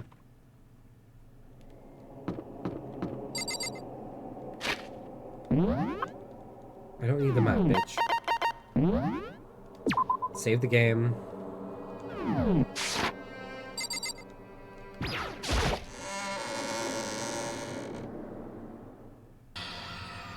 Everyone had heard Monokuma's proclamation, and they were gathered by the red door. As soon as we were all there. Monokuma appears! Hello, hello, hello. He's multiplied. Wrong! Nope, not in multiplication. I just looked that way because of an illusion. I'm moving so fast it only looks like I've multiplied. Can you guys tell which one is the real Monokuma? Whew. Can we just get on the elevator Boy, already? We're tough not playing crowd. Along. Stop talking. We're not here to play with you. Okay. Okay, Hey! fine. Hey!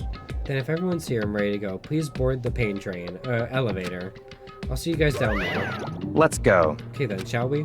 Please! Hold on, I'm not mentally prepared What yet. the heck? You'll never be mentally prepared. You can't run away anymore, hero. You're gonna pay for your sins. What the heck? I told you already, I didn't do it for serious. That reminds me, did you ever find the other costume or the note? Well, no, but how unfortunate. Then would seem we have our culprit. Hey, This isn't the place to talk about it. Save your accusations for when we get to the courtroom. That's right. She's right. Let's get down there first, then the story can really begin. Yeah, good idea. That's right. I have to do it. I can't let whoever killed Hifumi and Taka get away with it. For everyone who's still alive, and for the two that lost their lives.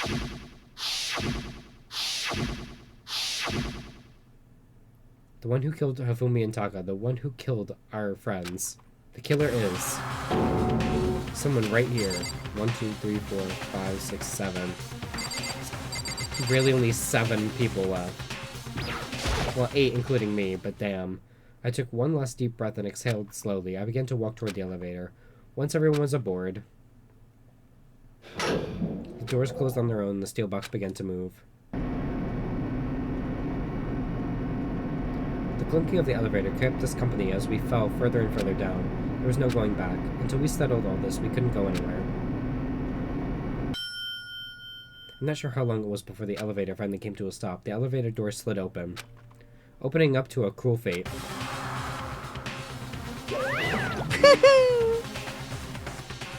When I see all of you gathered together like this, I realize how few of you there are left. Your school life is slowly reaching its climax. Just the worst. Only because of you. Why are you making us do such cruel things to each other? What? What? Do you really hate me so much? But I'm so cute. Come on. Stop moving around and begin the trial. Don't rush me. Of course I'm gonna start it. I would never be like, stay tuned for the action-packed class trial after this commercial break. Yahoo! I'd never hold out on you like that. Okay, let's begin. Get to your assigned seats. And so the curtain opened once again. A deadly judgment, a deadly deception, a deadly betrayal, a deadly riddle, a deadly defense, a deadly fate, a deadly class trial. Wow, we're at the class trial finally. It only took us almost 5 hours. Let's save.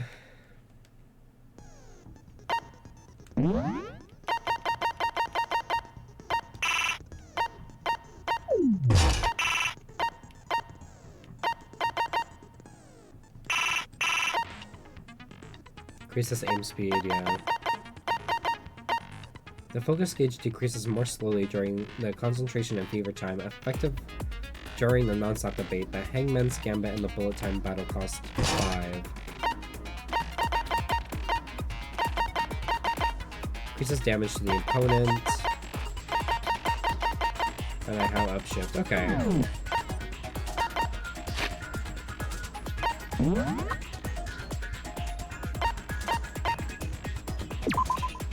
The tarp was found in the repository under Kiyotaka's lifeless body. It was apparently used to move Kiyotaka in order to avoid leaving any bloodstains. The dolly was found when the body was rediscovered in the repository. The specific dolly has no handles and blood was found on one of its wheels. It is assumed that this is the same dolly that was in the equipment room where Kiyotaka's body was originally discovered. When they were first found in the nurse's office, Hifumi's glasses were covered in blood. However, when they were next seen in the repository, they had been wiped clean. hammers of all shapes and sizes were found in the repository. One of them was found wet and had apparently been recently washed. The door connecting to the art room to the repository was designed to open only from the repository's side. According to Oi, it was locked during the search of the missing body. However, when the body was rediscovered, it had somehow been unlocked. Wait, it had somehow... Yeah. A puddle of blood was found in the equipment room, where Kiyotaka's body was initially found. A tire track had been left behind in the blood. The cloth was found in a trash can in the nurse's office. It was branded with a popular cartoon character and was found with blood on it. One has to wonder if someone used it to wipe some blood away from the glasses. Hifumi's body disappeared when Celeste and Aoi left the nurse's office to use the bathroom. Apparently, they weren't gone for more than a minute or two. This is a note that Yasuhiro wrote to get everyone to meet in the dining hall. Meet in the dining hall is all it says. The handwriting is remarkably neat and clear. Neat and clear, and he said, if I don't have neat and here handwriting, I'll be haunted by a ghost. But when I think about handwriting, I think about Toko, who's the ultimate, you know, ultimate author or whatever. These are the blueprints which were found in Yasuhiro's room, but he's not the one that named the thing Robo Justice. It was Hifumi. No one but Yasuhiro could have possibly fit into the costume. In addition, anyone wearing it would not be able to see their feet or bend at the waist more than 90 degrees. RJ. And the writing is not good. Apparently Yasuhiro received a mysterious note last night. Found a hole, maybe we can use it to escape. Meet in the rec room at 1 AM. Pointing just past 6 o'clock, it was confirmed that late last night the watch still worked, which means broken the following morning he was attacked. Small scrap of paper. 6 AM. Each student has their own handbook, which also acts as a card key. The owner's name is displayed. Each time the handbook is booted up, it is believed that no handbooks were involved in carrying out the murders this time. Let's go.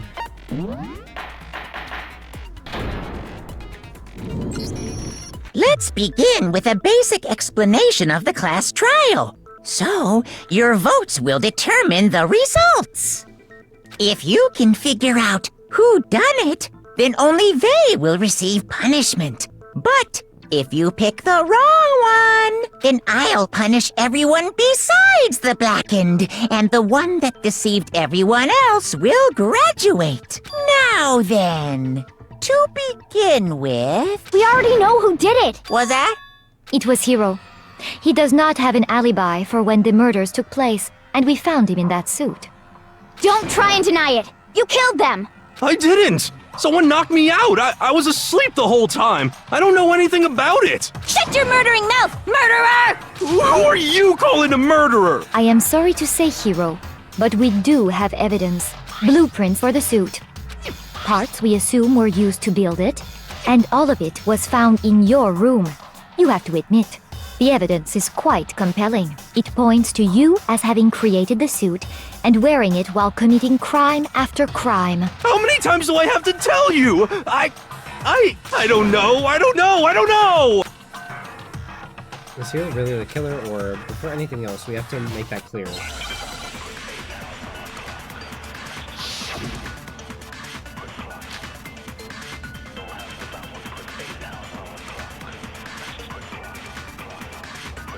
Everything we found in your room. The blueprints, the suit parts, they are all proof enough that you are the culprit. I don't know anything about that stuff! It's not true! It's a conspiracy! Hiro, why? Why did you kill them? No! Just hold on a second! Okay, messy. Everything we found in your room, the blueprints, the suit part, that you are the culprit. It's not true! It's a Hiro, why? No! Just hold on a second!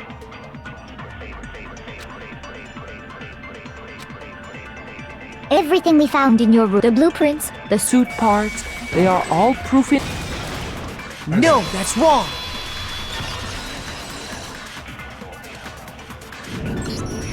Are we sure Hiro really made those blueprints? What do you mean? Well, take a look at this. It's the note that Hiro wrote, asking everyone to meet up after Alter Ego disappeared. The handwriting's obviously different, wouldn't you say? When you compare it to the blueprints. There's no way you could think the same person made both of them. Unless that person made it a point to disguise their handwriting. No, the differences are bigger than that, I think. Come on! I'm not smart enough to think of trying to change my handwriting anyway. So, Makoto, are you saying you don't think Hiro's the culprit? And he's not the only one. I think Hiro's innocent as well. What? Then who was in that Robo-Justice suit? Is it like Hiro said? Was there really someone running around in a second suit? The suspicious individual hidden within the suit. Go ahead, Makoto. Tell them who it was. And of course he passes it off to me. So? Who was in the Robo-Justice suit?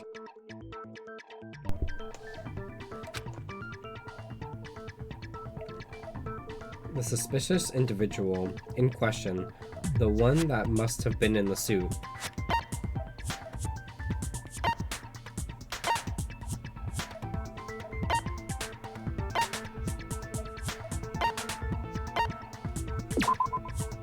Why me?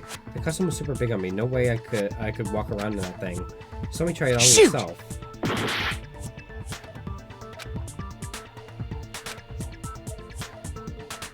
Well, it was Hiro. I got it! Okay, we know Other it was than Hiro. Why would they give me I can't think of anyone else it could have been. Why would they give me multiple options if they were just gonna make me pick the obvious one? That's when I guess myself. Obviously, he was the one in that particular suit, and we never found any kind of second suit. Then there can be no doubt. Hiro is the prime suspect. That doesn't make any sense. You just said Hiro didn't do it.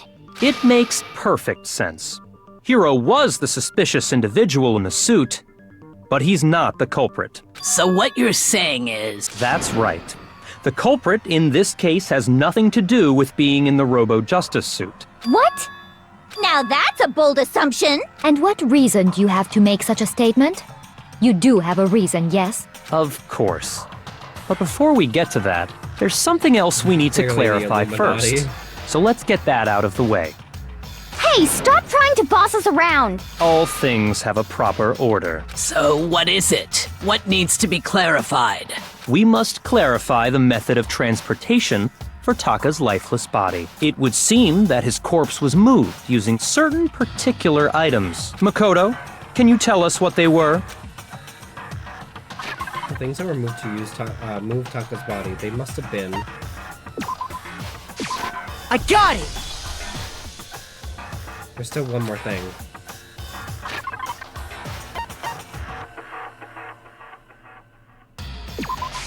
I got it! They were a dolly and a tarp, right? So, let's see if I can explain. Taka's body disappeared from the equipment room, and then we rediscovered it in the repository. And when we found it for the second time, it was wrapped in a blue tarp, right? It was the same tarp that up until then was stored in the equipment room. So the killer must have seen it there and decided to use it when they moved Taka's body. That way, they wouldn't leave any bloodstains while they were moving it. Okay, that explains the tarp. And the dolly? Same thing. I'm sure the dolly was in the equipment room when we first found Taka's body there.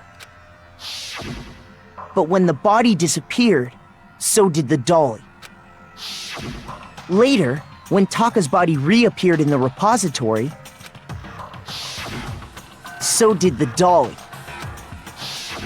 In other words, you think they used the dolly to move the body. Am I right? But are you sure you are not mistaken? Huh? Are you absolutely positive the dolly was in the equipment room when we found Taka's body? That dolly was made specifically for moving large objects between the repository and the art room. It would be very strange indeed to discover it had made its way to the equipment room. Is it not possible? That it was in the repository all along, and you simply didn't realize it? She's raised an objection. How do you respond? There is no shame in being wrong. Nobody expects much from you anyway. Girl, you were on my side all this time until now. What the fuck? We have all accepted the fact that you rarely understand what is going on around you. Girl, I am the main person giving evidence after evidence in all these trials. You have just sat there and watched me. Celeste, I love you, but what have you done this whole time? What have you done? Exactly. The silence is loud. Girl, don't make me hate you. Well, I've never had anyone sound so nice while being so mean, but maybe I can change her mind. If I can just explain to them why the dolly must have been moved from the equipment room to the repository. A new element has been added. No! Let's talk about reloading. Starting with this, the next bullet time battle. We're gonna add one more ingredient to the recipe. On the bottom of the screen, underneath the tempo marker, you'll see ammo count. Up until now, there hasn't really been a limit on how you destroy your opponent's statements. But from now on, just locking on and pressing the Y button won't be enough to handle them. Now it will cost you 1 bullet to destroy a single remark. Once you run out of bullets, you can't destroy any more statements, no matter how locked on you are.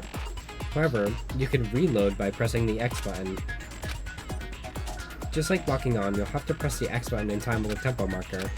Basically, just remember the X button now has a function along with A and Y buttons.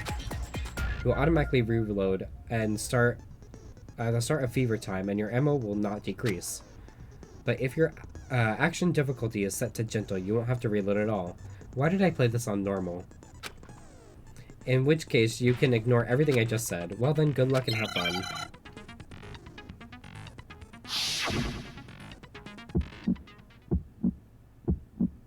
You have it wrong! I cannot agree! You are a fool. So pathetic. Lies will get you nowhere. Do your worst. Away with you! You miserable wretch! I cannot agree! You are a fool. Lies will get you nowhere.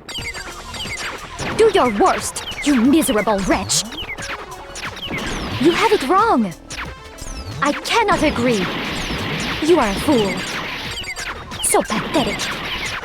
Lies will get you nowhere. Do your worst. Away with you! You miserable wretch!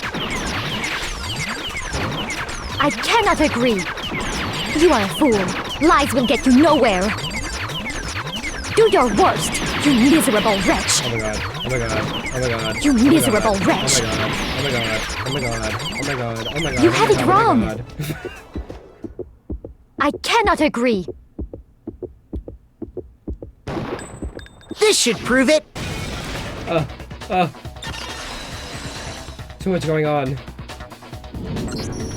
If you're asking for proof that the dolly moved, I have it right here.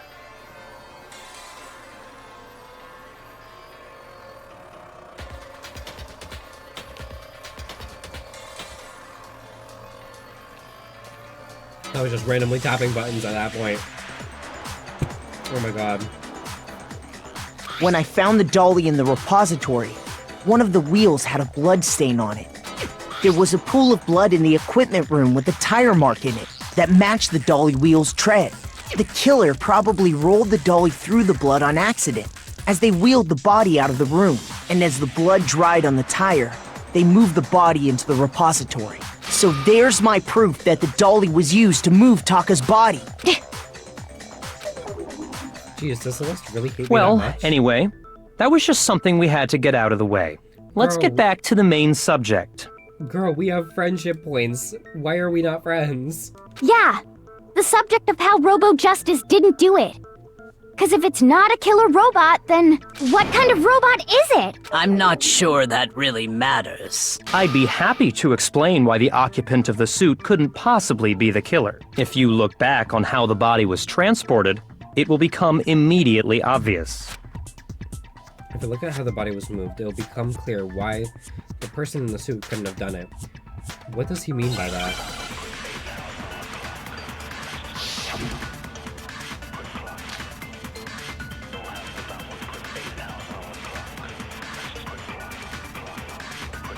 As we know, Taka was killed in the equipment room. And from there, the body was moved to the repository, correct? Yeah, the culprit wrapped the body in the tarp, then loaded it onto the dolly and wheeled it off, right? Now, keep in mind that the dolly doesn't have a handle. Well, yeah, but even without a handle, all you'd have to do is bend over. No, that's wrong! Because you can't bend over in the suit. You're absolutely right that you could push a dolly without a handle if you stoop down low. But if you were wearing that suit, do you think you could actually get into a position like that? What do you mean? Think back to what you said when we were all checking out the suit together. I'm blind as a bat in here. I can't see my feet at all. I'm surprised you got anywhere in this thing. I'm telling you, it wasn't me. And not to mention, you totally can't bend at the waist. Seems like a pretty obvious oversight. When you're in that suit, not only can you not see your feet, but you can't even bend at the waist. Am I right about that? Now that you mention it, yeah. It seems like it'd be awfully hard to push that dolly if you couldn't bend over. Well, what's to stop you from simply pushing the dolly with your feet? When you can't even see your feet? You really think someone could kick the dolly all that way? Yeah, it'd be totally impossible. Not that I can say for sure myself. On top of that, if you were wearing such a rigid, cumbersome suit, it's very unlikely you would have the dexterity to go about wrapping the body in a tarp. Well, I mean, isn't that just a matter of taking off the suit when you're ready to move the body? There's absolutely no chance that the costume was taken off just to move the body because you can't take it off by yourself. I got it! I don't think taking off the suit was an option. If you remember... I don't know what's up with this thing, but I can't actually get it off. A little help? Why would you make something that you can't take off by yourself? I didn't make the stupid friggin' thing. There's a clasp on the back that's keeping you from getting it off. It looks pretty sturdy. I don't think you can get it off on your own. We don't really have a choice. Let's help him. That's true. It seems impossible to put the suit on or take it off without help. Then, you really can't take it off by yourself? Hero wasn't just making it up? Of course I wasn't making it up. If he could have gotten it off by himself, I don't think he would have let us see him wearing it. Showing up in the suit was basically an invitation for everyone to suspect it. Yeah, that's right! So, it's really, really true that Robo Justice couldn't have moved the dolly? To be clear, whoever did move the body, it couldn't have been Hero in the robot suit, correct? No, wait. Just a second, if you please. Have you forgotten about the picture that I took? You all got a good look at it, did you not? The image of Hifumi being dragged away by Robo Justice? If whoever was in that suit is not the culprit, how do you explain that? Besides, do you remember what the now deceased Hifumi said? How did you get hurt? That guy hit me. What guy? Robo Justice, or that's what I decided to call him just now. So long as those facts exist, the proper conclusion is beyond question. The individual inside the suit and the culprit are one and the same. It was Hero, without a doubt. Yeah, that's gotta be right.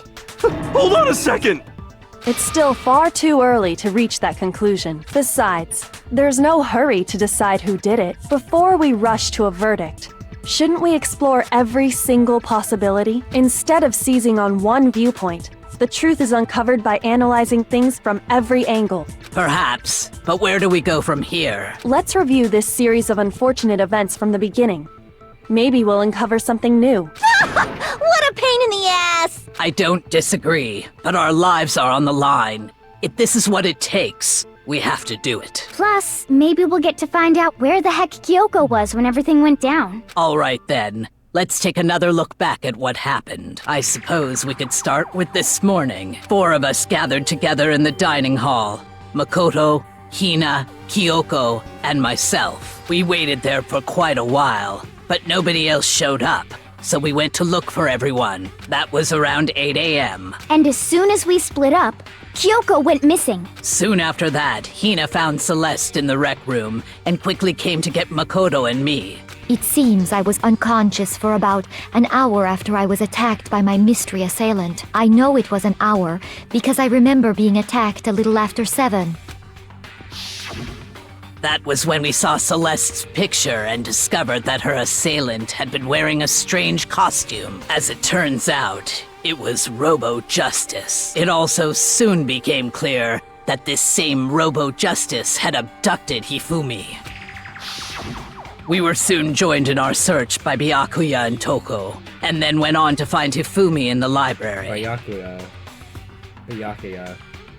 I'm still never gonna pronounce that name right. He was injured, so we took him to the nurse's office and resumed our search for the suspect. But not long after leaving the nurse's office... What's wrong? I saw a shadow, something moving around the top of the stairs. When Celeste told us that, we decided to split up and search the second floor. And soon after that, I saw someone moving around on the 3rd floor, and I yelled out to everyone as soon as I did. Celeste, what's wrong? That was rather an intense scream from someone like you. I saw him, the strange costumed man. He ran up as soon as I screamed. I was walking the stairs, so he headed further down into the hallway and disappeared. And then... What was that? It came from downstairs. It must have been...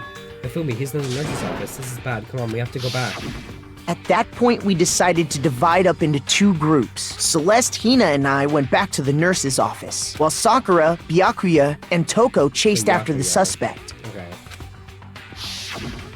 When we got back to the nurse's office, we found Hifumi, dead. And that's when we heard the body discovery announcement. I left Celeste and Hina there and headed back to the 3rd floor, to let the others know what had happened. Meanwhile, we had just discovered Taka's body in the equipment room. We must have found both bodies at almost exactly the same time, because we heard the same announcement not long after we discovered his body. And that's when I told you guys about Hifumi. Then the 3 of us headed for the nurse's office. But right after we left the physics lab, we ran into Celeste, who'd arrived after us. And she told us something very surprising. Hifumi's body has disappeared. We rushed back to the nurse's office and saw that she was right. Then we remembered we'd left Toko passed out in the equipment room, so we hurried back again. This can't be happening. Are we hallucinating all this or something?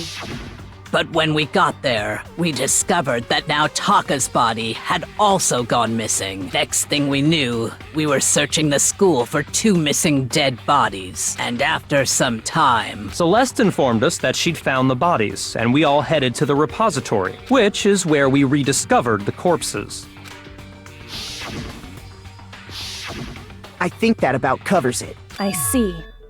The whole thing sounds exceptionally complicated. It certainly seems to me that these are not a simple series of connected events. Okay, well, if that's true, then what? Rather than a single series of events, I think we have to consider each murder a separate situation, and from there, we can uncover the contradictions surrounding all of them. Now then, let's get started, beginning with what happened to Taka. Contradictions hidden in what happened to Taka.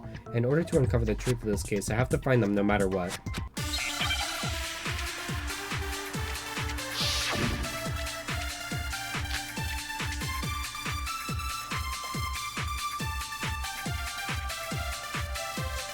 So, regarding Taka's death, I wonder if he died before Hifumi, or perhaps it was after?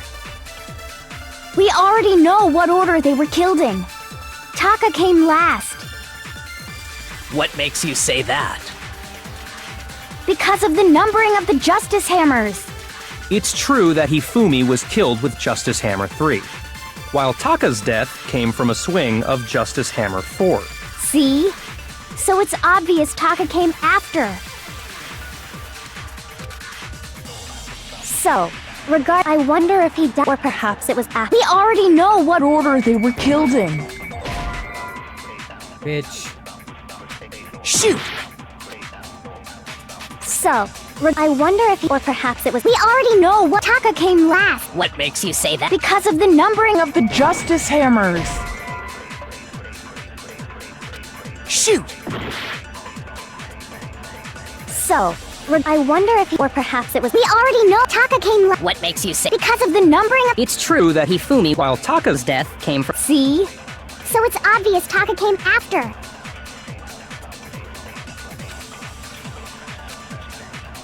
So, regarding Taka, I I just wonder shot if he both died things. before he, or perhaps it was after. We already know what order they were Killed in.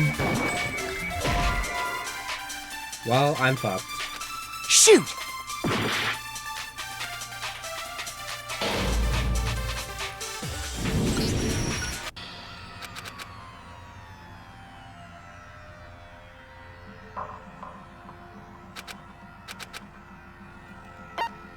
I refuse to give up yet!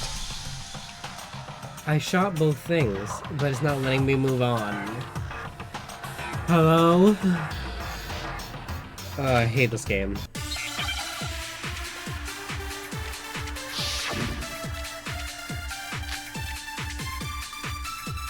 So, regarding Taka's death, I wonder if he died before Hifumi, or perhaps it was after? We already know what order they were killed in. Taka came last. What makes you say that? Because of the numbering of the Justice Hammers. Shoot! Dude, what the fuck? So, I wonder if, Or perhaps it was after?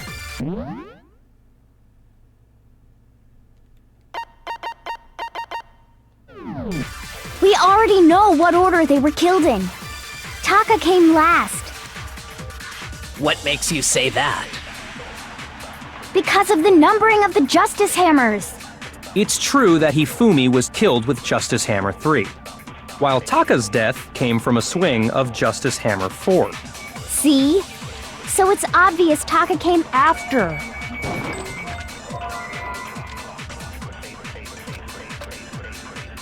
So, isn't making sense to regarding me. Taka's death, I wonder if he died before Hifumi, or perhaps it was after?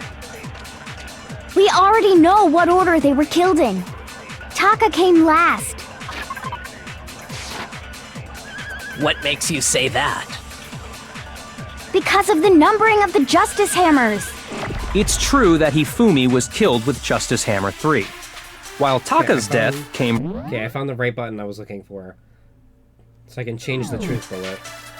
See? So it's obvious Taka came. So, regarding Taka, I wonder if he, or perhaps it was. We already know what order They were killed in. Fucking No, kindly. that's wrong!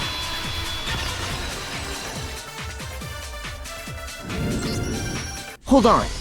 There's no reason to assume that the hammers were used in the same order as their numbers. If anything, that's just another way the killer tried to disguise their actions. So you're saying the culprit wanted us to think the hammers were used in order, but in reality, Taka was killed before Hifumi? Yeah, so they found the bodies at the exact same time. Hifumi wasn't dead. He was just passed out. Taka died first. Okay then, let's see the proof. Evidence that proves Taka was killed before Hifumi. There's something that relates to what time he must have died. I got you, the watch.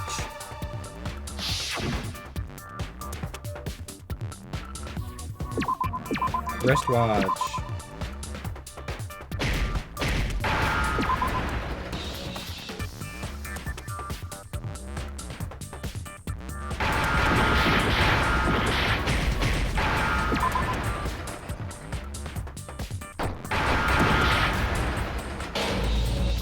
Bitch.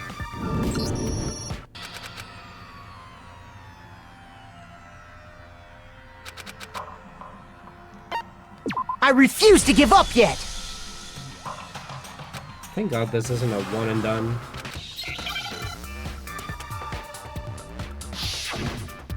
Cause I told y'all the answer, I said wristwatch, and I'm shooting the fucking exact same things.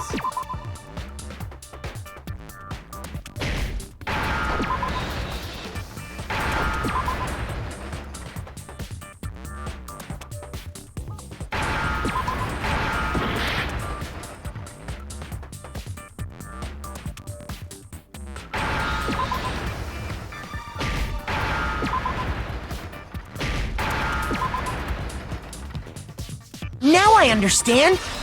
Shooting the letters in order is stupid. I've got it! Taka's wristwatch! That's not how Hangman works. You don't gotta say the whole alphabet in order to play the fucking game. See? Look! It broke with the hands pointing just past 6 o'clock. I don't know, I'm stubborn.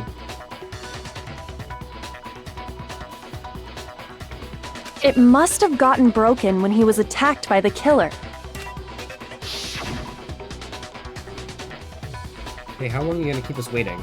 Taka's irritated voice pierced the air as pointedly as his wristwatch. It's almost 10 o'clock, you know, bedtime for all the village boys and girls. So if it wasn't broken after 6 last night, then he must have been attacked around 6 this morning. And that would be his official time of death. But if that's true, then he was killed well before Hifumi. And before Celeste was attacked this morning, which happened around 7. That's right. Taka was killed before any of the other incidents took place. That simple fact slipped past all of us. We made the wrong assumption about the order of events, all because of those justice hammers. That's exactly why the culprit wrote the numbers on each hammer and had them increase in size. That way, when we saw how they were used in each incident, we'd easily make that wrong assumption. Now, if Taka was killed around 6, then everyone's alibis for his murder go out the window. Because when he was killed, we hadn't met up in the dining hall yet. That may be true in the case of Taka's murder, but all of our alibis still hold true for Hifumi's death. That's right. With him, at least, we're all safe. What was that? Came from downstairs. It must have been Hifumi. He's in the nurse's office. This is bad. Come on, we have to go back. When we heard Hifumi screaming, we were all together. Except for Hiro and Kyoko. Then we all ran down to the nurse's office, and that's where we found his body. That's totally true. We're all in the clear. Oh, I know! They must have recorded him screaming on a tape or something, then played it later on! If that's true, where's the tape? I don't know.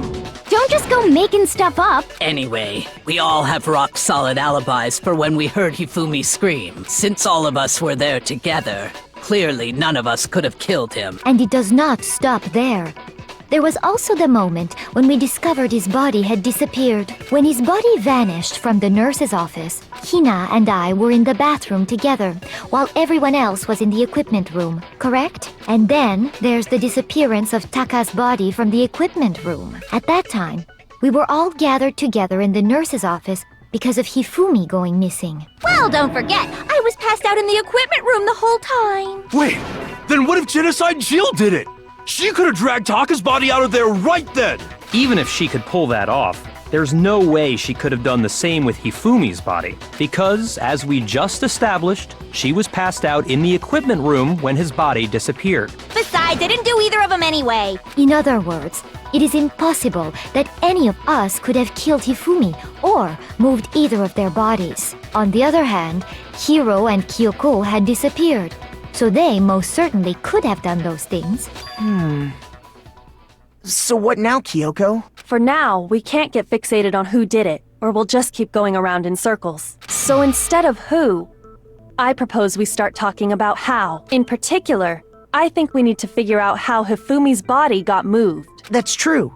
We searched everywhere, but we couldn't figure out how to explain his body disappearing. And according to what Celeste said... We could not have been gone more than a minute or two, though. So when the killer was able to get in and move Hifumi's body in that short amount of time, it would seem so.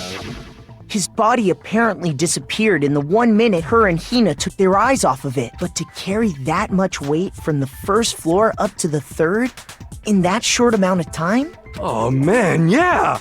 There's no way! It'd be impossible! Well, what if I told you there was a way to make the impossible possible? What? How? If the dead body were to move itself. He wasn't dead. We know this. He staged everything. So is it possible that a dead person, a quote-unquote dead person, could be the possible murderer? The dead body moved on its own? No! Not another ghost! I don't think it has anything to do with the occult. I think what she's implying is we thought Hifumi was dead, but perhaps in reality he was still alive. Unfortunately, all characters are a little dense and require some guidance. Yep. He was alive? Are you saying Hifumi wasn't carried out of the nurse's office, but simply walked out on his own? But I mean, we found his body. He was dead. Perhaps he was simply playing dead. That it isn't possible. Yeah, the idea that Hifumi was still alive. Is it really possible?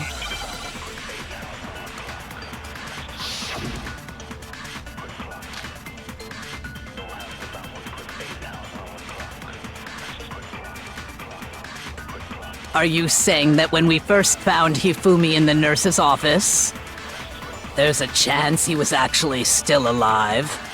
No, it is impossible. Hifumi was dead, without a doubt. And you know that how? Surely you heard the body discovery announcement along with the rest of us. Hifumi's dead body had been found. And that is why the announcement was made. Are we really so sure about that? Maybe the announcement was intended to signal someone else's discovery. Are you saying that when we first... There's a chance you... No, Hifumi was dead. And you know that how? surely you heard the body discovery announced Hifumi's dead body had been found. And that is why the announcement was... Are we really so... Maybe the announcement was intended to signal someone else's discovery. Bitch. Shoot! Are you saying that when we first found Hifumi in the nurse's office, there's a chance he was actually still alive? No, it is impossible. Hifumi was dead, without... And you know that how? Surely you heard the body discovery announcement Hifumi's dead body had been found. Motherfucker. Shoot!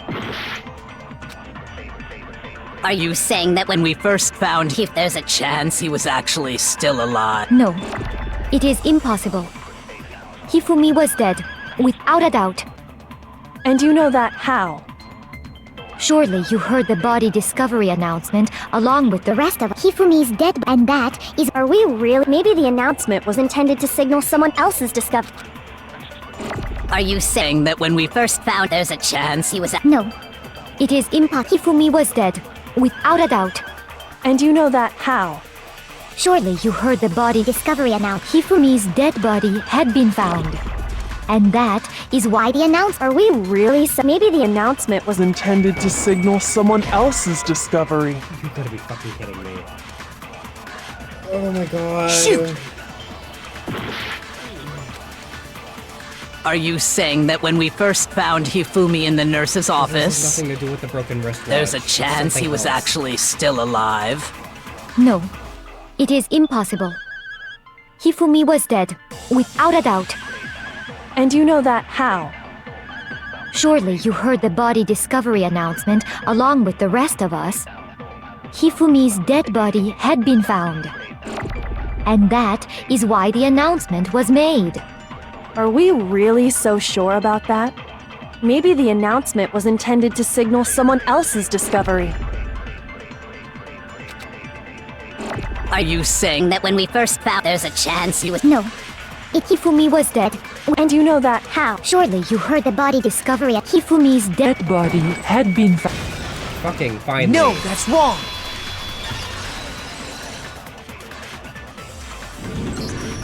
Was the body discovery announcement that was made really intended for Hifumi? Of course it was. The announcement played right after we discovered his body. Maybe. But that was also the same time that Taka's body was found. That's right. It wasn't long after finding his body that we heard the announcement. So there's a good chance we've made a mistake in there somewhere. I think we've confused whether the announcement was for Hifumi or Taka. First of all, if 2 bodies had been found, there really should have been 2 announcements. Maybe Monokuma simply got lazy and rolled them together into one. What do you say, Monokuma?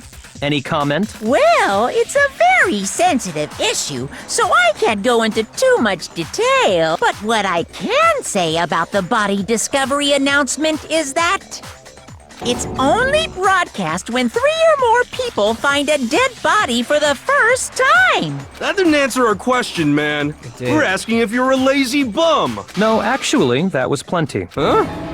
He said it's only broadcast when a body is discovered for the first time, which means even if we find the same body again later, he won't make the announcement again. If that's true, then why was the announcement made again later on? Huh? Later on? Exactly. We heard the body discovery announcement twice. The second body discovery announcement. The first time it played was when we found each body in the nurse's office and the equipment room. The second time was when...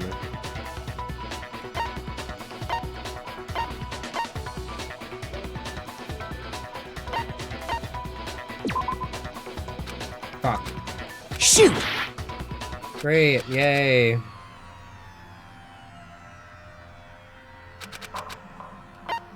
I refuse to give up yet! I can literally Was the guess body as many discovery times as I want, announcement that so- was made really intended? What do you say, Monokuma? But I got it! We heard it a second time in the repository, when we rediscovered the 2 bodies. Body has been discovered. After a short amount of time, which you may use however you like, the clock trial will begin. It didn't seem weird at the time, but it contradicts what Monokuma just told us, doesn't it? Exactly. If we were actually rediscovering both bodies, the announcement shouldn't have played. Then in reality, when the 2 dead bodies were rediscovered, one of them was actually being discovered for the first time. So, when we found Hifumi the first time in the nurse's office, he wasn't actually dead yet, meaning he wasn't actually found dead until we came upon him in the repository. And that's just part of it. There's one other thing that leads me to believe he was still alive in the nurse's office. Oh, I know! Because he was super good at playing dead! Bada bing, bada boom! That is the worst logic I have ever heard. But honestly, I do not think there's anything that can prove he was still alive. Okay then, let's take another look at the events surrounding the discovery of his body. His glasses. Then it should become clear whether he was really alive or not. This whole thing is pointless. It has to be proof that shows Hifumi was still alive. I have to find it and somehow show it to everyone. His glasses. Yep.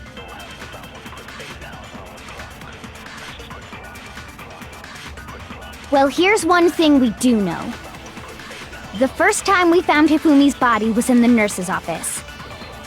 And then, while me and Celeste were in the bathroom, his body disappeared. And the next time we saw his body, it was in the repository. But when you compare his body before being moved and his body after being moved, other than the change in how it was positioned... Bitch! Shoot! Well, here's one thing the first time we found him, and then his body And the next time it was in... But when you compare his body other than the change in how it was positioned, there was no notable difference. Okay, the second thing she says. No, that's wrong!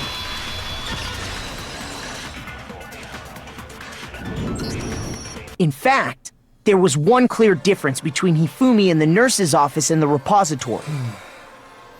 His glasses. That fact alone proves that he was only playing dead in the beginning. Perhaps you'd like to fill the rest of us in? When we found Hifumi in the nurse's office, his glasses were covered with blood. But when we found him again later in the repository, they were spotless. And I found the item he used to wipe them clean in the nurse's office trash can. The evidence I found in the trash can was... I got it! It was a glasses cleaning cloth featuring a certain cartoon mascot. One look at the bloodstain on the cloth should make things clear. This piece of cloth was used to wipe Hifumi's glasses clean, and the mascot on the cloth is the same one that's on the digital camera, right? And whose digital camera was it? Hifumi's, of course. The character was Princess Kiggles from Demon Angel Pretty Pudgy Princess, I think. I highly doubt anyone but Hifumi would have brought something like this to school. I see your point. And the only people here who wear glasses are... I wouldn't be caught dead using a tacky piece of garbage like that. A few tissues is all I need to keep my glasses clean. Then there's no question. It belonged to Hifumi. So what you're saying is... What exactly? What I'm saying is, the blood on his glasses was wiped away using his own glasses cleaning cloth. Even if that is true, it does not mean he wiped the blood off himself. But who would benefit from a clean pair of glasses other than the glasses owner? That's a good point. Then it must have been him, right? So let's assume that Hifumi was still alive in the nurse's office. He pretends to be dead.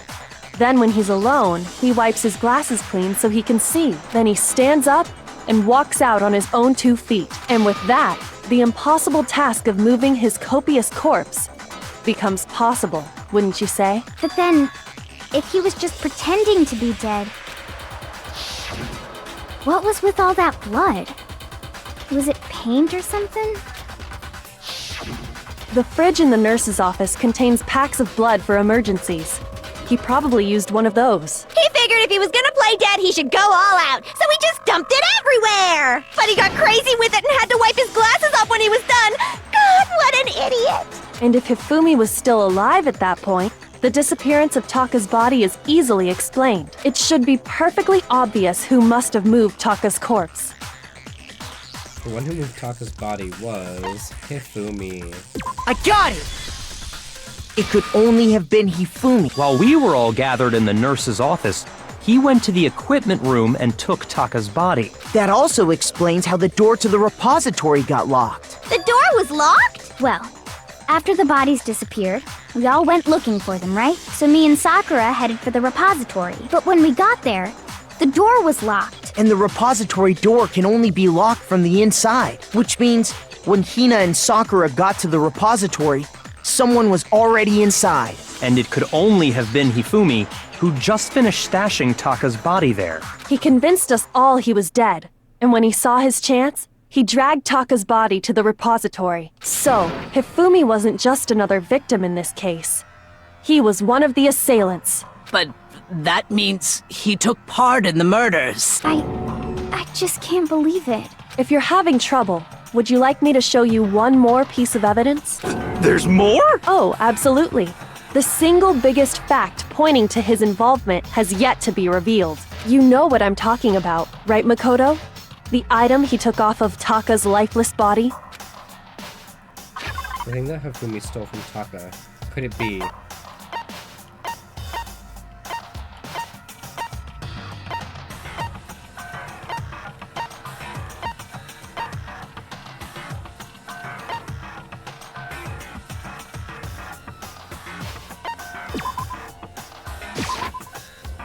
Shoot!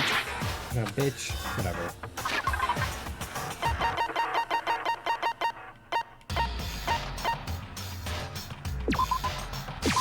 I got it!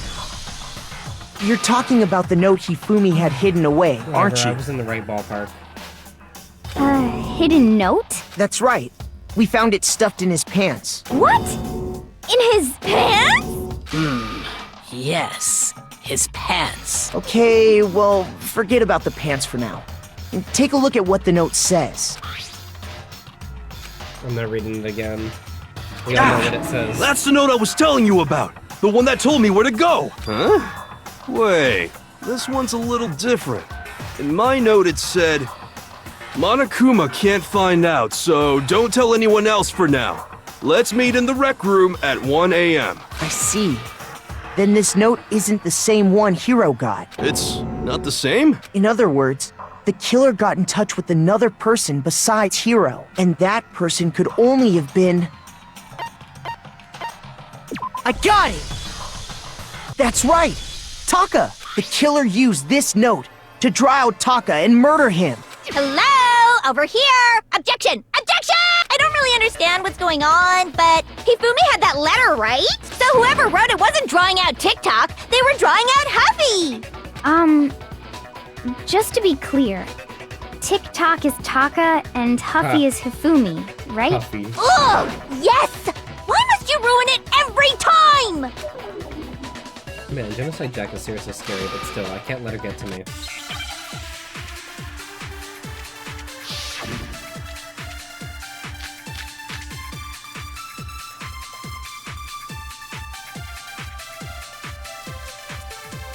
Huffy had the note, right? Then the person it was intended for must have been Huffy! But remember what the note said. What time did it say to meet? 6 a.m., I believe. The time doesn't matter! The note has nothing to do with TikTok! No, that's wrong. My heart. No, there absolutely is a connection. What the hell are you talking about? The note said to meet at 6 a.m., which is the same time Taka was murdered. We've already proven that using his wristwatch. But there's more. Look where the note says to meet. The equipment room, right? Which is where Taka was killed. I see. So, Taka was murdered at both the time and place written in the note. I think that should be plenty to show that this note was definitely meant for Taka. Well, when you put it like that... No further objections! Then someone used that note to trick Taka. Just the same as me. The culprit really is a cold-blooded monster. Telling people they'd found a way out. But if they gave the note to Taka, what was Hifumi doing with it? Stuffed down his pants, no less! Most likely. Hifumi stole it off Taka's corpse after he died. Huh? He stole it? Where's your proof? Go ahead, show us. Bitch. Boom. I got it! When I searched Taka's body, I saw that his lifeless hand was gripping a small scrap of paper. If I'm right about this, the sheet of paper this piece came from is... I knew it! It fits perfectly with the note we found hidden on Hifumi. Then Taka's scrap and Hifumi's note. Yup. They're from the same piece of paper. Hifumi had the note meant for Taka, while Taka's corpse still grasped a small piece of that note. There's only one way to explain it. Taka died clutching the note. Hifumi tried to free the note from his death grip, leaving behind only one small scrap. Did I get all that right? That means Hifumi knew the note was important. Exactly. Which proves that he was an accomplice in the murder. Whoa. Yeah. After seeing all this, Hifumi was super involved in this whole thing for sure. In fact, he was behind the whole thing. In fact, he's still alive! No. Sorry, no. When we found him in the repository, Hifumi was truly and completely dead. The second body discovery announcement proves that. So then, who killed Hifumi? Whoever did is the mastermind, the true killer. He was killed in the repository. So he must have been killed not long after transporting Taka's body. So he must have been killed after Taka's body vanished, but before we found both bodies in the repository. During that time, we'd all split up and were searching for Taka's missing body. In other words, during that time, none of us have alibis. Wait, but me and Sakura were together. Stop trying to steal the spotlight, you stupid walrus! Who are you calling a walrus? Anyway, when they were killed bothers me too.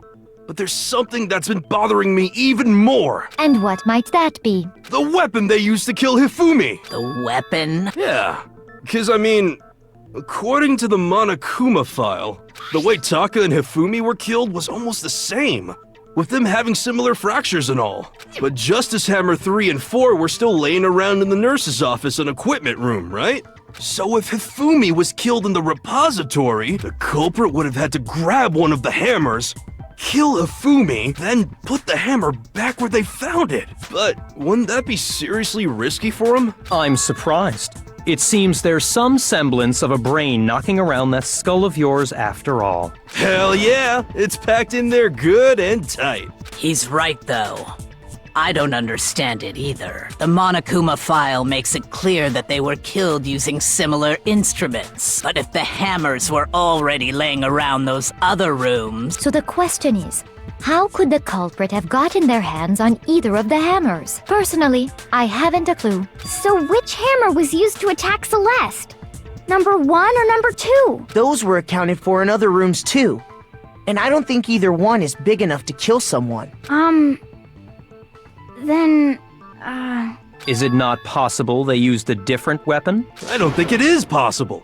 They were both killed with the same kind of thing, right? So then, what was used to kill Hifumi? Oh, I got you. The weapon that was actually used to kill Hifumi. The whole picture surrounding this case won't become clear until I figure that out. Somehow I have to find the truth. I know the truth. It's the hammer that was washed. Yeah.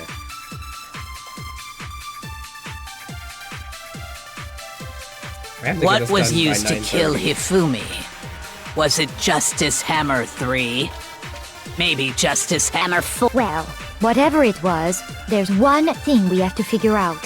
How was the culprit able to move around so freely with the weapon? How did nobody witness them carrying it? Sounds like a Justice Hammer 5 is about to make its appearance! Shoot!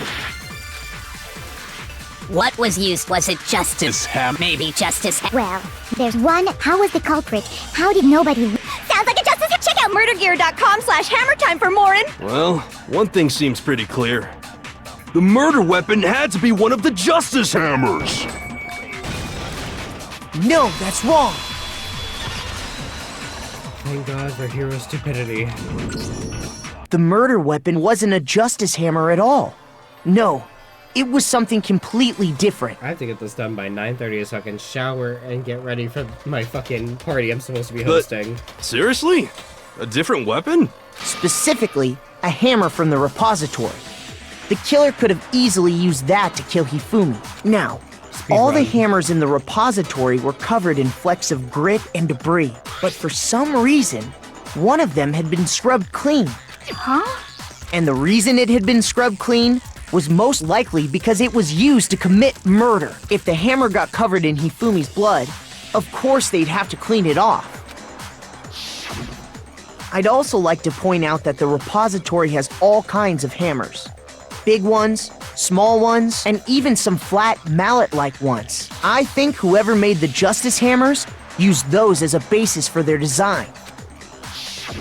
If that's true, that would explain the Monokuma file's note about the wounds being similar. So Hifumi moved Taka's body to the repository, where someone then used a hammer to kill him. And whoever did that is the true killer.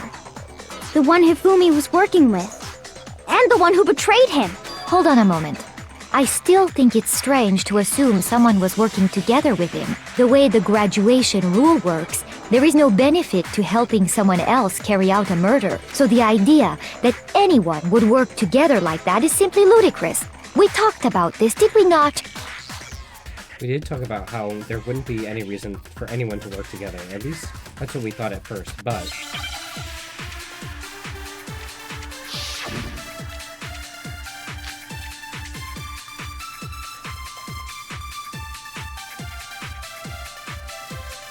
Based on the rules that have been laid out for us, even if more than one person is complicit in the murder, only the one who actually carried out the act can graduate and survive.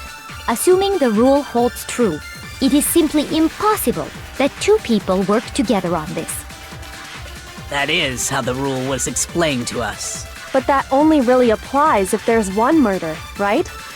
In this case, however, there were two murders. Based on the rules, even if more than one, only the one who actually, assuming the rule holds true. It is simply impossible Okay, this has that nothing two to do with the people... fucking hammer. Shoot!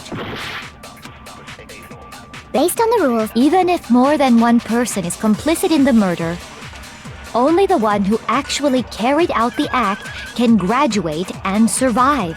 Assuming the rule holds true, it is simply impossible that two people work together on this. That is how the rule was explained to us. but that only really applies. In this case, however, there were 2 murders. Shoot! Based on the rules, even if more than one, only the one who actually, assuming the rule holds true. That is. But that only really applies. In this case, however, there were 2 murders. Based on the rules, Even if more than one person is only the one who actually carried out, assuming the rule Holds true. It is No, that's wrong! We are guessing at this point. I know what's going on, Since but there I were kinda 2 don't. murders, it's at least plausible that more than one person was involved. What do you mean? If there'd only been 1 murder, then yes, the idea of an accomplice isn't really worth considering. Naturally, if only 1 person can be saved per murder, an accomplice has no risk versus reward benefit. Risk versus reward benefit? The payoff for working together. The reward that balances out the risk of taking part in a scheme. There's no point in being someone's accomplice if there's no benefit to you. However, if there were some potential mutual reward for the risk, then cooperation becomes possible. You're saying that 2 people could act as each other's accomplices to commit 2 separate murders. I think that's what the true killer told Hifumi. They would each have an accomplice for their crime, and based on the case's events, Hifumi would have been the first one to act, murdering Taka. They made him carry out the first murder so he couldn't back out of helping them later on. So in this case, there wasn't one single person committing multiple murders. Instead, each person killed someone, creating 2 separate incidents. Yeah, And it we've only been looked like new. one person because that's how the true killer designed it to look. A single suspicious individual, a similar weapon used in each crime, disappearing bodies. By creating one seamless set of circumstances, they made it look like one person was behind it all. The mastermind picked their target and managed to convince him to go along with their plan. And then, to avoid the no accomplices rule, they simply killed their accomplice. Which, if true, means that betraying Hifumi was part of the plan from the very beginning. That's just awful. How could anyone be so cruel? You think so? I can't help but admire its cunning. Still, their choice of accomplice seems odd. The effort made to convince us the 2 murders were the same. That was the main characteristic of this time. Kyoko must have noticed that fact from the very beginning, which is why she said not to look at this as a series of connected events, but entirely separate incidences. Kyoko really is amazing, although when you think about it, she's almost too amazing. Like, it's almost unnatural how good I she is. understand how an accomplice could be involved. But then, who was the one pulling Hifumi's strings? That's problem numero uno right now. The true killer manipulated Hifumi to carry out a number of actions, and in the end, murdered him. In the debates up until now, the way the case has unfolded, when you consider all that, there's really only one person who seems to fit. Huh? Who?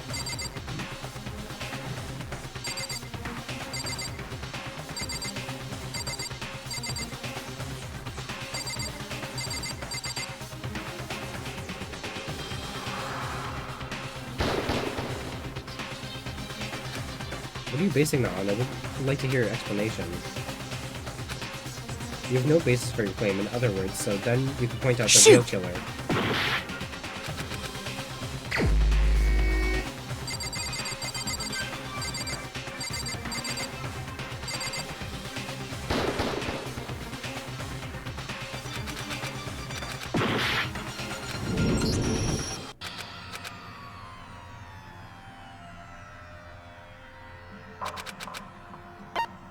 I refuse to give up yet! Since What?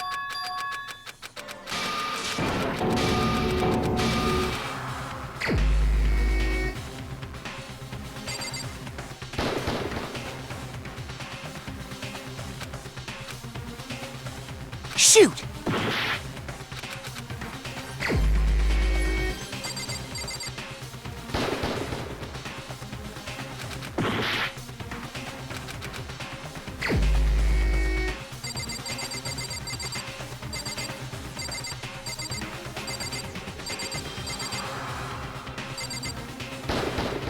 Here's my answer. It was What? Celeste. So it's Celeste. You gotta be fucking kidding me. I knew the only thing that would point to her is that she was acting a little different. That is it. Ah, so I'm the suspicious individual now, am I? I really do hate this kind of joke. A joke? I wonder. So what you are saying, then, is that I specifically chose to work together with Hifumi. She was acting literally just a little different. That is the only thing that would put her as suspicious. The idea that I would choose to spend any amount of time interacting with him, that I would go within 10 feet of that shit for brains, that lazy, worthless goddamn idiot! American? Pardonnez-moi. Just to be clear, there is evidence to support it. Is that so? It is. Throughout the investigation, there was certain behavior that was common only to the two of you. Considering what we've learned so far, it only further proves that the two of you were working together. What it is that only Hifumi and Celeste had in common.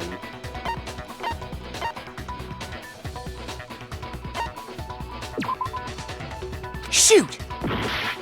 Whatever. I got it! The behavior they had in common has to do with the suspicious individual in the suit, doesn't it? The only ones who ever actually saw Robo-Justice firsthand were Celeste and Hifumi. Shush, the adults are talking now. Sorry. As he said, only Celeste and Hifumi ever laid eyes on the costumed individual. If we accept that Hifumi was one of the culprits, we can't help but suspect what Celeste has said as well. Are you saying everything they told us was a lie? After taking Hifumi to the nurse's office, we all began our search for this individual, correct? Oh, wow, okay, Byakuya. Yeah. And not too long after that, do you remember what Celeste said? I saw a shadow, something moving around the top of the stairs. We headed to the second floor specifically because of what she claimed to have seen. Next, to draw us all to the physics lab up on the third floor, She let out a blood-curdling scream. and when we'd all come to see what was wrong, what was it she said? Celeste, what's wrong? That was a rather intense scream for someone like you. I saw him, the strange costume man. He ran off as soon as I screamed. I was blocking the stairs, and he headed further down into the hallway and disappeared.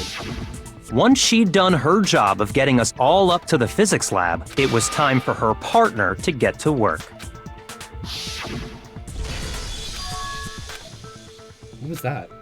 That came from downstairs. It must have been Hifumi. He's in the nurse's office. This is bad. Come on, we have to go back. It was to get us to divide into two groups, so that we would discover both bodies at the same time? In fact, Celeste was precisely the one who proposed that we split up. Then why don't we split up into two groups? I'll lead the hunting party. That seems much more interesting. Very well then. Makoto and Hina, you come with me to the nurse's office. I will leave the capture of the suspicious individual to Toko, Byakuya, and Sakura. Well, if Celeste and Hifumi were working together, all those chance events suddenly become connected.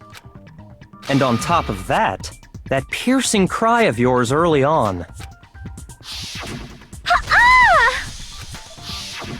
That was to signal Hifumi, wasn't it? It was your way of telling him, we're on the third floor, everything's going according to plan. Why else would you let out a scream that could have carried across the sea? I just realized another strange thing. When we found Hifumi in the nurse's office, who we now know was only pretending to be dead, I certainly was not expecting this. I did not imagine that Hifumi would be murdered. Celeste, you were the first one to say he'd been murdered. You wanted to make sure we wouldn't have any doubt in our minds. I don't believe it. Everything. The whole thing was one big act. I mean, she's the ultimate gambler with the ultimate poker face, and she did say that she lies pretty much all the time. So, she even fooled me, bitch. Because I only saw that she was acting a little different. You know, she was She wasn't acting as calm as usual. She looked scared. She looked frightened. She was acting out of turn. Hina, you were with Celeste when Hifumi's body disappeared, right? That didn't put me on edge. Yeah? Or suspect her. I was feeling kinda sick, so Celeste took me to the bathroom. Wait! Then that was... She wasn't worried about you. She just saw a chance to help Hifumi sneak out of the nurse's office. Each piece isn't much by itself, but start putting them together and the picture gets very ugly indeed. Wouldn't you agree, Celeste? I have no idea what you mean. Don't bother trying to deny it. You made one fatal mistake. Oh, did I? I didn't even catch it myself when you first said it, but looking back, I can say that one little slip-up was your undoing. What are you talking about? I'm talking about what you said after Hifumi's body disappeared and we returned to the nurse's office. You must really be enjoying this. Enjoying the sight of us standing around frightened and confused. We're all going to die here. We're going to die just like those guys died.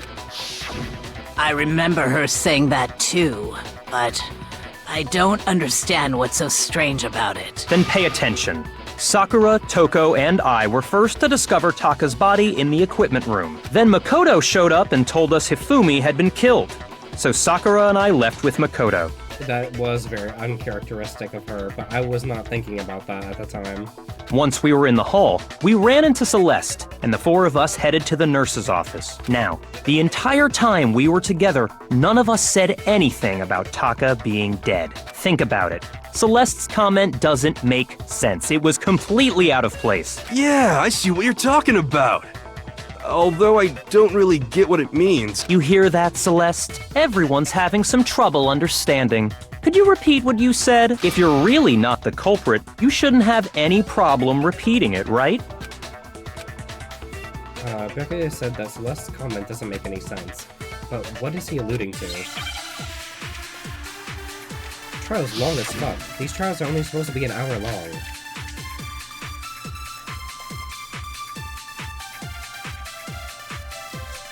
All I said was, they must really be enjoying this. Enjoying the sight of us standing around, frightened and confused. They must be positively elated.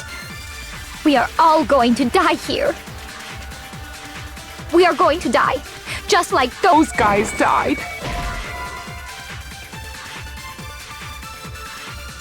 Shoot!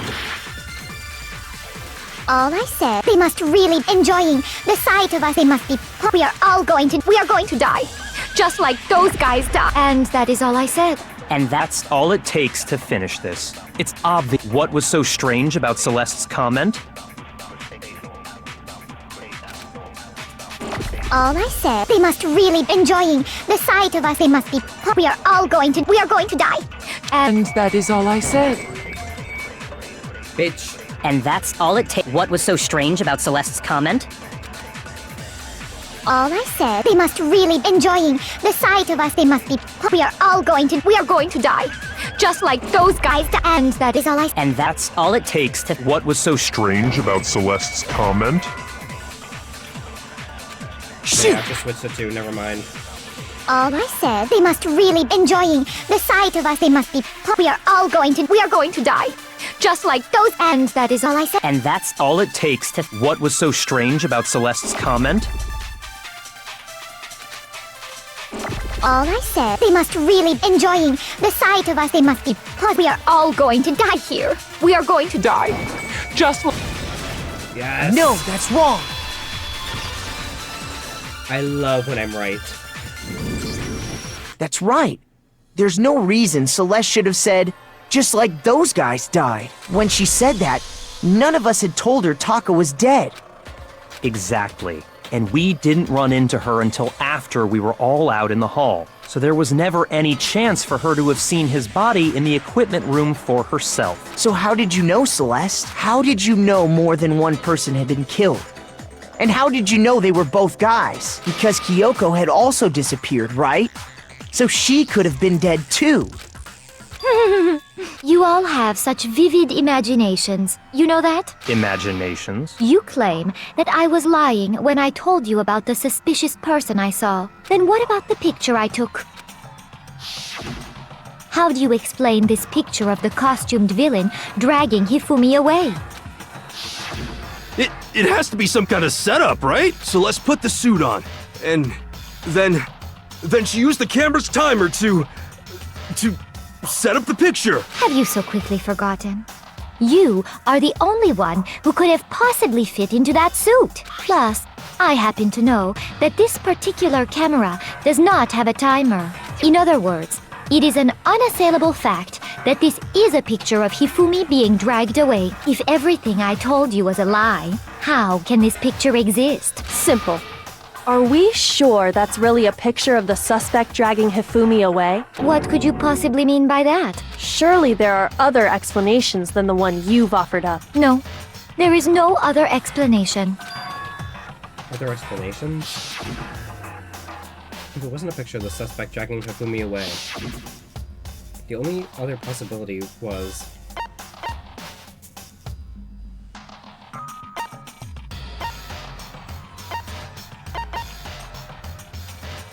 I got it! It's not a picture of the suspect dragging Hifumi away. I would say it's a picture of Hifumi dragging the suspect away. That's certainly within the realm of possibility. The one being dragged off in that picture isn't Hifumi, but the person in the robot suit. We've simply been led to believe that it's the other way around. And the strange costume might only exist to lead us astray even farther. If you saw someone wearing something like that in this situation, of course you'd notice and be suspicious. That's what happened! You put me to sleep and made me out to be the bad guy in all this! Such a thing is utterly impossible. Hifumi was dragging him away? Ridiculous. Is it? I don't think it's ridiculous at all. Then shut your mouth and allow me to educate you. Celeste thinks she can prove that there's no way Hifumi was dragging the suspect away. But is that really possible? How's this shit not done?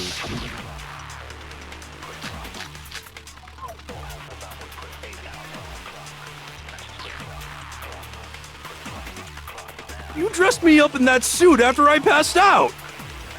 Then you just draped me across Hifumi and had him carry my weight! You tried to make me look like the bad guy! Like I said, ridiculous. As you can see in the picture, the suspect is standing perfectly upright. If the person inside the suit was unconscious, there's no way they could stand up straight like that. No, that's wrong!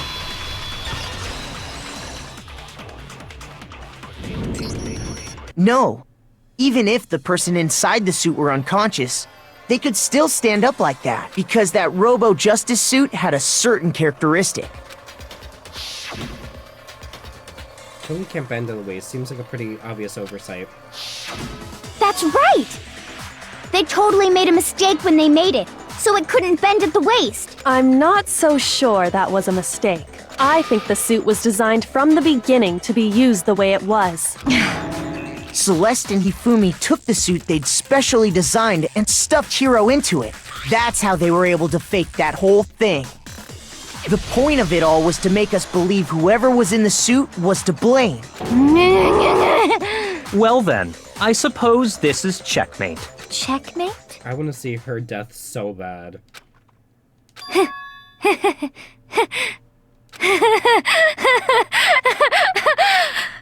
Don't make me laugh, you idiot! What do you mean, checkmate? Celeste? Clearly, you want to cram me into your little guilty box. Well, there's one little problem. Have you already forgotten what Hifumi told us as he lay dying? Hey, Hifumi, who was it? Who attacked you? Who tried to kill you? Who killed me? That's right, I remember their name. Yasuhiro. When we asked him who had attacked him, his answer was quite clear, was it not? Dude, you can't even keep your fake voice the same. You're going in different pitches. He said, and I quote, Yasuhiro. In other words, Yasuhiro Yasuhiro Hagakure! Wait! But my name isn't really Yasuhiro! It's actually Taro! Your confusing statements don't make any sense. You're only making things more complicated. He did say Yasuhiro. But are we sure he was really pointing the finger at Hiro? What the hell are you talking about? I'll burn you alive! Kyoko, what do you mean by How that? many of these bitches have split personalities or have different personalities? Think back to how Hifumi used to talk to us. How did he refer to each of us?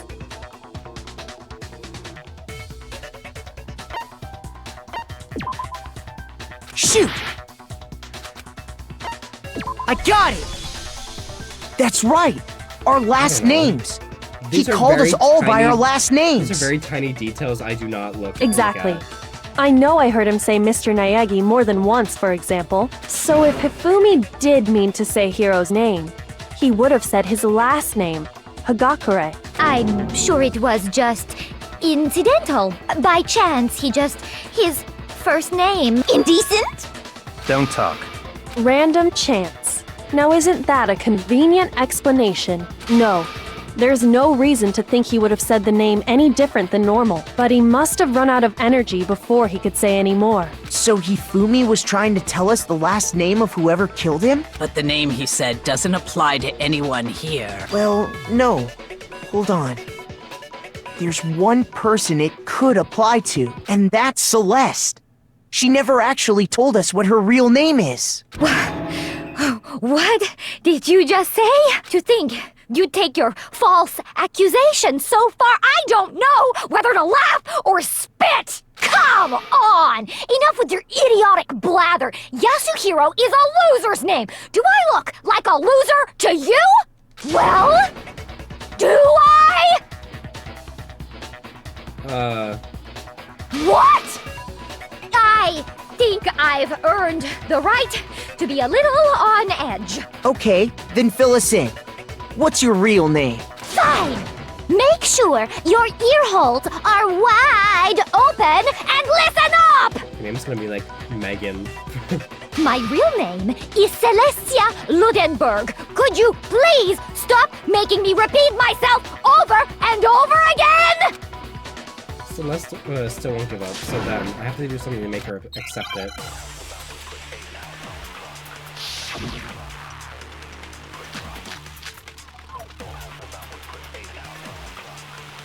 It's the E-handbook. It wouldn't say Celeste, it would say her actual name. Hifumi was trying to tell us something. He wanted us to know the killer's last name, Yasuhiro. If there's one person here who might have that last name, It would have to be you, Celeste. You haven't told anyone what your real name is. how many times do I have to tell you? My name is Celestia Ludenberg, god damn it! How long do you plan to go on pretending? I'm not pretending. It's the truth. And since you have no way to contradict me, Huh? that's the only truth there is! Moron!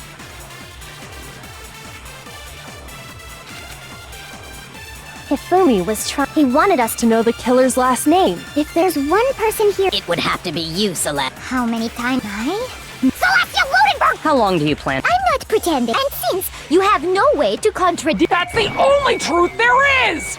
moron! Come on, that's the thing I have to shoot. Let's go. Hifumi was. He wanted us to know the killer. If there's one person, It would have to be you, Celeste. how many times Celestia Ludenberg! How long do you plan? I'm not pretending. And since you have no way To contradict me? that's the only truth there is! Come Moron! on.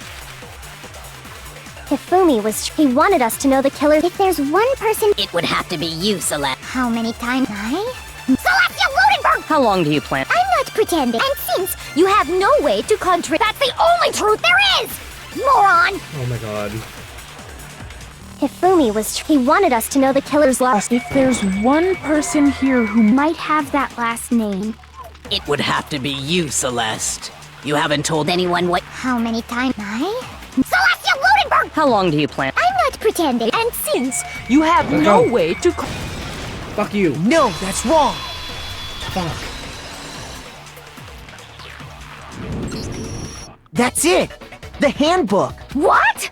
Anytime you turn your handbook on, it shows the owner's name when it boots up, right? Monokuma told us all about it before. This handbook is absolutely vital to the healthy school life, so don't lose it. When you start it up, it will display your name. Always make sure you have the right one. Now this is your everyday notebook. It has so many more uses than that. So all we have to do is check her handbook, and that'll clear up everything. That's how we can find out Celeste's real name. That's an invasion of privacy. I refuse to cooperate. Celeste, can you please just tell us what really happened? Please, just tell us. Even when I'm put in check, it's just my nature not to give up. Because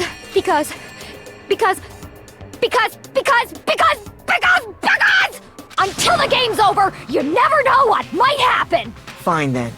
Let me settle it. Let me go over the case again, from the beginning, and shed light on all your crimes, and that'll bring everything to an end. No.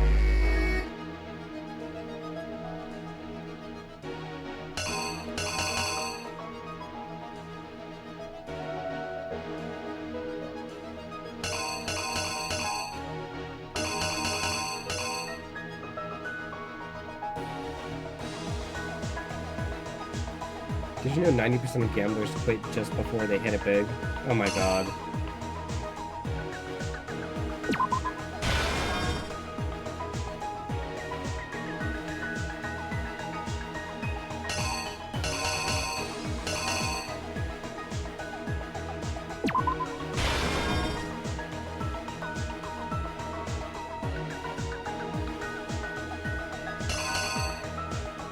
Celestia is the ultimate gambler, for real, yeah.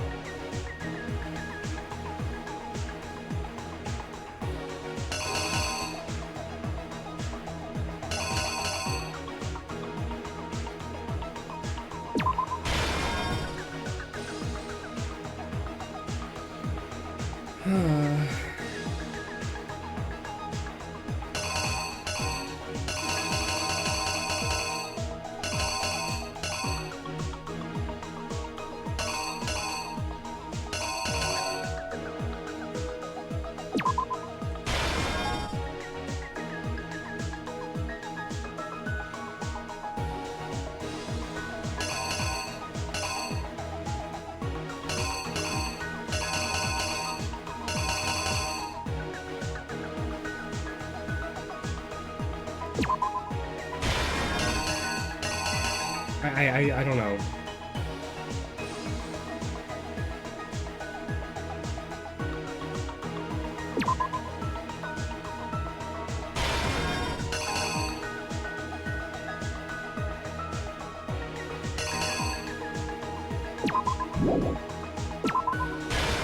I don't know.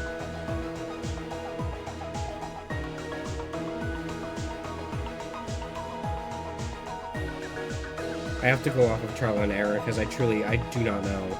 None of this is making sense to me. That doesn't make sense. Here's exactly what happened! Before anything, the killer persuaded someone to help carry out the murder. Okay, that one's right. Hifumi. With an accomplice, the killer was able to execute a number of otherwise impossible schemes.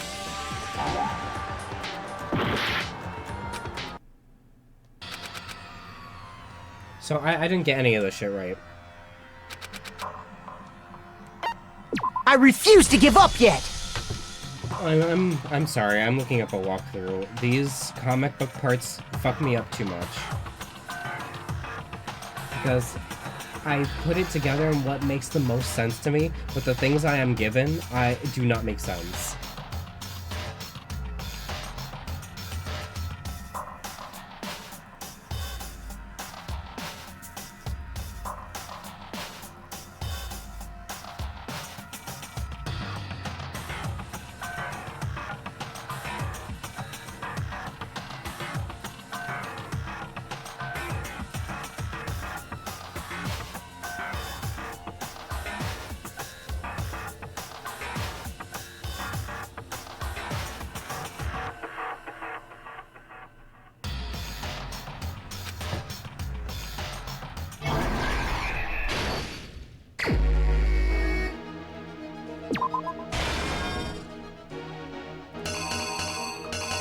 I'm mostly here for the story. I am not here to struggle. I play games for fun. Not to be pissed off.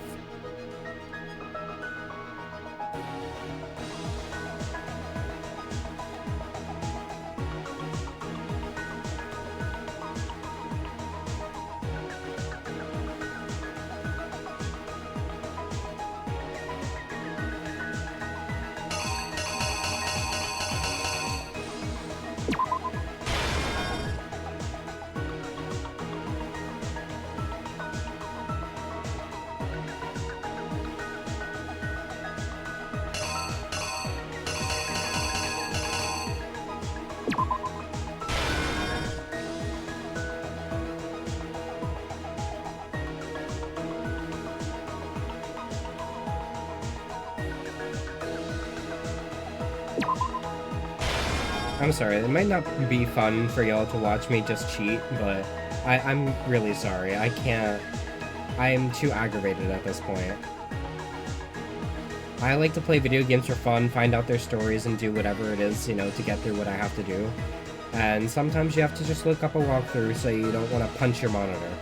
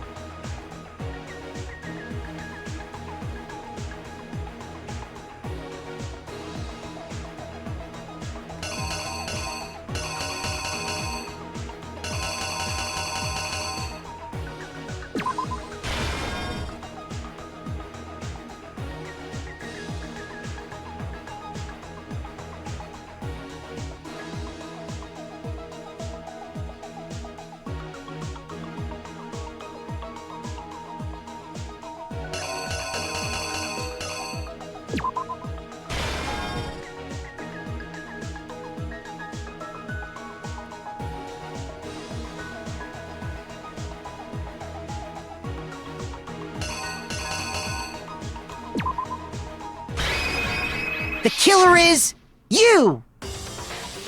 Before anything, the killer persuaded someone to help carry out the murder.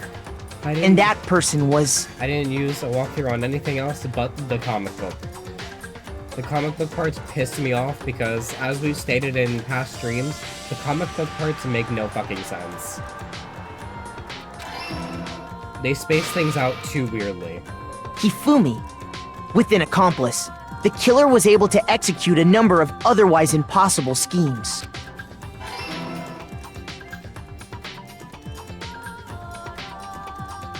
First, they convinced someone to meet them in the rec room last night at 1 in the morning. That someone they met with was Hiro. The murderous duo intended to pass Hiro off as the prime suspect. So they drugged him, knocked him out, and stuffed him into the Robo-Justice suit. Next, Hifumi positioned himself to make it look like Robo-Justice was attacking him, while the killer used a digital camera to take pictures of the assault. They did all this just to create evidence that would put the suspicion on Hiro. When they were done with him, they shoved him, still unconscious, into the pool room locker. And then finally, at 6 a.m., they moved into the murder phase of their plan. They called Taka to the equipment room.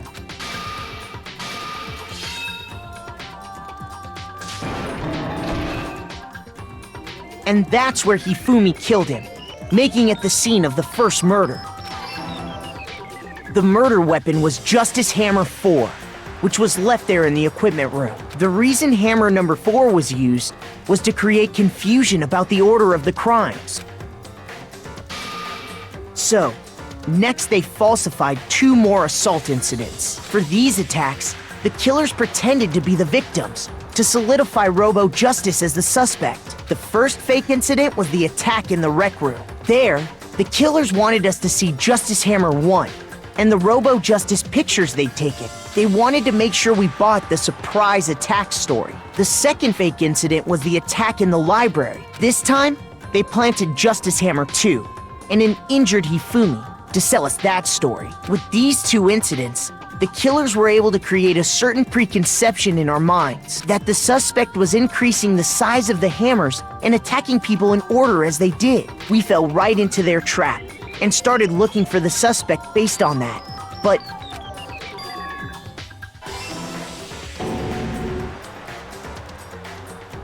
while we did that, we left Hifumi alone in the nurse's office. This was exactly what Hifumi was hoping for. He took a blood packet from the refrigerator and Justice Hammer 3 and turned the room into a crime scene, in which he himself had apparently been brutally murdered. He let out a scream to draw us back, and when we returned, that's what we found. Meanwhile, the other group that had been out searching found Taka's body at the same time. So when we heard the body discovery announcement, we naturally assumed it was for Hifumi. We left the nurse's office, and Hifumi once again took advantage of the situation. He simply got up and made his escape. When we learned his body had disappeared, we all rushed back to the nurse's office, and once again, Hifumi had the chance he was waiting for. This time, he snuck into the equipment room.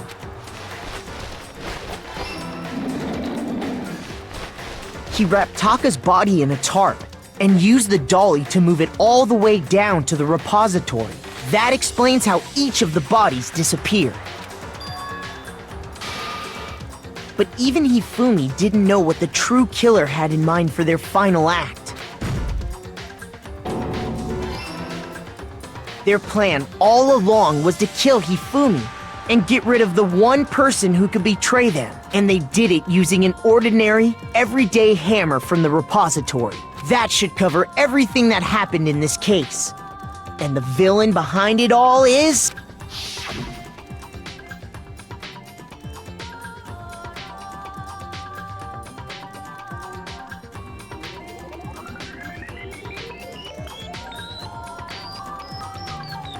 My girl, Celeste. I'm sorry. Celeste! Have to be done. Sorry. You lose. I lost? I lost? When was the last time I was forced to utter such words? They hang heavy around my neck.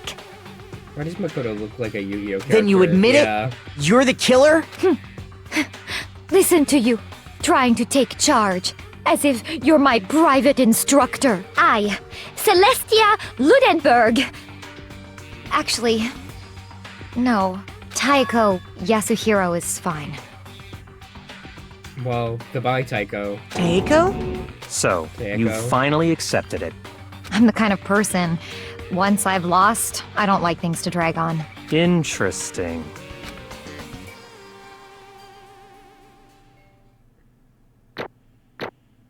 Fuck. Taco? No. I got a B. Okay, Monokuma. I'm ready to begin. Or, no, I suppose this is the end, isn't it? It is indeed the moment we've all been waiting for. Time to vote. Okay. If you would, please locate your lever and cast your vote. And when the votes are tallied, who will become the blackened? My girl. Will you make the right choice or the dreadfully wrong one? What's it gonna be? Monokuma vote.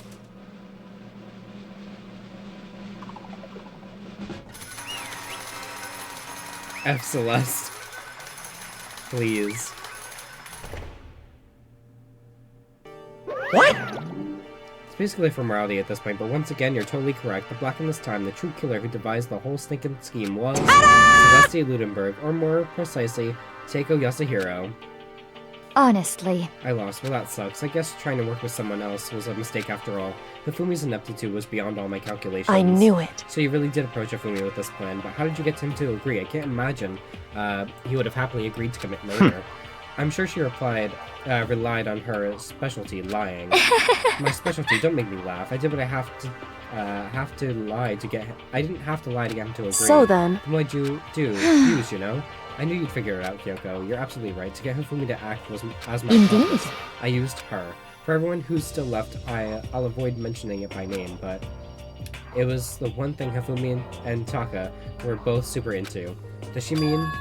Is she talking about alter ego? Say what? What? What are you talking about? just a second. Don't interrupt. We're in the middle of a very important conversation here. When you said she was your favorite, I was like, well, yep. I'm totally out of the loop as usual. How sad. In other words, Then you're the one who stole it? Indeed. That's right. I And you see. used it to drag Hifumi into the plan you'd come up with. Right again. Last night after we had our meeting about how it disappeared, I paid Hifumi a little visit. Hold on, what are you doing here? Actually, I was hoping I could talk to you alone. It is about what was stolen. I know. What? I know who did it. What? are you okay Who's with this? Taka? He stole it. What? So I have then, proof. Would you like to see it? As it turned out, I found the useful digital camera. I'd taken Taka's room earlier and took pictures of it there. I deleted the picture as soon as I showed it to Hifumi, of course. Damnation! So it was him, but how'd he do it? She was supposed to yell if either of us got close to her. You're correct, which is why Taka forced me to steal it. Say what? What? as for Please me, forgive me. He threatened me. Oh. He did? as for He came to me, my room last night unannounced, and then it's hard for me to even say. He abused me. What? What? And he took pictures. He said if I did not do as he asked, he would show them to everyone. So I had no choice. Damnation! It's a crime, an absolute crime. I knew he'd gone a little crazy, but Say what? I never imagined he would go that far. It was amazing how completely he bought it. I can't express how enjoyable that was. I'm about to say something I've never said before in my life. I'm going to kill him. I'm going to kill him. most Wait, unfortunate. please, if you go now, you'll be playing right into his hands. Huh? Actually, Taka's planning to use her to escape, and he made you his target. What? Escape? What do you mean? Taka's going to try to kill her. What? indeed. And also, he can keep her to himself. That bastard. Honestly. Can we allow him to continue with such a barbaric act? Absolutely not. How could I? She... I swear I will save her! Actually, Then would you like to join me? It just so happens I have to come up with a plan, huh? I have to devise a way to reclaim what he has stolen and escape this destruction. And with that, it is complete. What are you talking about? Oh, nothing.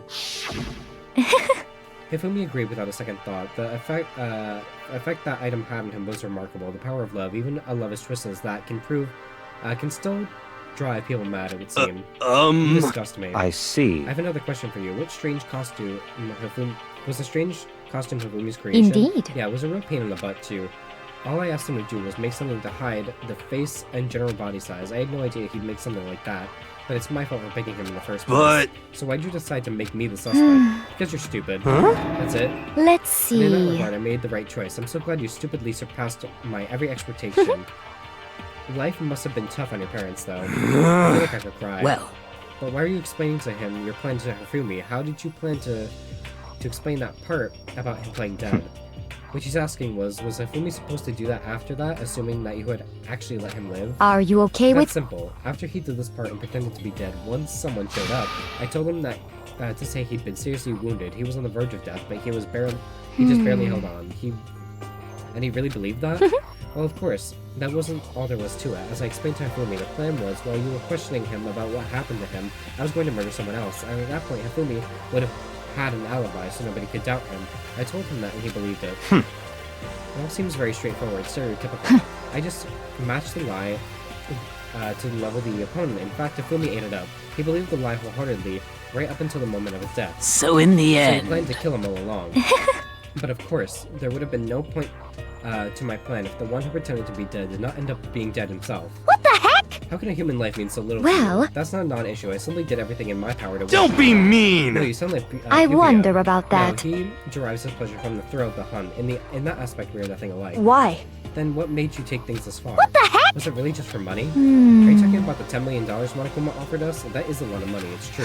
But that's not all there is to it. From the moment our new life here began, my only thought has been escape. But But all along you've been saying how you accept living here. You little Honestly, that was bitch! a lie. Hey! I couldn't take it. I hated it from day one. Wouldn't anyone else seem You I little wanted to get out. bitch! Every day was fresh torture. And do you know why, huh? This is fine. Because I had a dream. And accepting a life here would have meant nothing less than giving up my dream Honestly. forever. And there's no way that I could ever do that. In the underground world of gambling, I risked my life to make a metaphorical killing. As for me, And it was all for that dream. And what was that dream of isn't it yours? To wonderful? live in a Europe castle. A castle? And together, handsome men from all over the world to serve as my butlers / bodyguards. I was going to make them dress up like vampires, satisfy my every need. Once I obtained that, I would have created a perfectly aesthetic world of decadence. This is fine. Living the rest of my life, there was only was my only dream, my only goal. That's what life is all about. Combined with my own winnings, Monokuma's $10 million would have made that dream a reality. Truly a queen. I got right to the edge. There but is nothing to be unfortunately, done. My dream has been scattered to the wind. Still, I don't have any regrets. I pursued my dream to the very end, so why would I? Just the worst. You sound so passionate, but you were really able to kill your own friends for Oh. it? Are you asking me to feel guilty? That's a pointless endeavor. I think nothing of sacrificing others for my own needs. I feel nothing. Do you That's understand? all there is to me. That's what makes me complete. Isn't it terrifying how different our values are? There's simply no room for understanding. What is this? That's what we should be saying. And plus, how can you be so calm? Didn't you realize you're about to die? Why aren't you scared? My ability to lie is unrivaled, and I take pride in that. It's not just other people I can fool with my own emotions. The conscious deceives the unconscious. And that's why you're not Yes, scared? That's right, I indeed. don't fear death. Kill me however you like. But you know, if I could be reincarnated, if I had a choice Isn't it I think I wonderful? would like to come back as Marie Antoinette. hey, You'd just get executed again. Celeste smiled then, and when she did, it looked to me like a poor effort to force it. She claimed she could fool her own feelings, but that statement itself must have been her final lie, and that weak fake smile is what betrayed her. Thrills! Well Chills! done. Kills! Okay, let's get rolling. The black and disturb the peace and must pay the price. Now then, I've prepared a very special punishment! For her, the ultimate gamble. Let's give it everything we've got! It's punishment time! I guess I'll let Kyoko hold on to this. What? This is... Will it really give you the hope you're looking for? I can't say I ever saw it that way. Which is why... Actually, it's not important. Well then... Take care, everyone. So, Celeste knew something about Kyoko. Kyoko's been given a key, and still nothing is revealed about her. Perhaps we'll meet again. In another life.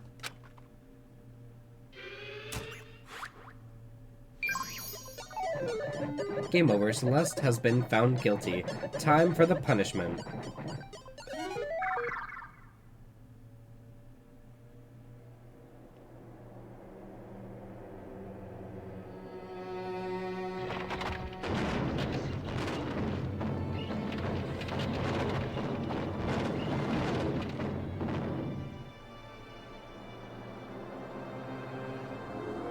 The burning of the Versailles Witch.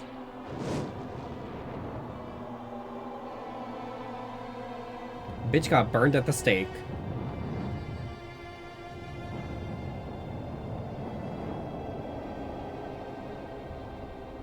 Witch.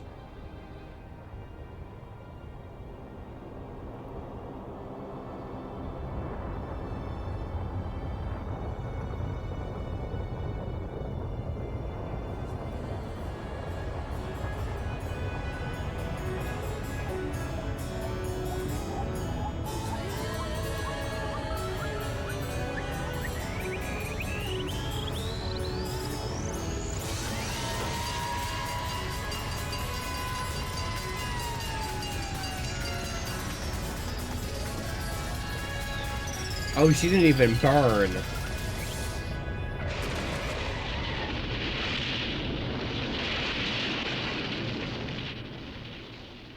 She didn't even burn. She got hit by a fucking truck.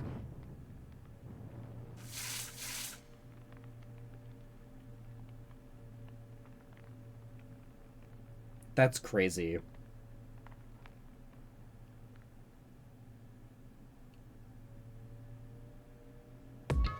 It's over. The third execution is over. Celeste's death is over. Celeste killed my friends, so I can't pity her, but I also can't deny that at one point I considered her a friend too. And for him to just come along and... Isn't it just awful? Someone couldn't cut free from their regrets from the outside world, and so more people had to die. Extreme! You guys are still young. You need to place more value on your lives. What are you gonna do? Jeez, and here I thought you guys were gonna pass the torch of hope to the next generation. Let me out of here! What do I care about hope? I'll throw it in the trash if you just let me out of here. Too bad! You're all the embodiment of hope, whether you like it or not, and it's my destiny to knock you down one by one. It's sad, yes it is, but the reality just can't be avoided. Don't talk like you're not responsible. How long are you gonna make us keep going through this? What do you want from us? How strange. God, I'm so sick of people asking me that. Give it a rest already. So anyway, Kyoko, did I see you get some kind of key-type object from Celeste? Hey! So, what's the deal with that? What? What's the matter? So then... I'll answer your question if you answer mine. What did you do? What did you do to me? Ooh. What? Hey. Answer me. What did you do to my body? Ooh, how exciting. I wouldn't let her have an aesthetically pleasing end yet. Oh man, oh geez, what do you mean, what did I do? I have no idea. I don't know anything about it. What was that just now? The mastermind did something to Kyoko's body. What does that mean? Hello. Hey, things are getting kind of awkward. I think it's about time I got out of Well? here. Meanwhile, you guys can go on enjoying your school life. If you get lonely, give me a shout. Not that I'll do anything about it. See ya later! Monokuma disappeared, leaving us all depressed and in despair. Although it wasn't all despair, there was one small hope. Hey, Kyoko, Monokuma already mentioned it, but what's the key, Celeste? What's that key that Celeste gave you? Most likely, it's the key to one of the dressing room lockers. Huh? What? Then that means Celeste probably hid it in there. Hey! I suppose sometimes it's easiest to miss what's right beneath your nose. Well then, we'd better go check. Indeed. Good idea. We left the courtroom and rushed to the dressing room. As we approached the dressing room, Kyoko looked back at us and said, I'm going to go on alone from here. Everyone else had to head to the dining hall. I'll check in with you later. Why exactly are you going alone? Do you even have to ask? As she spoke, and she glanced quickly at their surveillance camera. Come on. That's not what I mean. Why you? There's still a risk of a spy, you know. Then I'll go too. What? You? Please let me go. Standing here arguing is just going to draw more attention to Goodbye. us. Do whatever you want. Thank you, Byakuya. Well then. Then it's up to you now. Yo! I'm gonna go to the dining hall, okay? So, Makoto and Kyoko are gonna go together? Does that mean what I think it means? Okay. Good luck, Makoto. Girls like her are total pushovers when you show them no backbone. I try to forget what Hina said. Everyone headed to the dining hall, leaving me and Kyoko there alone. Shall we go? Well, shall we? Yeah.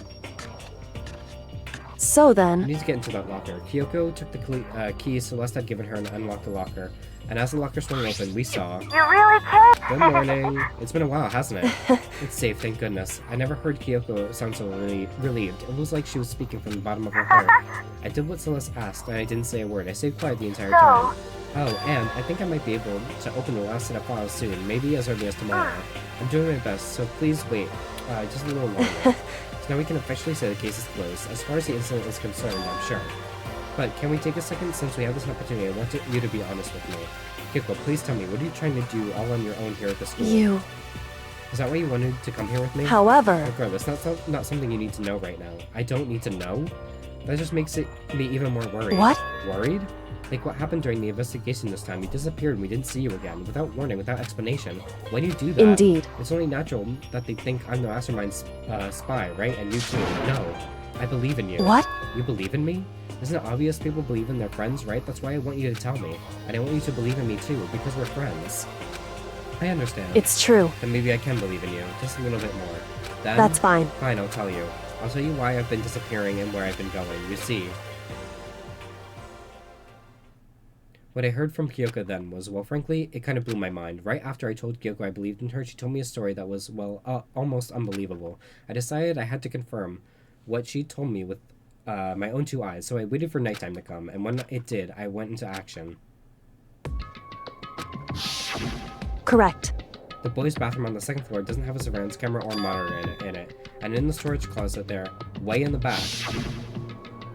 She said there was a way in the back of the boys' room storage closet, but could Kyoko be right about this?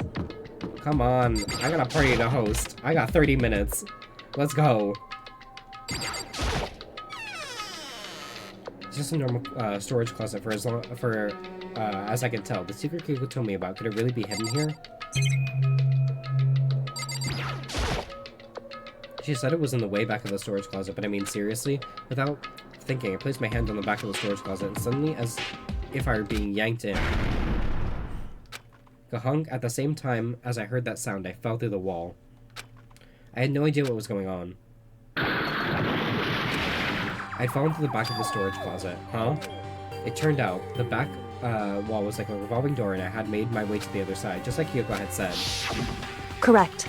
In the boys' bathroom on the 2nd floor, there's a storage closet, and in the way back of the closet, there's a secret room. So this secret room, but what's in here?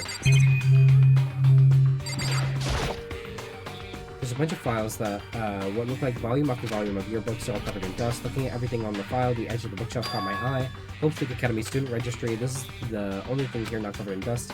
Has someone been looking at it recently? I slipped into the file into my hand, but before I had the chance to take a look at it, I slipped a paper file on the file and I turned my attention to it. What's this? You must not leave. That's kind of weird. I could understand if it said, like, I can't leave, but you must not leave. What is this? My head feels funny. This strange sensation. It's like deja vu. Those words, you must not leave. I've seen them somewhere before, but I can't quite remember. What do I do now? What do I know? What don't I know?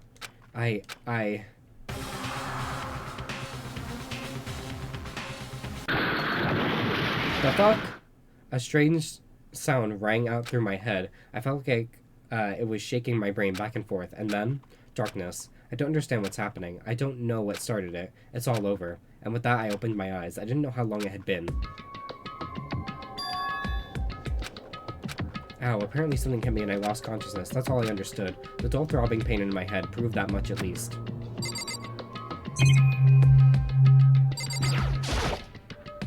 An empty bookshelf. Huh? Empty? Gone?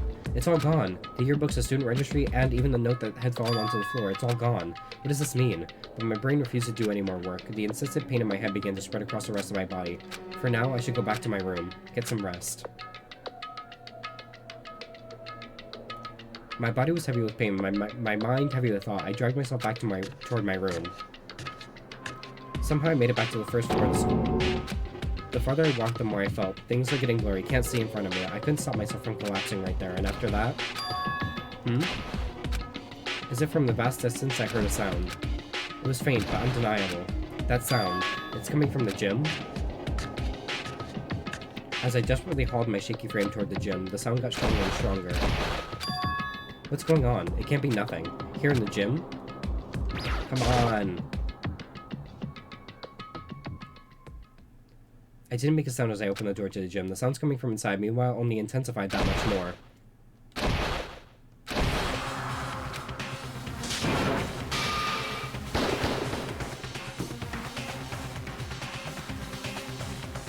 Before me, there raged about beyond anything humanly possible. No one side's not human, that's for sure, but... No, one side's not human, but that's for sure. Regardless, I can't stop staring. I forgot to move. Why, you? What do you think you're doing? I asked you a question. What's the meaning of this? How dare you defy me? This wasn't part of the deal! I've made a decision. I will no longer retreat. No longer compromise. No longer regret. I've made my decision. I'm going to resist you. Okay, but you do realize what will happen if you go through with this, right? You haven't forgotten, have you? What I'm holding hostage? What am I looking at? What am I hearing? A hostage? Then could it be the mastermind spy is... Chapter 3, A Next Generation Legend. Stand Tall, Galactic Hero. The end! 7 people left. Sakura's the spy? Question mark? To be continued.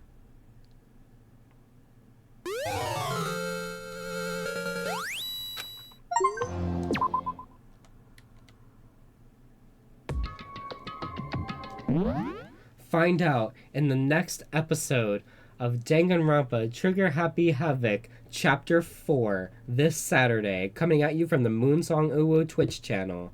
I have to shower and get ready for a party. Goodbye.